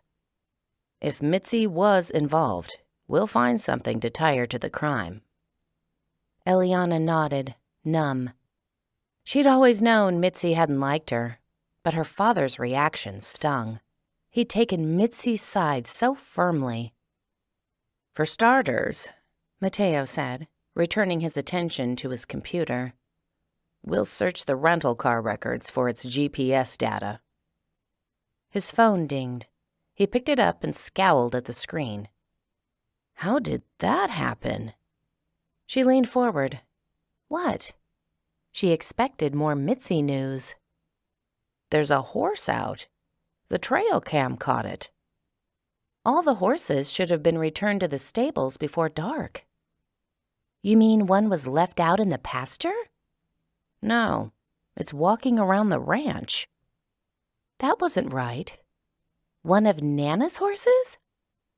A few times, stallions from other owners had gotten loose and shown up on the ranch looking for mares. Probably. Hard to tell from the image. Mateo tapped something on his phone and squinted at the screen. Wait, there's another one out. What's going on? He stood up and headed to the window. Is it the same horse tripping multiple cameras? He moved the curtain and peered out the window, straining to see in the dark. Different horses. The first was dark-colored. The second is an American cream. One of the rare breeds. Nana would be heartbroken if anything happened to it. Eliana stood up. How did they get out? A rhetorical question. Mateo couldn't know the answer any more than she did. We've got to find them and put them back in the stables. Mateo turned back to her, already shaking his head. Until I know what's going on, I don't want you wandering around in the open. Fernando and I will take care of the horses. You stay inside with the doors locked. He emphasized the last sentence, as though he suspected that as soon as he left, she'd be unable to resist the urge to sneak out and search for the horses. Well, the idea had some merit. The horses were too valuable to wander around in the dark. Stallions might fight each other. Or if one of the mares was in heat, she could breed with the wrong horse. If anything spooked them, they might jump over a fence, run off toward a road, and be hit by a car. While Mateo called Fernando, Eliana paced around the room. Had some forgetful worker left the stable doors open? What else could explain two being out? If someone had come to steal them, Mateo would have seen a horse trailer pulling onto the property. Mateo hung up, checked his phone screen again, and cursed. There's a third out. One of the ponies. It didn't make sense. Could something have happened to the back wall of the far stable? The Newfoundland ponies and American creams were both in that building, although Eliana couldn't imagine the wall falling over, even if one of the draft horses repeatedly kicked it. We should wake Nana and tell her. If something had happened to that stable, they were going to need to find a safe place to keep the horses tonight. Mateo grabbed his jacket from the back of the couch. I'll call you if I need to talk to her. He would call Eliana because Nana couldn't hear the phone ring without her hearing aids. If we tell her now, she'll insist on going out to help round them up. I don't want her stumbling around in the dark with her cane. One bad fall, and she'll be in a care center for months. He was right about that. Nana was supposed to be taking it easy for a couple more weeks, but she wouldn't stay inside if she knew her horses were out. Eliana folded her arms in frustration. She felt useless being told she had to stay inside while her grandmother's prized horses were loose. Mateo headed toward the front door. I'll lock the door behind me. Stay inside so you can wake your grandmother if we need her. He was just throwing in that last part to make her feel less useless. He went out the door. The deadbolt clicked, and she was alone. She paced back into the family room and wore a path across the room. After a few minutes, she considered calling Mateo for an update, then tossed her phone on the couch instead. He was busy. He'd call her when he had something to report. The house felt too quiet. Eliana needed something to do to keep her mind off the horses. She plunked down on the couch, picked up her laptop, and opened her personal email. She hadn't expected anything from Mr. Silva, and yet an email with his name sat in her inbox. She opened the document and scanned for the names of the owners. And there they were. Curtis Kelly, she'd expected that one. Dion Poole, New Gateway's vice president, not a surprise. Jose Vargas, she'd have to research that name. And Ray Lynn Baldwin. Whoa, hold up. That was her boss's wife. Eliana's stomach twisted, felt like it was being wrung out. This couldn't be right. She blinked at the name as though it might change and decide to be someone else. There must be another Raylyn Baldwin. Baldwin wasn't an uncommon last name. Her boss wouldn't be involved in this scandal. Her boss was the one who'd given her the story in the first place. No, that wasn't accurate. Her boss had told her to do a story on how the Garden View projects were helping people. She'd been the one to take the story in a different direction and uncover the scandal. He'd never been enthusiastic about the story. He'd delayed it, asking for more proof. She swallowed hard. Blood pounded in her ears. He'd been at her house for the party. He knew she was allergic to codeine. He'd been the one who'd switched her medication in an attempt to kill her. Him! Even as the thought formed in her mind, she tried to dismiss it. Mr. Baldwin wasn't a killer. He brought donuts for the staff every Friday. He cracked bad jokes and played Sudoku for fun. He'd told her she did good work. She'd always thought he liked her. How could he possibly have tried to kill her? Her palms felt clammy. She wiped them on her jeans. She was getting ahead of herself. She ought to check and see how many other Raylan Baldwins were out there. This might turn out to be nothing but a funny story she shared with Mr. Baldwin at his retirement party. She typed the name into Google. It gave her links to a few Raylan, 2 N's, Baldwins. She brought up social media pages. She found 4 different Raylan Baldwins, but only one Raylan Baldwin with 1 N in the name and no S. Her boss's wife. Could the name on the LLC be missing an N? Perhaps Raylan Baldwin had been the one who'd tried to kill her, and Mr. Baldwin didn't know anything about it. His wife had been at the going-away party, too. Eliana was grasping at straws, trying to find another solution than the one she didn't want to face. He had to be involved. Raylan wouldn't have known about the story Eliana was working on or her codeine allergy unless Mr. Baldwin had told her those things.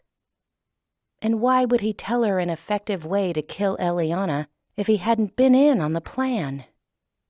He was tied up with New Gateway and didn't want anything negative coming to light, let alone a scandal. Her boss had been the one monitoring her work email and deleting documents. And just today, she'd asked him who had access to her work email. He knew she was getting suspicious. He had to realize she'd eventually ask for the document to be sent to her personal email.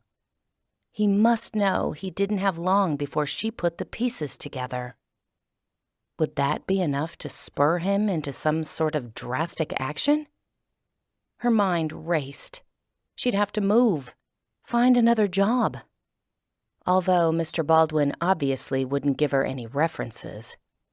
Would job interviewers believe her when she said she couldn't give job references because her last boss had tried to kill her? She would look crazy, or at least like a bad risk. She could tell the other stations that she had a big story she wanted to break. But if she gave them details, the station could just take the information and scoop the story. Eliana rubbed her hand across her eyes. Maybe being the first to break the story wasn't the important thing. Justice was. Her safety was. She could just turn over all her information to the FBI. She wanted to think they would rush into action investigating the case, but that didn't always happen, especially when a powerful man was involved. Multiple people had reported Harvey Weinstein to law enforcement, and nothing was done to stop him for years, until Ronan Farrow broke a story about him in the New Yorker. The feds did nothing about Jeffrey Epstein until Julie K. Brown at Miami Herald ran stories interviewing the victims of his sex trafficking. And even then, authorities took 8 months to arrest him. Sometimes the press was needed to prod the feds into action. She had to run the story. Without any sort of warning, the lights in the room flicked off. Only the screen of her laptop still glowed, illuminating the area. She glanced around to see if her grandmother had gotten up and turned the lights off. "Nana?" No answer. No sound of footsteps. A spike of fear went up Eliana's back. She pushed it away. Most likely, the electricity had gone out. California grid problems. The electricity would switch back on in a few minutes. The doors were locked, and only Mateo had a key. She was safe. She made her way to a window and peeked outside to see if the lights were off all over the ranch. In the distance, she could make out the glow of the lights from the stables, and even lights from Yolanda and Fernando's house. So the electricity was only out here. The spike of fear was back, stronger, pressing into her lungs. Again, she tried to push it away. A breaker could have tripped. That occasionally happened. Probably the only thing she needed to do to fix the problem was go outside and flip the switch back on. Except no way she was walking outside alone in the dark to the breaker box, because clearly someone was waiting out there to kill her. Honestly, what genius had decided putting breaker boxes outside was a good idea? Anyone with a bolt cutter could gain access to them. Some hitman had snuck onto the property, let the horses out of the stable in order to lure Mateo away from the house. And now the hitman was waiting for her to step outside. Eliana took deep breaths in an attempt to calm herself. Didn't work. Her brain felt like it was full of popcorn, all popping, zinging about and leaving no room for thought.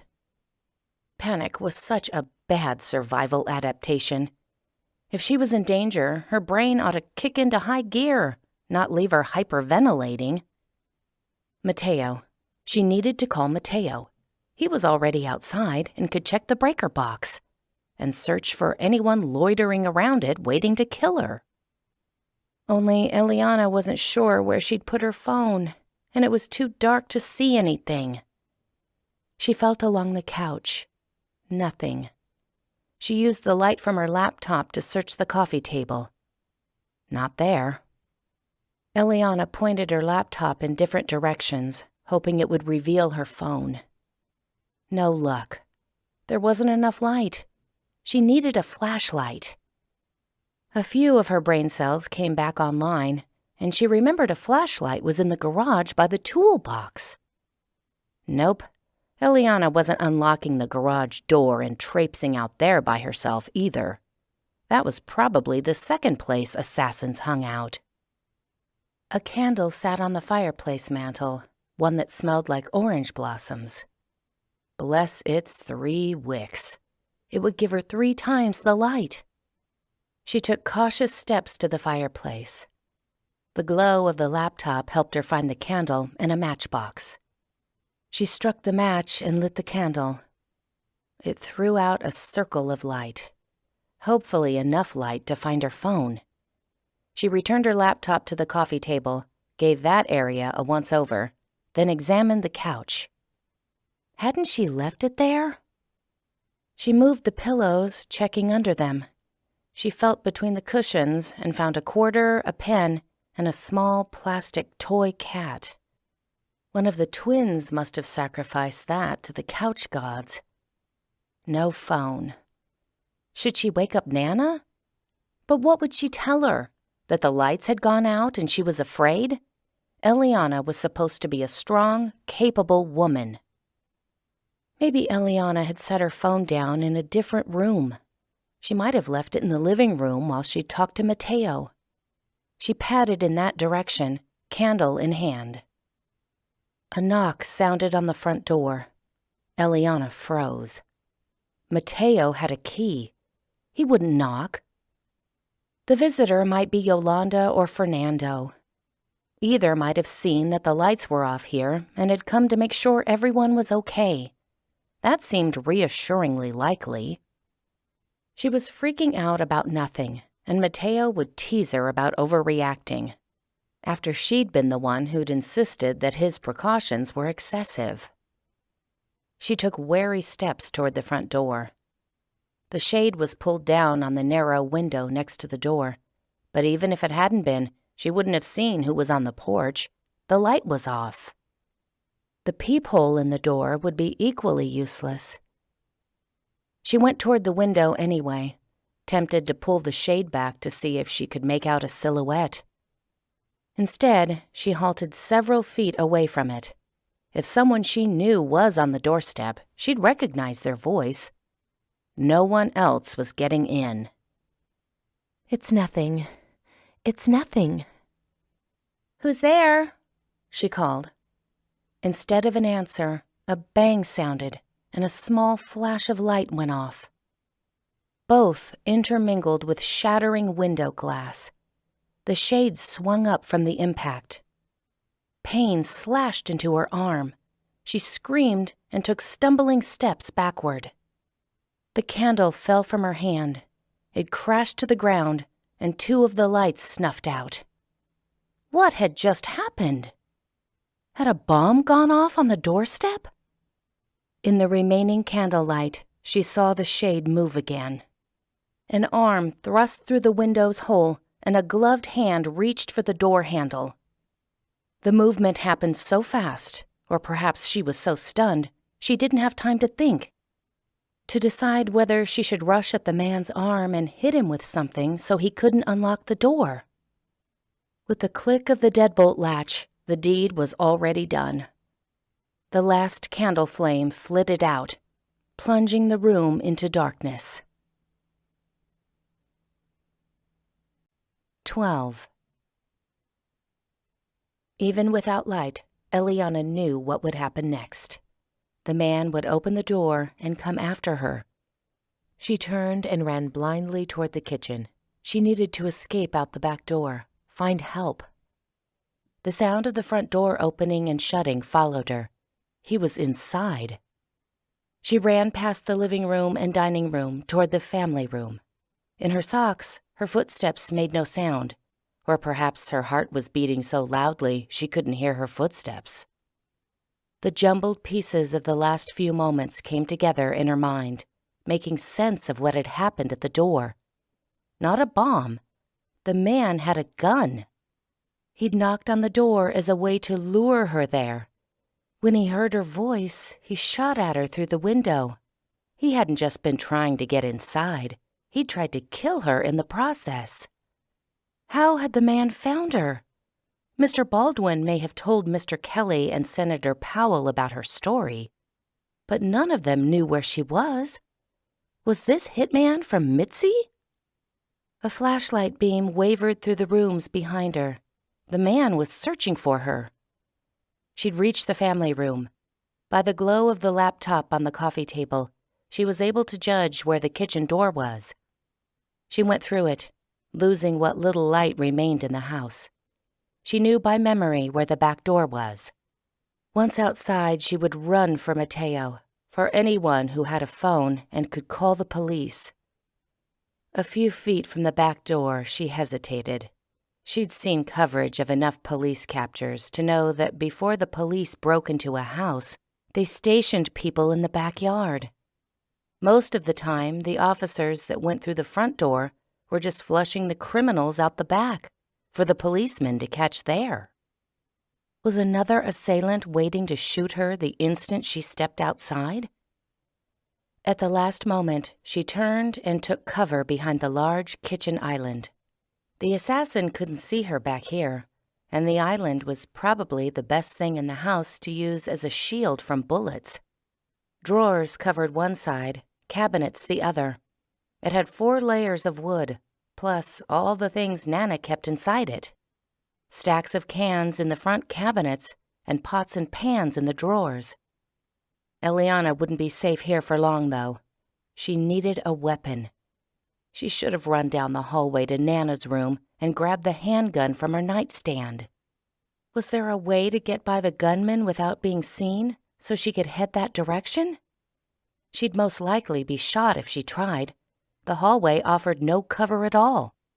And even if she made it to Nana's bedroom, She wasn't sure she could find her grandmother's gun in time. And she'd put her grandma in danger if she headed in that direction. It didn't seem possible that Nana had slept through a gunshot and Eliana's scream, but she must still be asleep. If the noise had woken her, she would have called out to Eliana and asked what was going on. A knife block sat on the counter. Slow footsteps were heading through the family room. The man was taking his time. The beam of his flashlight would reach the kitchen soon, but right now, Eliana was still hidden in darkness.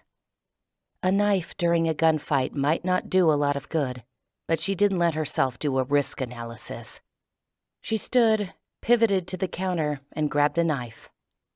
Framed in the doorway to the family room, she saw the man standing by the coffee table, staring at her laptop screen.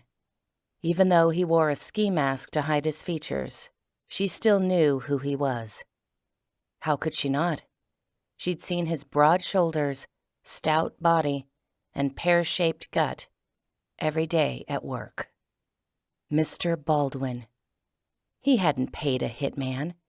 He'd come to do the job himself. And now he was reading the screen she'd left open, the document listing the owners of New Gateway Corporation. Mr. Baldwin tapped a few keys on her keyboard. Was he deleting the email? He straightened, pointed his gun at the screen, and shot. The computer flew off the coffee table and went dark. The noise wasn't firecracker loud. He must be using a silencer. His profile had disappeared. All that was visible of him was a dark shape behind the flashlight beam. Eliana sank farther down behind the island. One footstep. Another. A phone faintly rang in the family room.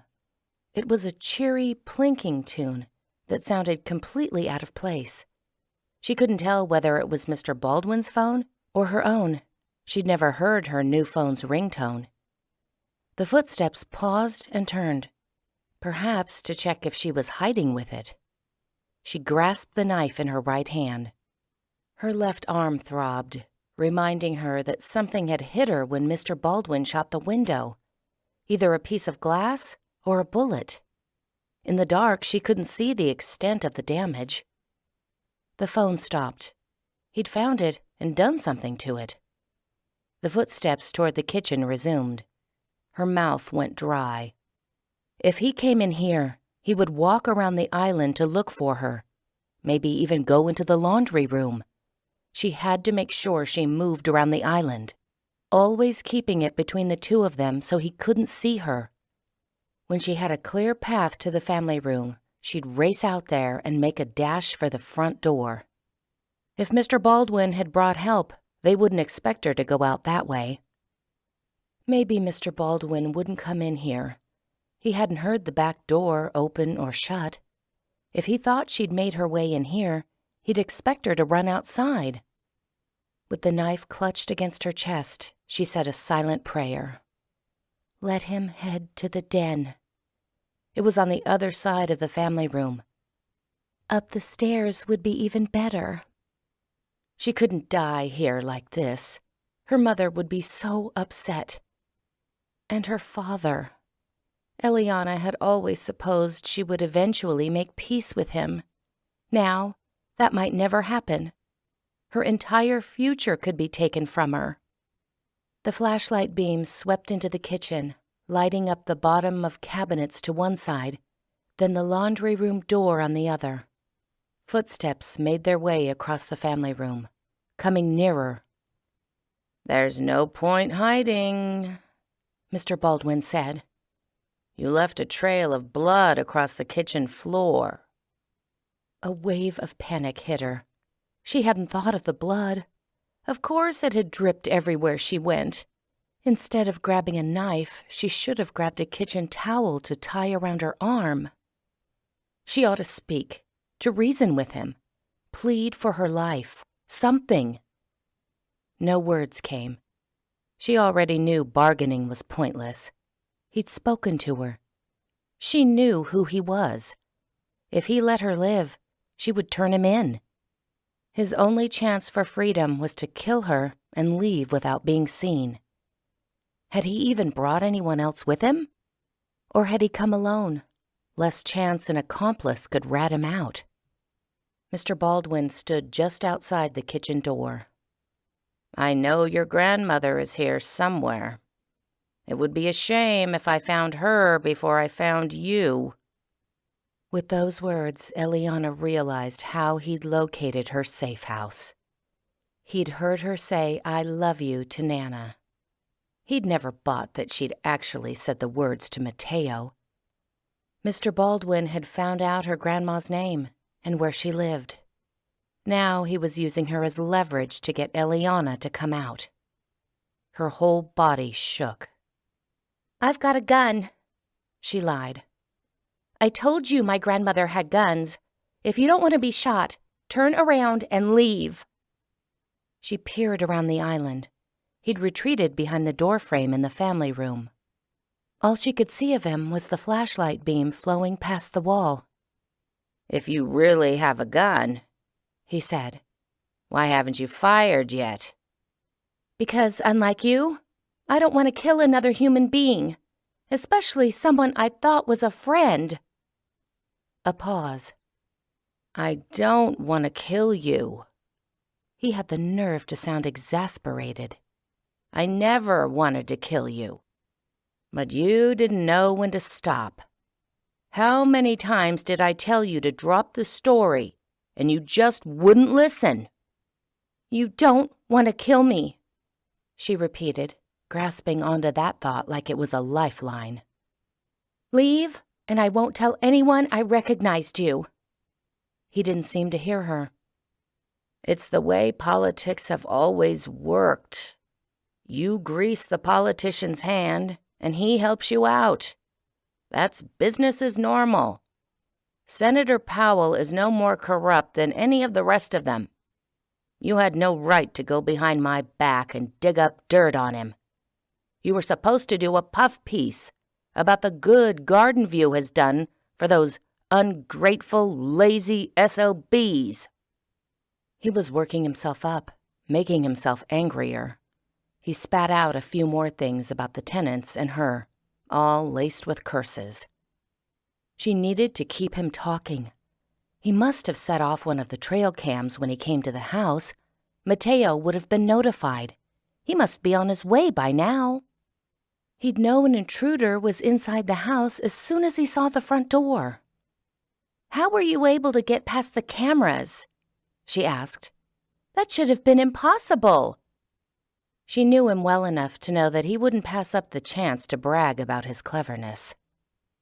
"Not when you pay someone to drive on the property and check out the locations of the cameras beforehand." He let out a sound that was almost a laugh. "Didn't you know there are devices that detect the RF broadcast from cameras?"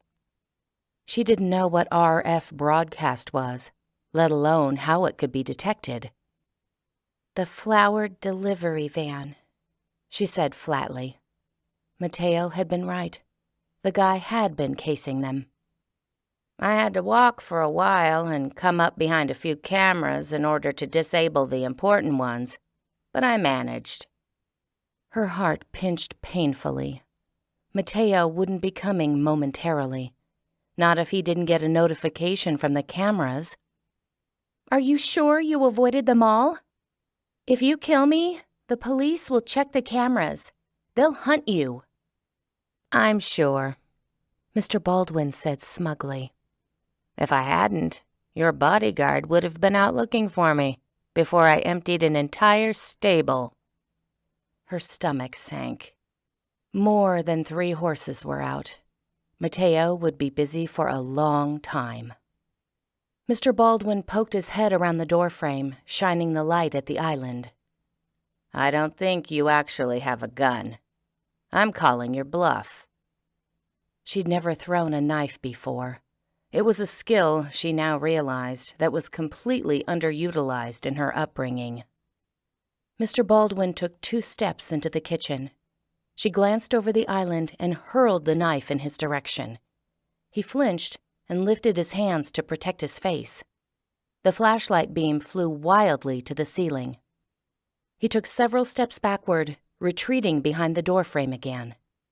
She darted to the kitchen door, unlocked it, and flung it open. The moment before Eliana ran outside, she changed her mind. She couldn't leave Nana here unprotected. Not when Mr. Baldwin had said he'd use her as leverage. If Nana saw him, he'd have to kill her too. Let him think she'd fled outside instead. She dashed back to the island. The door swayed on its hinges, slowly closing. The flashlight beam jolted that way.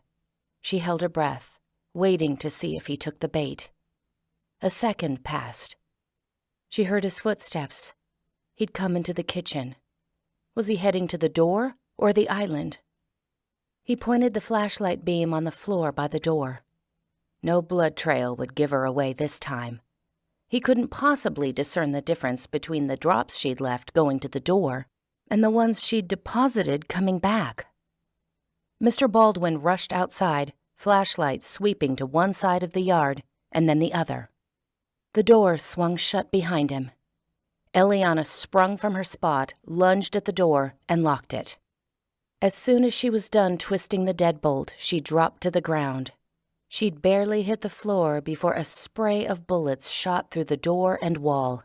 Behind her, something on the counter shattered. If she'd been standing, she would have been hit. The bullet stopped. He'd probably gone through his clip and needed to reload. She got to her knees and half stumbled, half sprinted out of the kitchen. She had no delusions that Mr. Baldwin would give up until he was certain she was dead. He'd go around the front of the house where the door was open. Locking it wouldn't do any good, not when he could reach in and unlock it. She couldn't stand by the front door to swat away his arm. If he knew she was there, he'd shoot her through the door. She ran down the hallway and burst into Nana's room. Her grandmother's gun was somewhere in her nightstand, but in the dark, Eliana didn't know where that was. She couldn't even see Nana's king bed. With her hands out, she felt for the bed. It would give her a reference point. She bumped into the edges of the footboard. The pain in her thigh hardly registered. "Who's there?" Nana mumbled. "Me," Eliana answered. With one hand on the footboard, she felt her way toward the wall. Nana sat up. "Who? Why are the lights off?" A late-night visitor in the dark probably seemed sketchy, but Eliana had no way to explain the situation. She didn't want to yell her name. If Mr. Baldwin had come inside already and he heard her, he'd know exactly where she was. Eliana reached the end of the far corner of the bed and followed the other side toward the nightstand. She heard the bed shift. A drawer opened. The nightstand drawer. "Don't move," Nana growled. "I've got a gun." Nana apparently didn't need the lights to find her gun, and it would just be Eliana's luck to be mowed down by her grandma while she was trying to protect her. Nana shifted again, and the glow of her cell phone came on. She squinted at Eliana. "What are you doing?" She spoke much too loudly, the result of not being able to hear her own words. Eliana put a finger to her lips and pointed toward the closed door. Her grandmother may or may not have understood what that meant. She reached for the box on her nightstand where she kept her hearing aids. Eliana grabbed the phone from her hand. She needed to call Mateo. Except she didn't have his phone number memorized. Should she call 911? Mateo was much closer. He must be on her grandmother's contacts. She flipped through her grandmother's screen looking for the contacts icon. Her fingers felt clumsy. Everything was going too slowly. Hopefully, Mr. Baldwin would go to the kitchen first to see if he'd killed Eliana there. But what if he'd heard her grandmother and came straight here? How much time did she have? Nana motioned for her phone back. She wanted the light to retrieve her hearing aids. Eliana shook her head. There, the contacts icon. She opened it and punched in an M and an A. Nana's bedroom door swung open. A flashlight beam swept into the room. He'd found them. "Shoot him!" Eliana screamed. Her grandmother didn't. She couldn't see who was behind the flashlight and didn't understand. For all she knew, the electricity had stopped working, and Mateo was coming in to update everyone on the situation. Eliana lunged for her grandmother's gun, all the while knowing she wouldn't be fast enough. Her heart plummeted in despair. She and Nana would both be shot, killed while her grandmother held a gun. 13. The sound of shots cut through the darkness, a stuttering of bullets. Eliana braced herself for the pain. She felt nothing. Had Mr. Baldwin missed? Her head whipped to Nana. She was still sitting upright, unharmed. Nana's mouth dropped open and her eyes were wide with alarm. She'd heard those gunshots, at least. Out in the hallway, the flashlight clattered to the floor, followed by its owner. Mr. Baldwin slumped on the floor in a heap, spotlighted by his own flashlight. He coughed, shuddered, and went silent. It made no sense. Eliana turned to her grandmother. "Did you shoot him?" Eliana had tried to grab the gun. She would have known if shots were fired from it during that time. "No." Mateo's voice came from down the hallway. "Turns out I'm better at following instructions than Nana." Mateo. Eliana nearly sobbed in relief. Mateo had come back. He'd saved them. She'd never heard anything as beautiful as the sound of his voice. She had to squelch the desire to blurt out, "You're wonderful, and I love you." Mateo appeared in front of Mr. Baldwin, gun in one hand, a flashlight in the other. He used his foot to edge Mr. Baldwin's gun away from his body and picked it up. Nana took hold of Eliana's hand, gripping it for support. Her other hand still held her pistol, pointed downward now. Eliana stayed perched on the bed. Nana's grip wouldn't have let her move if she'd wanted. "He's my boss. His wife was one of the owners of New Gateway. He might have more men outside. I don't know. Is he dead?" "No, but he's in bad shape." Mateo strode into the room. "I've already called for backup. I'll keep you safe until they get here. Come on." He motioned to them both. "I don't want you close to a window or an outer wall." Eliana grabbed the hearing aid box from the nightstand. As she handed the box to her grandmother, Eliana's left hand bumped the bed.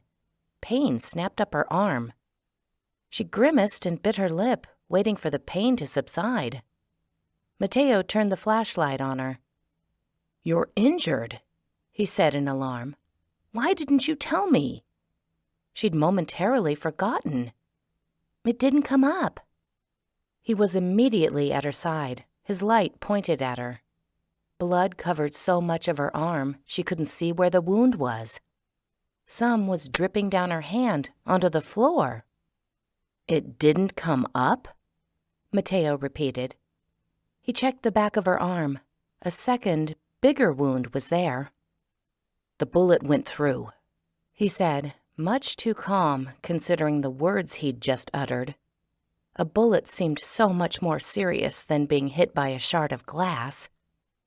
Nana yanked off one of her pillowcases and handed it to Mateo. He tied it around Eliana's arm.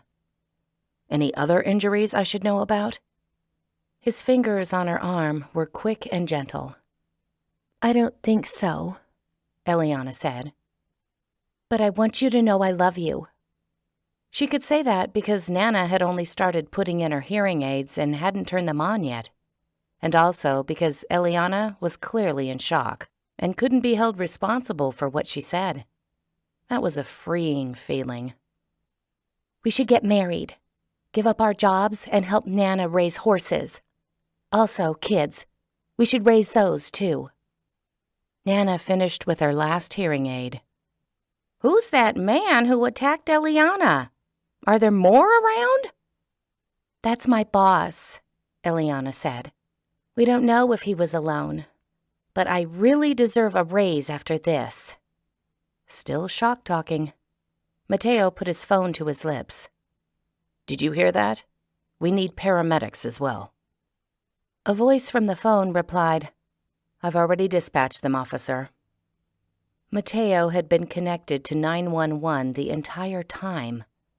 Eliana had just professed her love and suggested they settle down and raise kids while 911 was recording the conversation. She waved her hand at Mateo. You should have told me we were being recorded. They replay emergency calls on the news, you know. Mateo helped Nana from the bed and handed her cane to her. She wore flannel pajamas with penguins on them. They seemed oddly out of place at a crime scene. He slipped his arm around Eliana's waist. Come on. Do you need help walking? Her arm was injured, not her leg, but she leaned into him anyway. He was strong and warm and had saved her life. My mother is going to hear that call on the news and freak out when she learns that I was shot. Somehow it didn't occur to Eliana that her mother would hear about her injury long before the news story came out. Mateo propelled Eliana forward, his gun still poised. Are you dizzy? You might have lost a lot of blood. Raise your arm above your head. She did. Do you have any pull with the people at 911? Can you have them erase some of the tape? Mateo paused at the doorway, checked to make sure the hallway was clear, then led them there. Tampering with evidence is illegal.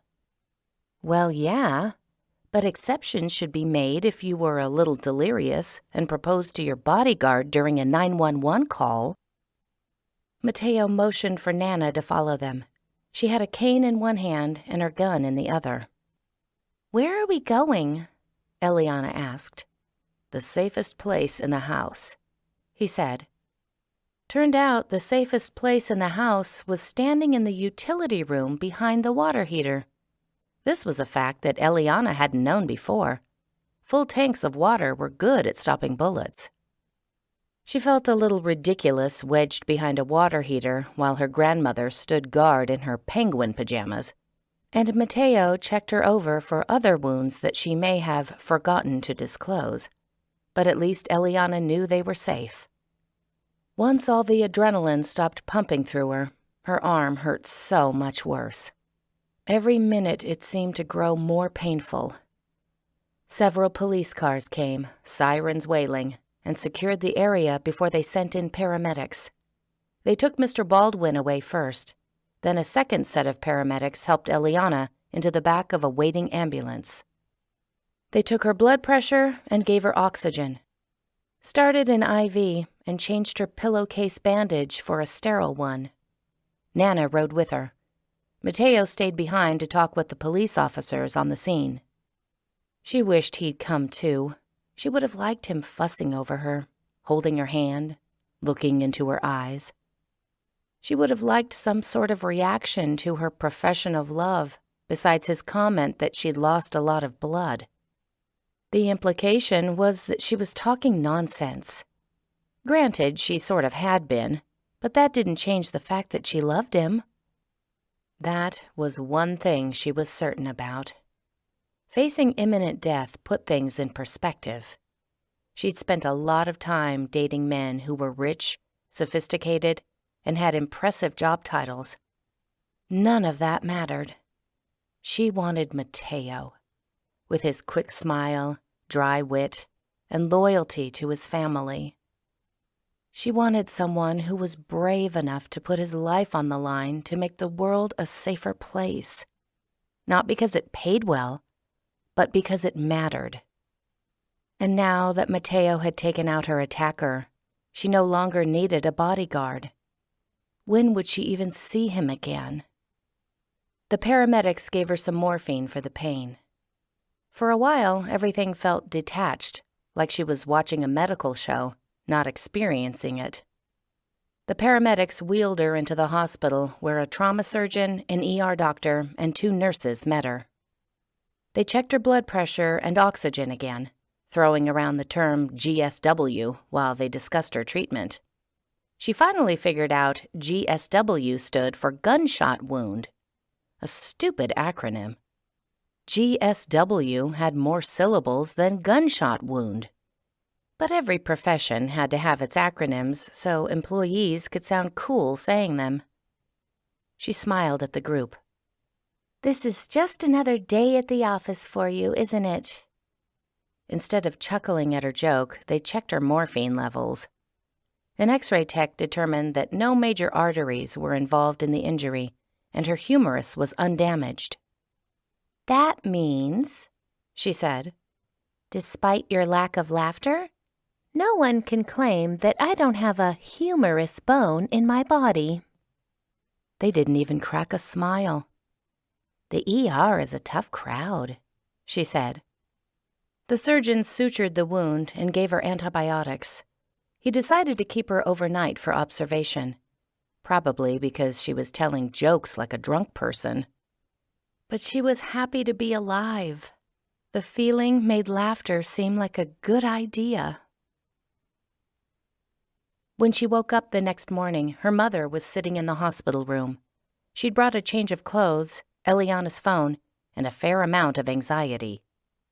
While she helped Eliana get dressed and ready to leave, she insisted on hearing Eliana's version of what happened last night, even though Nana and Matteo must have already filled her in on the pertinent details. "You could have been killed," her mother said more than once. "Thank goodness I hired a bodyguard for you. I knew Matteo would take good care of you. He's always been like family." Well, not always. At least not in the brotherly terms her mother was painting him in. He hadn't been that to Eliana since she was 15. What would her mother think if she knew Eliana had made out with him, that they'd talked about having a relationship? Her mother would probably welcome Matteo with open arms, but there was no point asking about it until the relationship actually happened. If Matteo was planning on ghosting her, Eliana didn't want to tell her mother about her feelings for him. They left the hospital and made their way through the parking lot. Her mother stayed close to Eliana, like she suspected she might faint at any moment. "I want you to come live with me until you're healed." "There's no need for that," Eliana said, almost reflexively. "My arm won't be hard to take care of." "You don't know that." "I'm relying on the word of the discharge nurse." Eliana nearly added that she was an adult, and part of being an adult was looking after herself. She bit back the words. Her mother loved her. Eliana ought to be grateful for that. She climbed into her mother's Audi and waited for her to get behind the wheel. "How about a compromise?" Eliana said. "I'll go back to my house where I feel comfortable, and you can come over as much as you want to make sure I'm not wasting away or ignoring doctor's orders." "Fine." Her mother started the car. "I'll come over frequently so I can help you get your house ready to sell." "What?" Her mother was throwing a house sale into the equation. They pulled into traffic. "You don't want to continue living there, do you? It's not safe. What if the senator or one of those new gateway people sent someone to silence you?" "Wouldn't do them any good. The cat is already out of the bag. I told the police the whole story last night." After she'd been stabilized, they'd interviewed her about what had happened. She had to tell them why her boss tried to kill her. Granted, I was on morphine, so I'm not sure I was completely coherent. But the point is, Senator Powell and New Gateway can't keep their secrets any longer. If anything happens to me, they'll be the first suspects. Her mother stared straight, fingers tapping on the steering wheel. "I still think you should move." But I'll ask Mateo about other safety devices we can get for your house in the meantime. Eliana picked up her phone. I should text him that I've been discharged. I already gave him and Nana an update. Eliana went to her messages anyway. He'd written her a short text this morning. Hope you're doing okay. I keep thinking about you.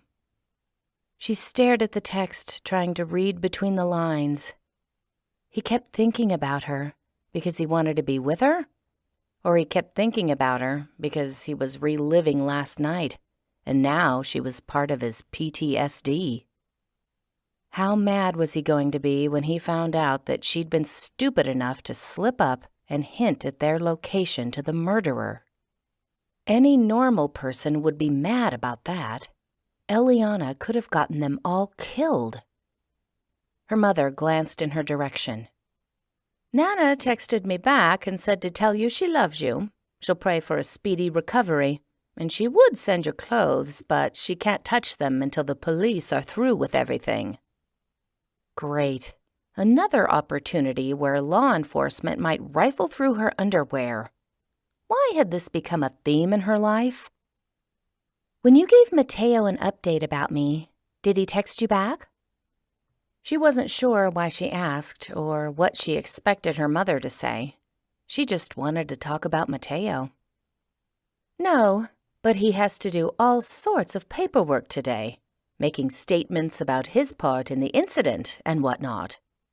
That's normal procedure whenever an officer is involved in a shooting. His superiors and other agencies have to do investigations to make sure he acted legally and correctly. Her mother stopped at a traffic light and turned to put a reassuring hand on Eliana's knee. I know selling your house will be a hassle, but before long, you'll be able to get back to your regular life. Her regular life. Hearing the words depressed her a little. Her regular life seemed so lonely. Before this week, she'd spend all of her time either writing news stories, researching them, or decompressing alone in her house. No Mateo sticking by her side and trading quips. No horseback riding through green pastures or blinking newborn foals. No 6-year-olds popping in to misinterpret her words. Her old life seemed so monochrome now, so unbalanced. Mateo had said he wanted a relationship, but she wasn't sure he meant it.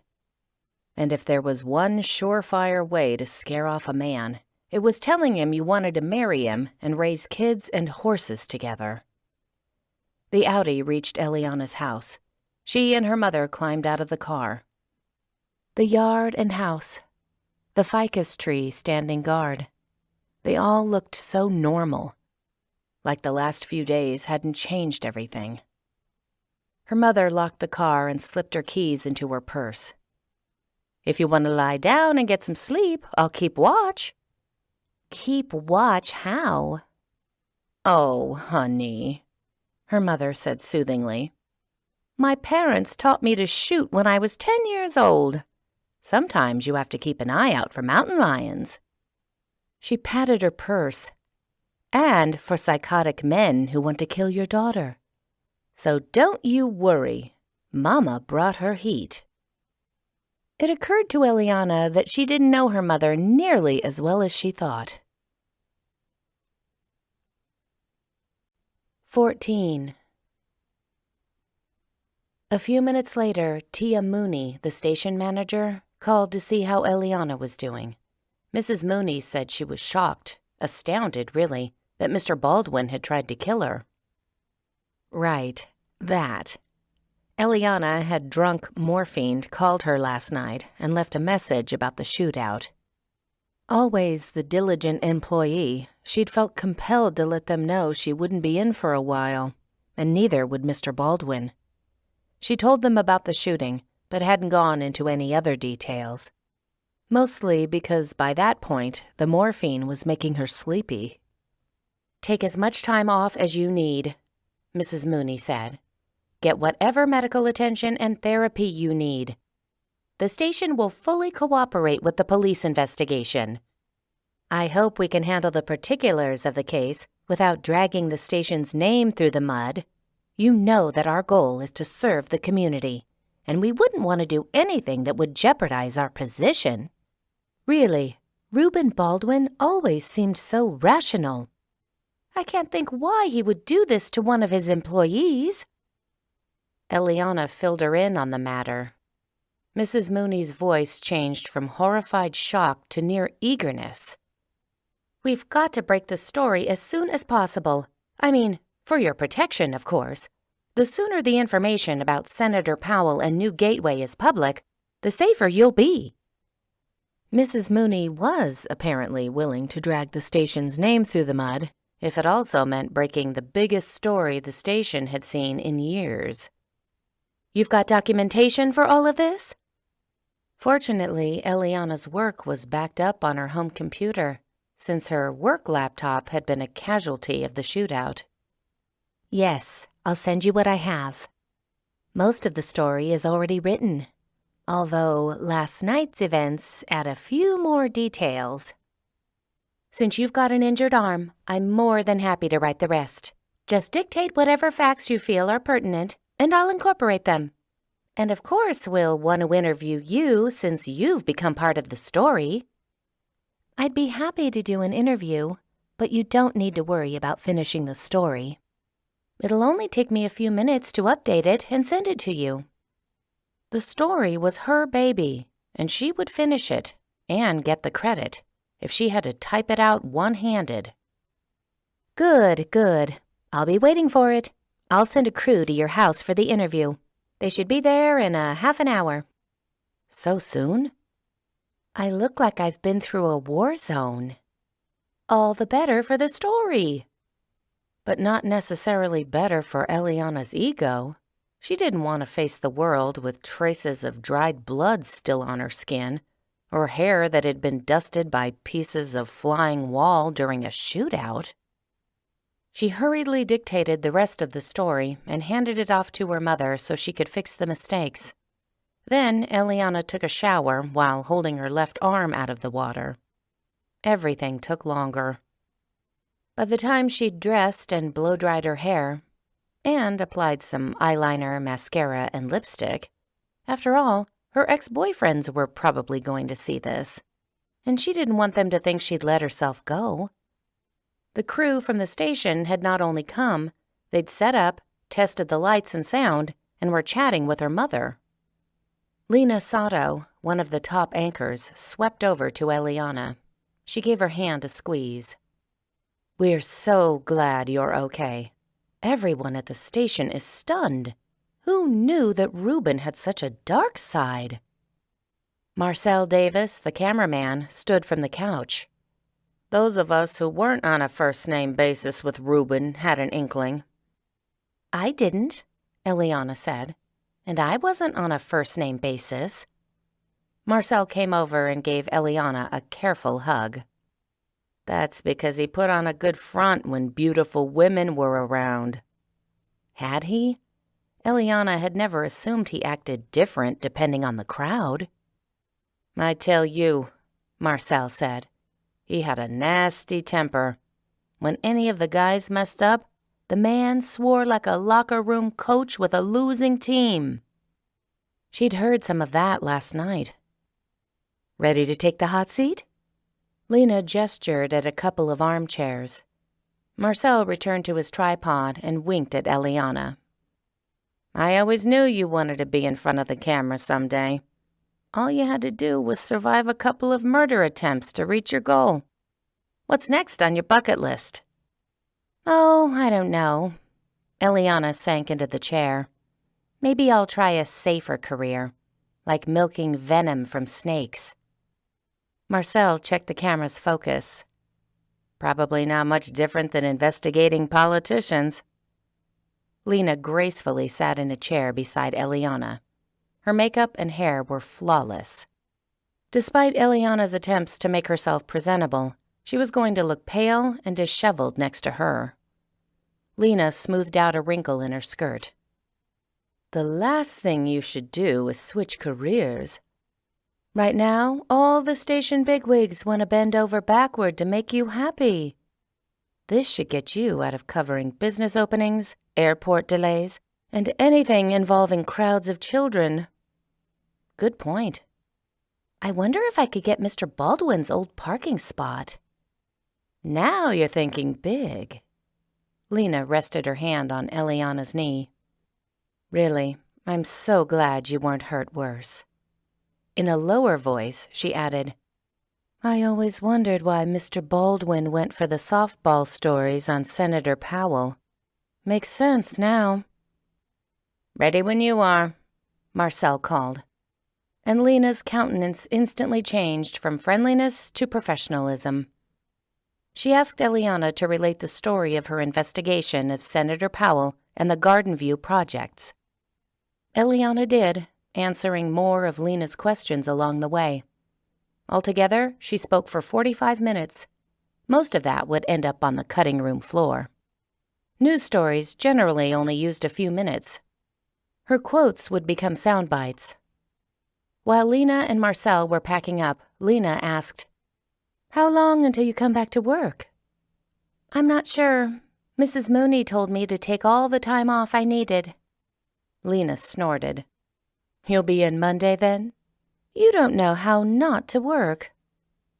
I think I'm ready to learn that skill. Eliana glanced at her mother. I'm going to take some time off to spend with family. And, work on overcoming all the phobias I developed last night. She said the words lightly, but it was the truth. Memories from last night kept coming back. Her imagination included alternate endings. They all could have been killed. Nana, Eliana, even Mateo. And what if one or both of the twins had come for a visit while their parents were chasing horses? If any of them had died, Eliana would have been partially at fault. Why hadn't she seen what Mr. Baldwin was all along? Why hadn't she told Mateo that she'd inadvertently slipped up, and Mr. Baldwin had heard her say, I love you to her grandmother? After Lena and Marcel left, Eliana checked her phone. She'd missed a call from Mateo during her interview. He texted her that he'd just heard from an officer at the hospital. Mr. Baldwin hadn't regained consciousness. It didn't look like he would pull through.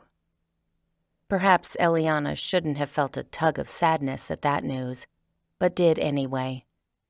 She'd once thought of him, well, not exactly as a friend, but as a mentor. She'd have to choose her next mentors more carefully.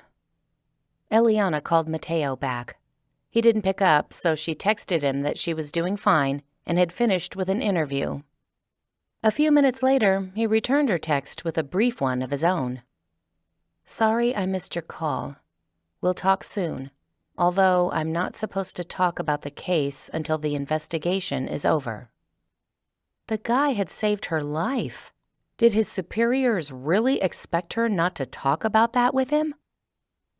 Eliana's mother made lunch, then left to visit Nana and see how she was doing. Since her home was a crime scene now, she couldn't stay there until the police were done with their investigation. Yolanda and Fernando had taken her in, but Eliana's mother was sure their home would feel too cramped and was going to offer up her own house. Good luck getting Nana away from her horses. Eliana didn't say this. Her mother ought to visit Nana and give her emotional support. But it meant Eliana was alone. After so much busyness and people from the office texting and calling to offer condolences and concern, the house seemed too quiet. How had she never been bothered by all the quiet before? She wondered what Mateo was doing. Probably still paperwork. She turned on the TV and stared at it without paying attention. Her emotions swung from elation that she was alive to frustrations at everything she'd done wrong. And then, uncertainty about the future. Mostly uncertainty about the future. Would she ever feel like she could completely trust acquaintances again? Her career also seemed uncertain. Not necessarily her choice of career, but the assumption that she could be completely fulfilled by a career if it was a meaningful one. While she'd been hiding in the dark, fearing for her life, she hadn't had a moment's thought about her job. When death had stalked toward her in expensive leather shoes, she thought about her family and Mateo. Nothing else seemed important. The doorbell rang. She jumped. Her mind flashed back to last night. The knock on Nana's door, the shattering glass, the pain. She had to remind herself that it couldn't be Mr. Baldwin. Instead of going to the door, though, she checked the footage from the front door camera to see who was on her porch. Mateo stood there, wearing slacks and a dress shirt. She melted in relief. He must have come from a meeting and hadn't gone home to change. His dark brown hair was messy, his broad shoulders slightly slumped. He looked tired, and yet still utterly handsome. She hurried to the door, then hesitated.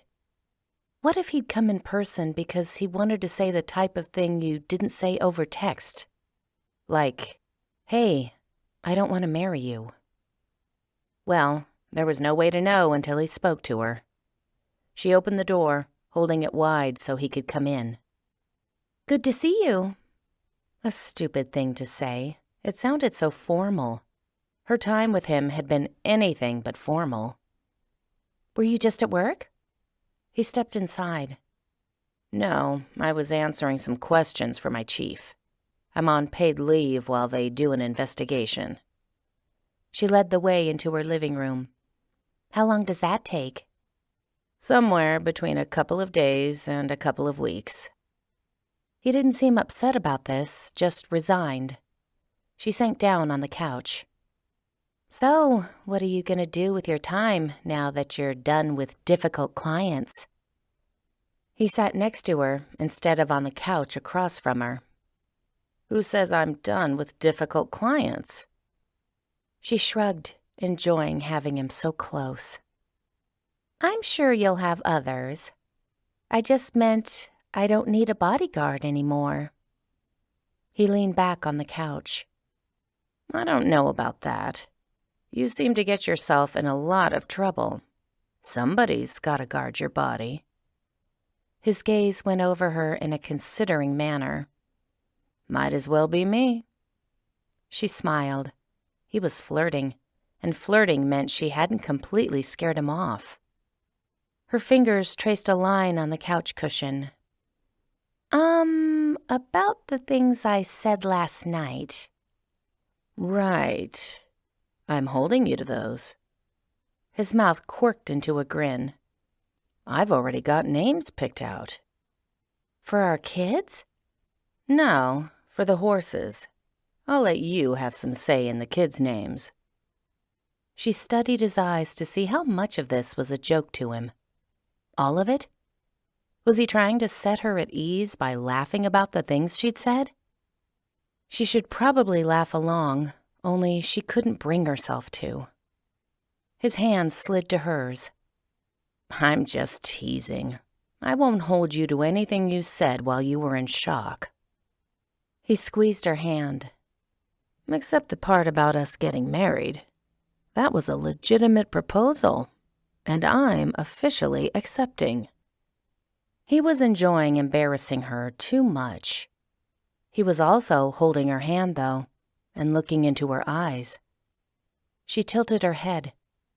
"How am I supposed to know whether to take you seriously or not?" He leaned toward her and pressed his mouth to hers, which pretty much kept her from asking more questions. The kiss started off softly, but didn't stay that way for long. He pulled her to him, avoiding touching her injured arm. His lips moved along hers, soft, tender, and leaving her breathless. One hand rested on the small of her back, and the other caressed her neck. He was good at neck massage, almost as good as he was at kissing.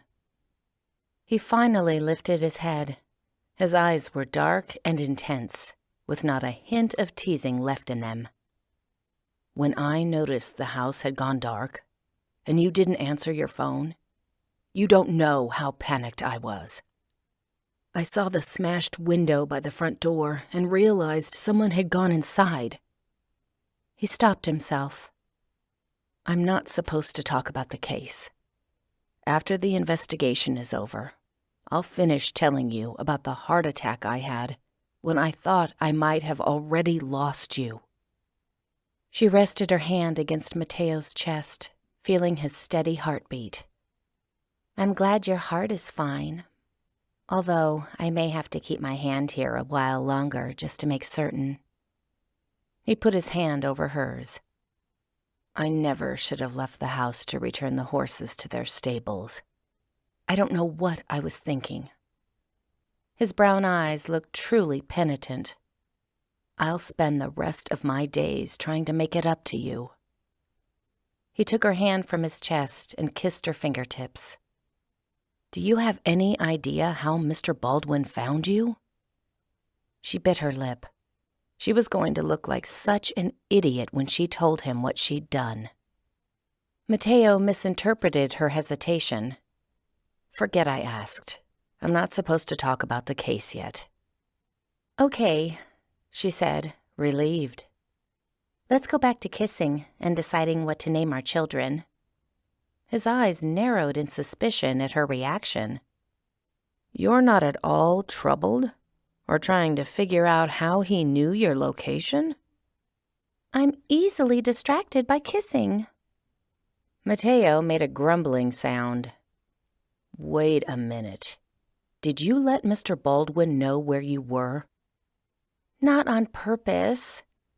She blinked, wilting away from him. How is it that you can read me so well when we haven't been together for 7 years? Lots of practice growing up. He pinched the bridge of his nose, his frustration evident. So what did you say that let him figure it out?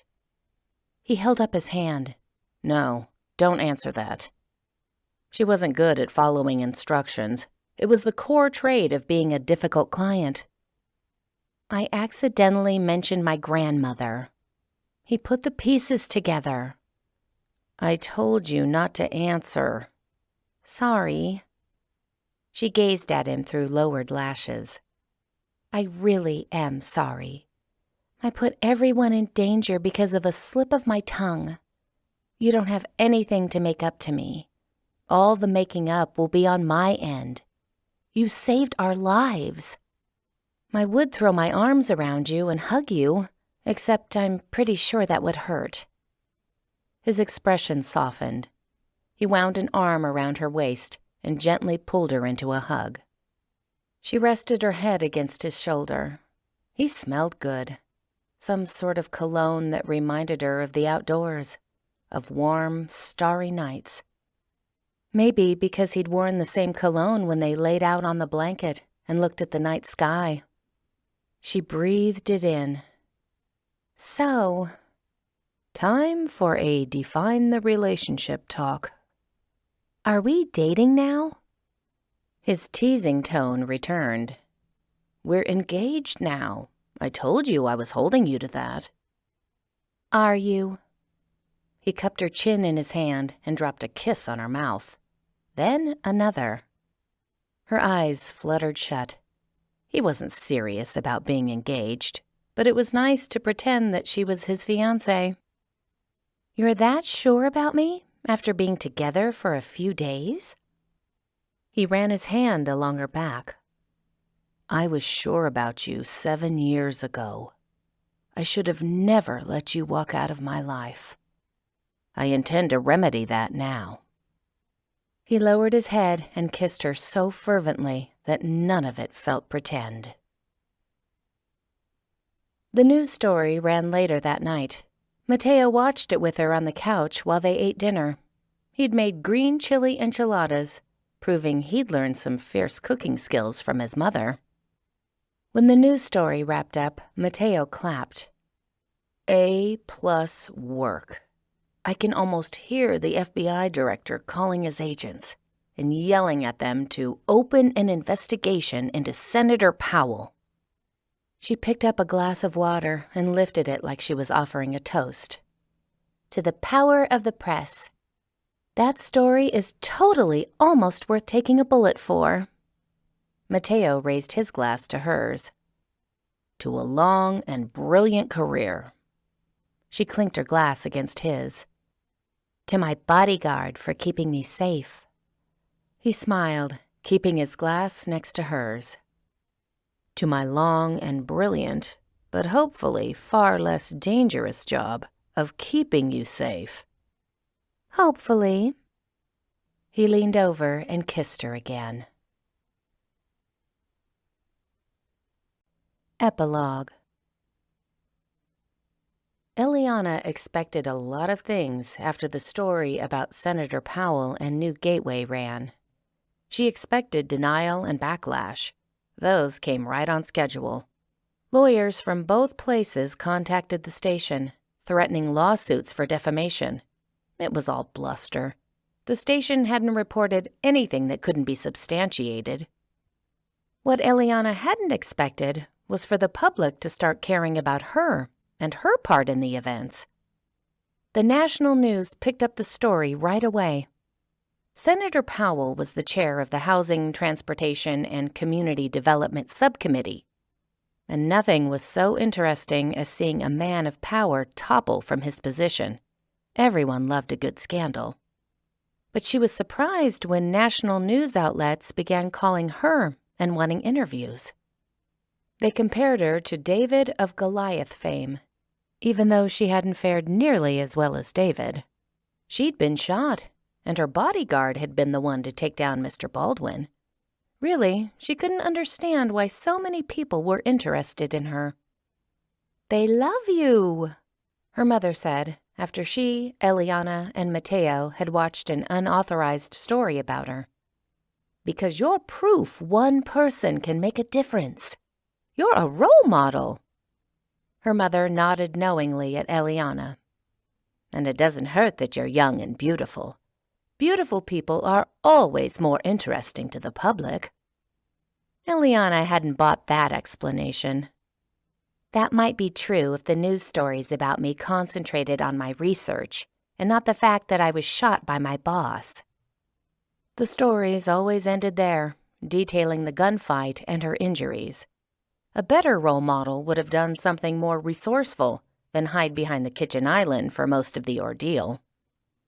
Mateo took her hand, squeezed it, and gave her a teasing smile. "They love you because so many people can relate to having a horrible boss. We've always suspected that at least one of our bosses is trying to kill us. Your story proves that our suspicions are justified." She nudged Mateo's knee with her own. "You're the one the media should be interested in, Mr. Tall, Dark, and Deadly." Her words proved to be more prophetic than she'd anticipated. After one of her and Mateo's dates, some paparazzi caught the two of them kissing goodnight, and gossip channels blew up all over again. Eliana was no longer David. She was Cinderella, who'd been saved by her Prince Charming bodyguard. Somehow, that was even more interesting. Mateo and his broad shoulders and heart-stopping eyes were splashed all over social media. He started getting fan mail and job offers. After the senator resigned and the new Gateway Corporation owners were arraigned, the attention thankfully died down. But even at that, when Mateo got on one knee with a diamond ring, he did it after driving into the mountains, away from anyone who might possibly pass by with a camera. She said yes, enthusiastically. Instead of having anything lavish or that would take a long time to plan, they decided to have a simple ceremony at the ranch and swore their friends, relatives, and co-workers to secrecy. As the day approached, Eliana was relieved that no one from the media seemed to have any idea that the couple was engaged, let alone about to tie the knot. The wedding rehearsal went smoothly enough, meaning that her parents were civil to each other. When Eliana had first told her mother that her father would give her away, her mom had snorted and said, "Well, he's got practice. He gave us all away years ago." Granted, true, but Eliana was trying to heal some of the rifts of the last years. All through the rehearsal, Eliana could tell that her mother would rather not be around her father and Mitzi, especially Mitzi, but she was polite, which was sometimes a feat, since Mitzi seemed intent on one-upping her mother whenever possible. Mitzi had definitely changed since Eliana last saw her. Her brown hair was dyed blonde, her eyebrows were tattooed into a slightly unnatural arch, and her lips were twice the size they'd been before. She'd also gone a little overboard at the plastic surgeon's when she'd been choosing a new cup size. But as long as Mitzi didn't cause any drama at the wedding, Eliana would be happy. All 4 of Mateo's grandparents came from Mexico, none of whom spoke any English, so Yolanda and Fernando had to continually interpret the pastor's instructions for them. Gabriela and Paloma were intent on doing their job as flower girls, and since they didn't have real flower petals to practice with during the rehearsal, they broke pine cones up and put those in their baskets.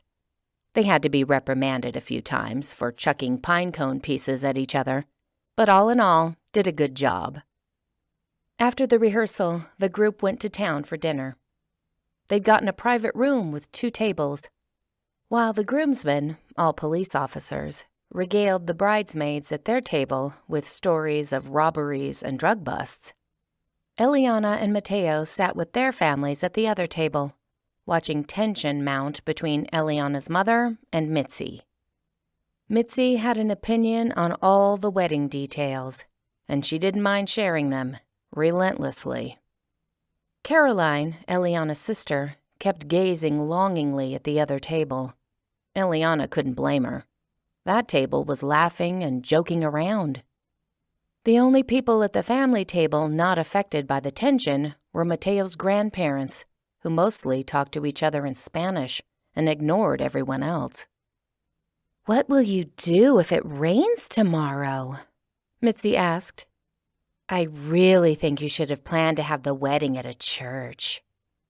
"Rain isn't in the forecast," Eliana's mother pointed out. "But it was overcast this afternoon," Mitzi said. "So you at least ought to be prepared." "Right," Nana chimed in. "If it rains, we'll clean out the garage, put the guest chairs in there, and Mateo and Eliana can get married in the back of a horse trailer.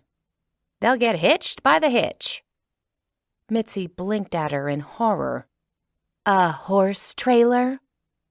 Eliana leaned forward. "She's joking. If it looks like rain, we can rent tents at the same place we got the chairs and tables." Mitzi wrinkled her nose. "Do you really want to exchange vows in a tent? Like you belong to a circus?" She pulled a folded piece of paper from her purse and slid it across the table to Eliana. "I took the liberty to call around to some local churches to see which might have availability on a moment's notice. You have a couple of choices." Eliana's mother visibly bristled.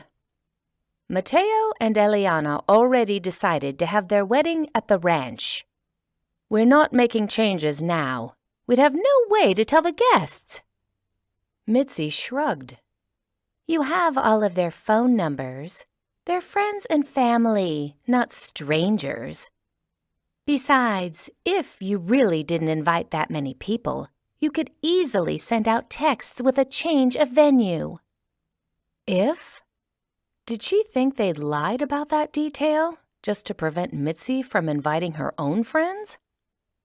Mitzi cut through a piece of her steak.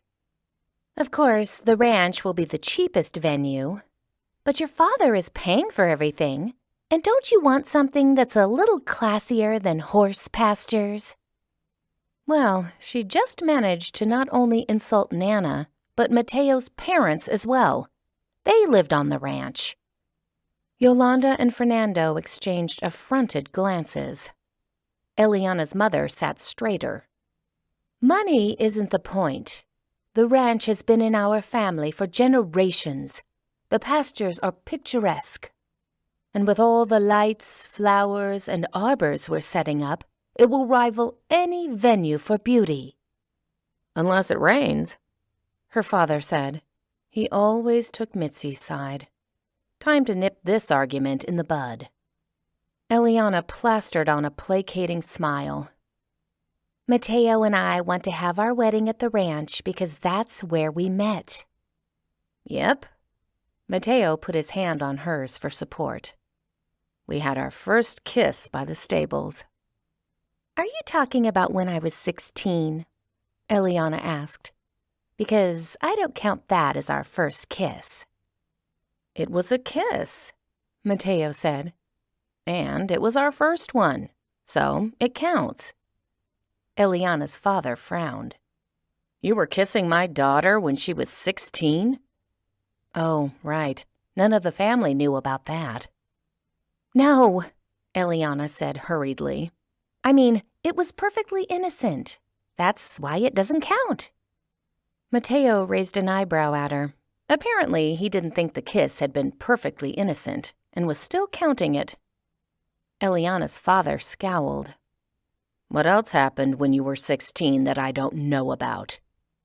"Nothing," Eliana said. "Mateo and I were just friends." "And hardly that," Paloma piped up. Eliana hadn't realized she was even paying attention to the conversation. Mostly, Paloma and Gabriella had been whispering to each other and eating all the rolls in the bread basket.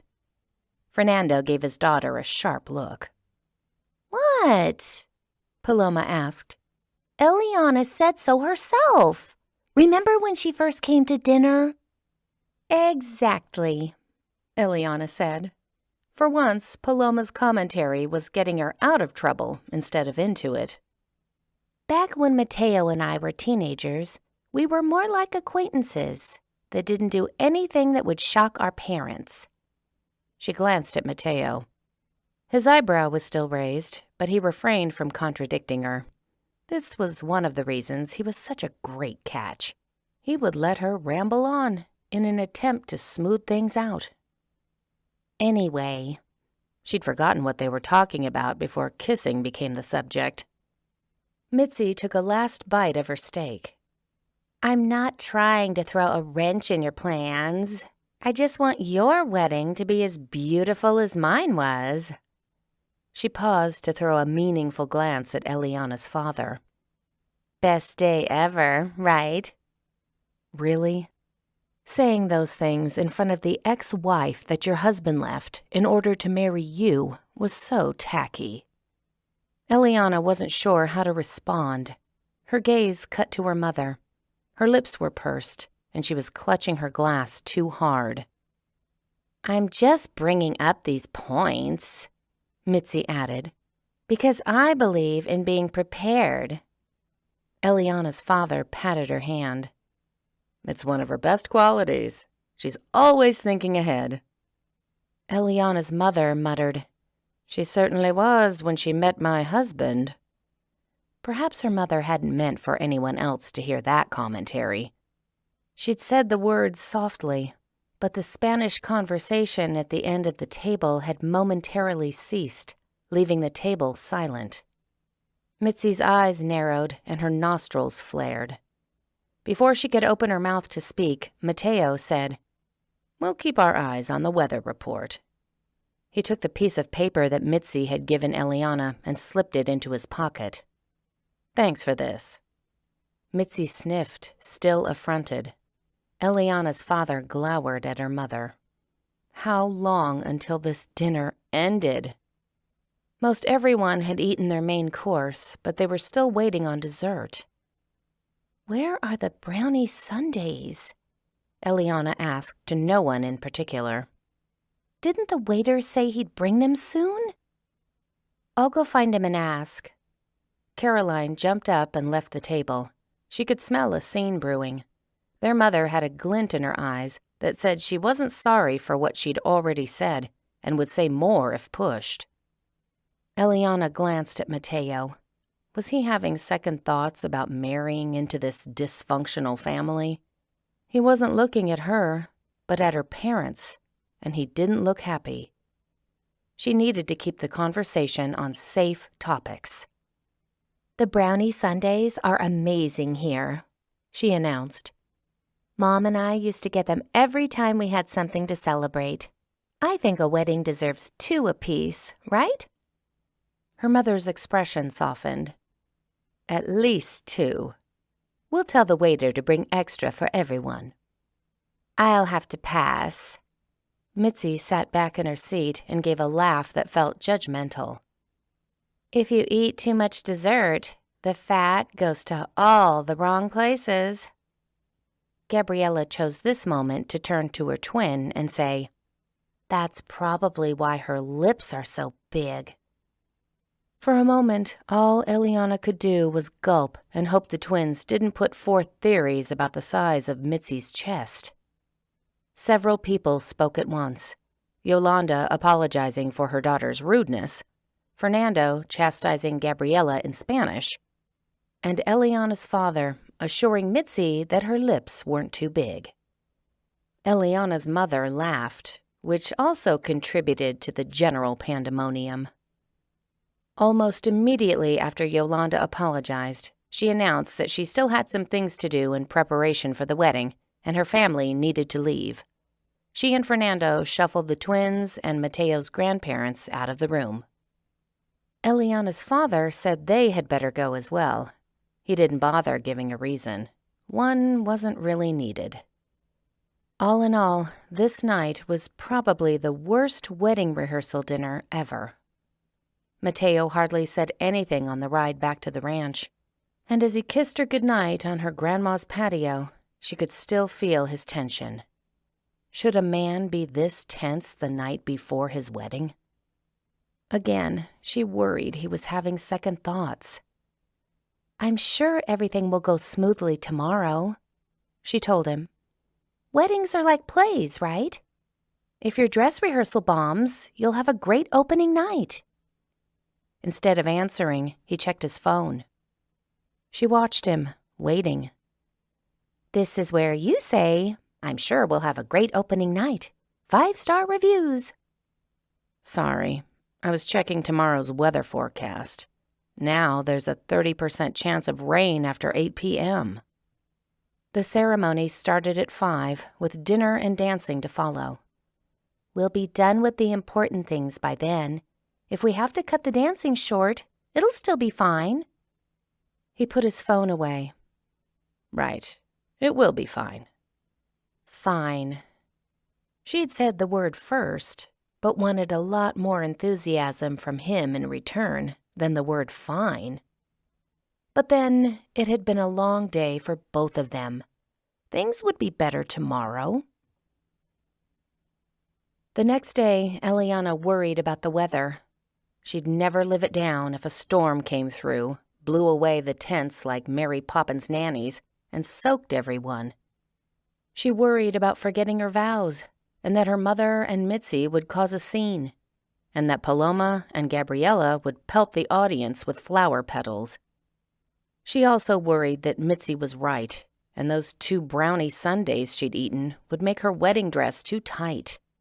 Eliana had to eat 2 sundaes with her mother last night to show solidarity. And also because by that point she wanted to cry a little, and chocolate always made her feel better. Eliana had been so focused on that litany of possible disasters, she'd forgotten other things could go wrong. While her sister and mother were helping her get changed, Nana strode into the room.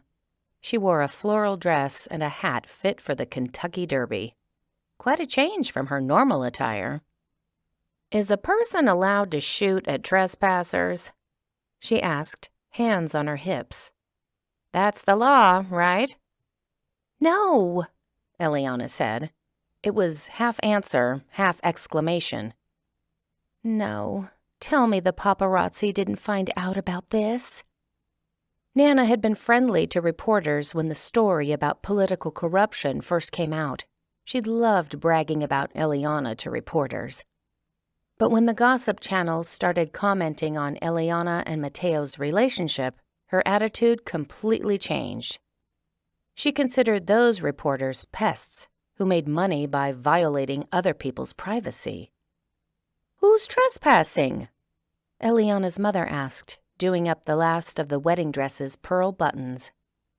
The gown still fit, despite the 2-brownie binge. Caroline snorted. "Who do you think?" Eliana's mother took the veil from its box on the dresser. "We could be lucky, and it's Desmond, that psychic who's always riding her." She fluffed the veil. Keeping an event secret from a psychic is probably difficult.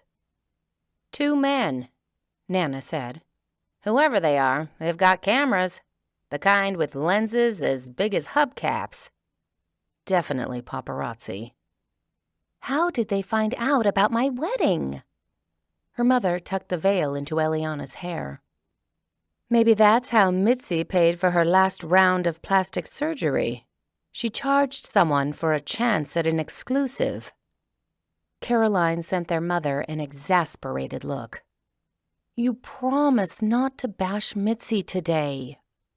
"It's not bashing," their mother replied, "if it's a legitimate theory to a question." None of this was helping. Eliana took a deep breath. "Where are they?" "They're keeping their distance," Nana said, "but they're technically on my property. Will anyone have a problem if they get footage of me shooting a few warning shots in their direction?" "Yes," Eliana, her mother, and her sister said in unison.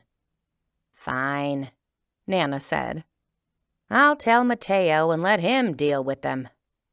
Eliana thought about that for about 3 seconds. "No, don't tell him. It will just upset him, and then he'll be glaring and tight-lipped through the entire ceremony. This is supposed to be his big day, too." Her mother adjusted the veil. "That's a sweet sentiment. However, if wedding ceremonies were left to men, they'd be indistinguishable from Super Bowl parties. In order of importance, the ceremony is for the bride, the bride's mother, the groom's mother, the grandparents, and then the groom. That's why we have flowers in the middle of the tables, and not bowls of Doritos." Really, her mother's divorce had made her too cynical about men. "All right," Eliana said. "It's still my big day, and I don't want Mateo glaring in the photos. So let's take care of this without telling him." Caroline handed Eliana a pair of white heels. "Half of Mateo's friends in the audience are police officers. They could chase them off." Eliana slipped her shoes on. "When you say chase them off, you mean ask them politely to leave, right?" "Very politely," Caroline assured her. "We don't want anyone filming possible police brutality at your wedding. I'll go have a word with Officer Dawson." The cute one figured. Eliana glanced at her wrist. Instead of her watch, she wore a pearl bracelet. "How much time do we have before the ceremony starts?" "Enough time to get rid of the paparazzi," her mother said. "If we start a few minutes late, no one will care." Well, no one but Mateo. At 5 minutes after 5, he texted Eliana and asked when she'd be ready. "Not sure," she texted back. "I'm having a hairdo emergency." At 5:15, he texted, "I'm sure your hair looks great. My grandparents are worried you're jilting me at the altar. They want to talk to you and convince you I'm worth it." Fortunately, Eliana didn't have to have that conversation because Caroline breezed back into the room. "Mission accomplished. The paparazzi are gone, and Mateo's friends are back in the audience. Everything's a go." She texted Mateo, "Meet me at the altar, and we'll discuss my terms," and headed outside. For the next few minutes, everything went off without a hitch. Eliana met her father by the front door. He beamed at her. "Look at you, all grown up and stunning." The music played, signaling the bridesmaids and groomsmen were taking their places. At the appointed time, Eliana and her father stepped out the door. They walked down the aisle between rows of chairs and smiling faces. Pink rose petals were strewn along the path, and Gabriella and Paloma looked like a set of matching angels in their pale pink dresses. The videographer was standing nearby, capturing the event. More people sat in the audience than Eliana expected. Her mother had apparently invited quite a few of her friends. Eliana didn't think about that for long, because Mateo stole her attention. He stood by the pastor, tall and handsome in his tuxedo. Breathtaking. Yes, she could spend the rest of her life happily staring at him. He smiled at her, and her insides melted. This day would be perfect after all.